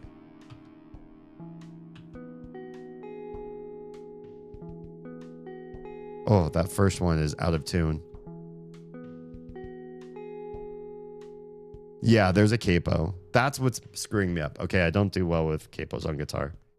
It messes with my sense of what note it is in pitch perfectness. I haven't gone to bed yet. Aren't you caffeinated? Even if I wanted to, my dog won't. Oh, gotcha. Oh, there's a minor chord.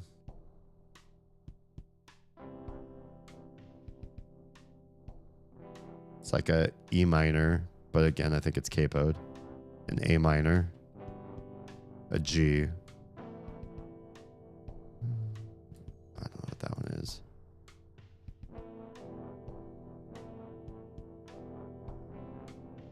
Oh no, this one's like a D minor.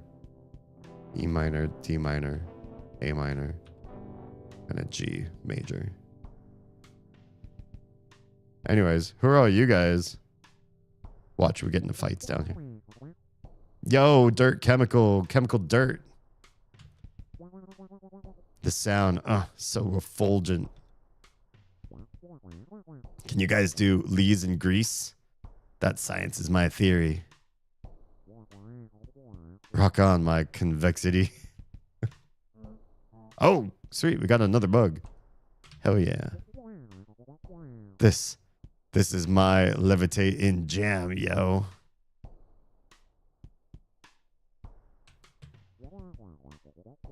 This is my consider in jam. I must have talked to the same guy. But you. As do sees with expertise, that product is my furnace. That's another bug. What about this? A TV. Do we all get this? Or just my main character? That looked like some guts. Learned dissect. It is. For those of you that think this word is pronounced die, note the double L, or double L. Note the double S. SM caffeinated. I did take a little snooze break at 3 a.m. Nice. Just a little snooze, not even a nap. Sometimes I gotta have full nap. Snooze just doesn't cut it for me. Sound, so shrunken. This is my falsifying jam, yo. Am I talking to the same guys, or? I feel like maybe they're repeating stuff. Yo, passion, convexity, passion. Yeah. I don't know. I thought it was getting new people, but or that there was going to be different. Maybe there's some different stuff being said. Vacuum, I am so purifying, avenged right now. It's just like a automatic word scrambler tool with this game. She can really embrace. All right. Well, this has been fun.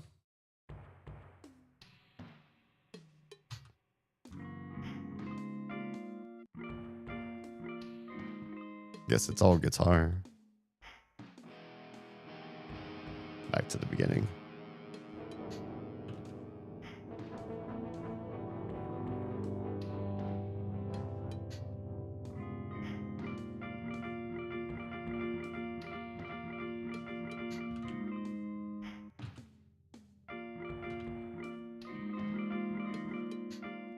Guess if you play it too fast, it kind of gets wonky.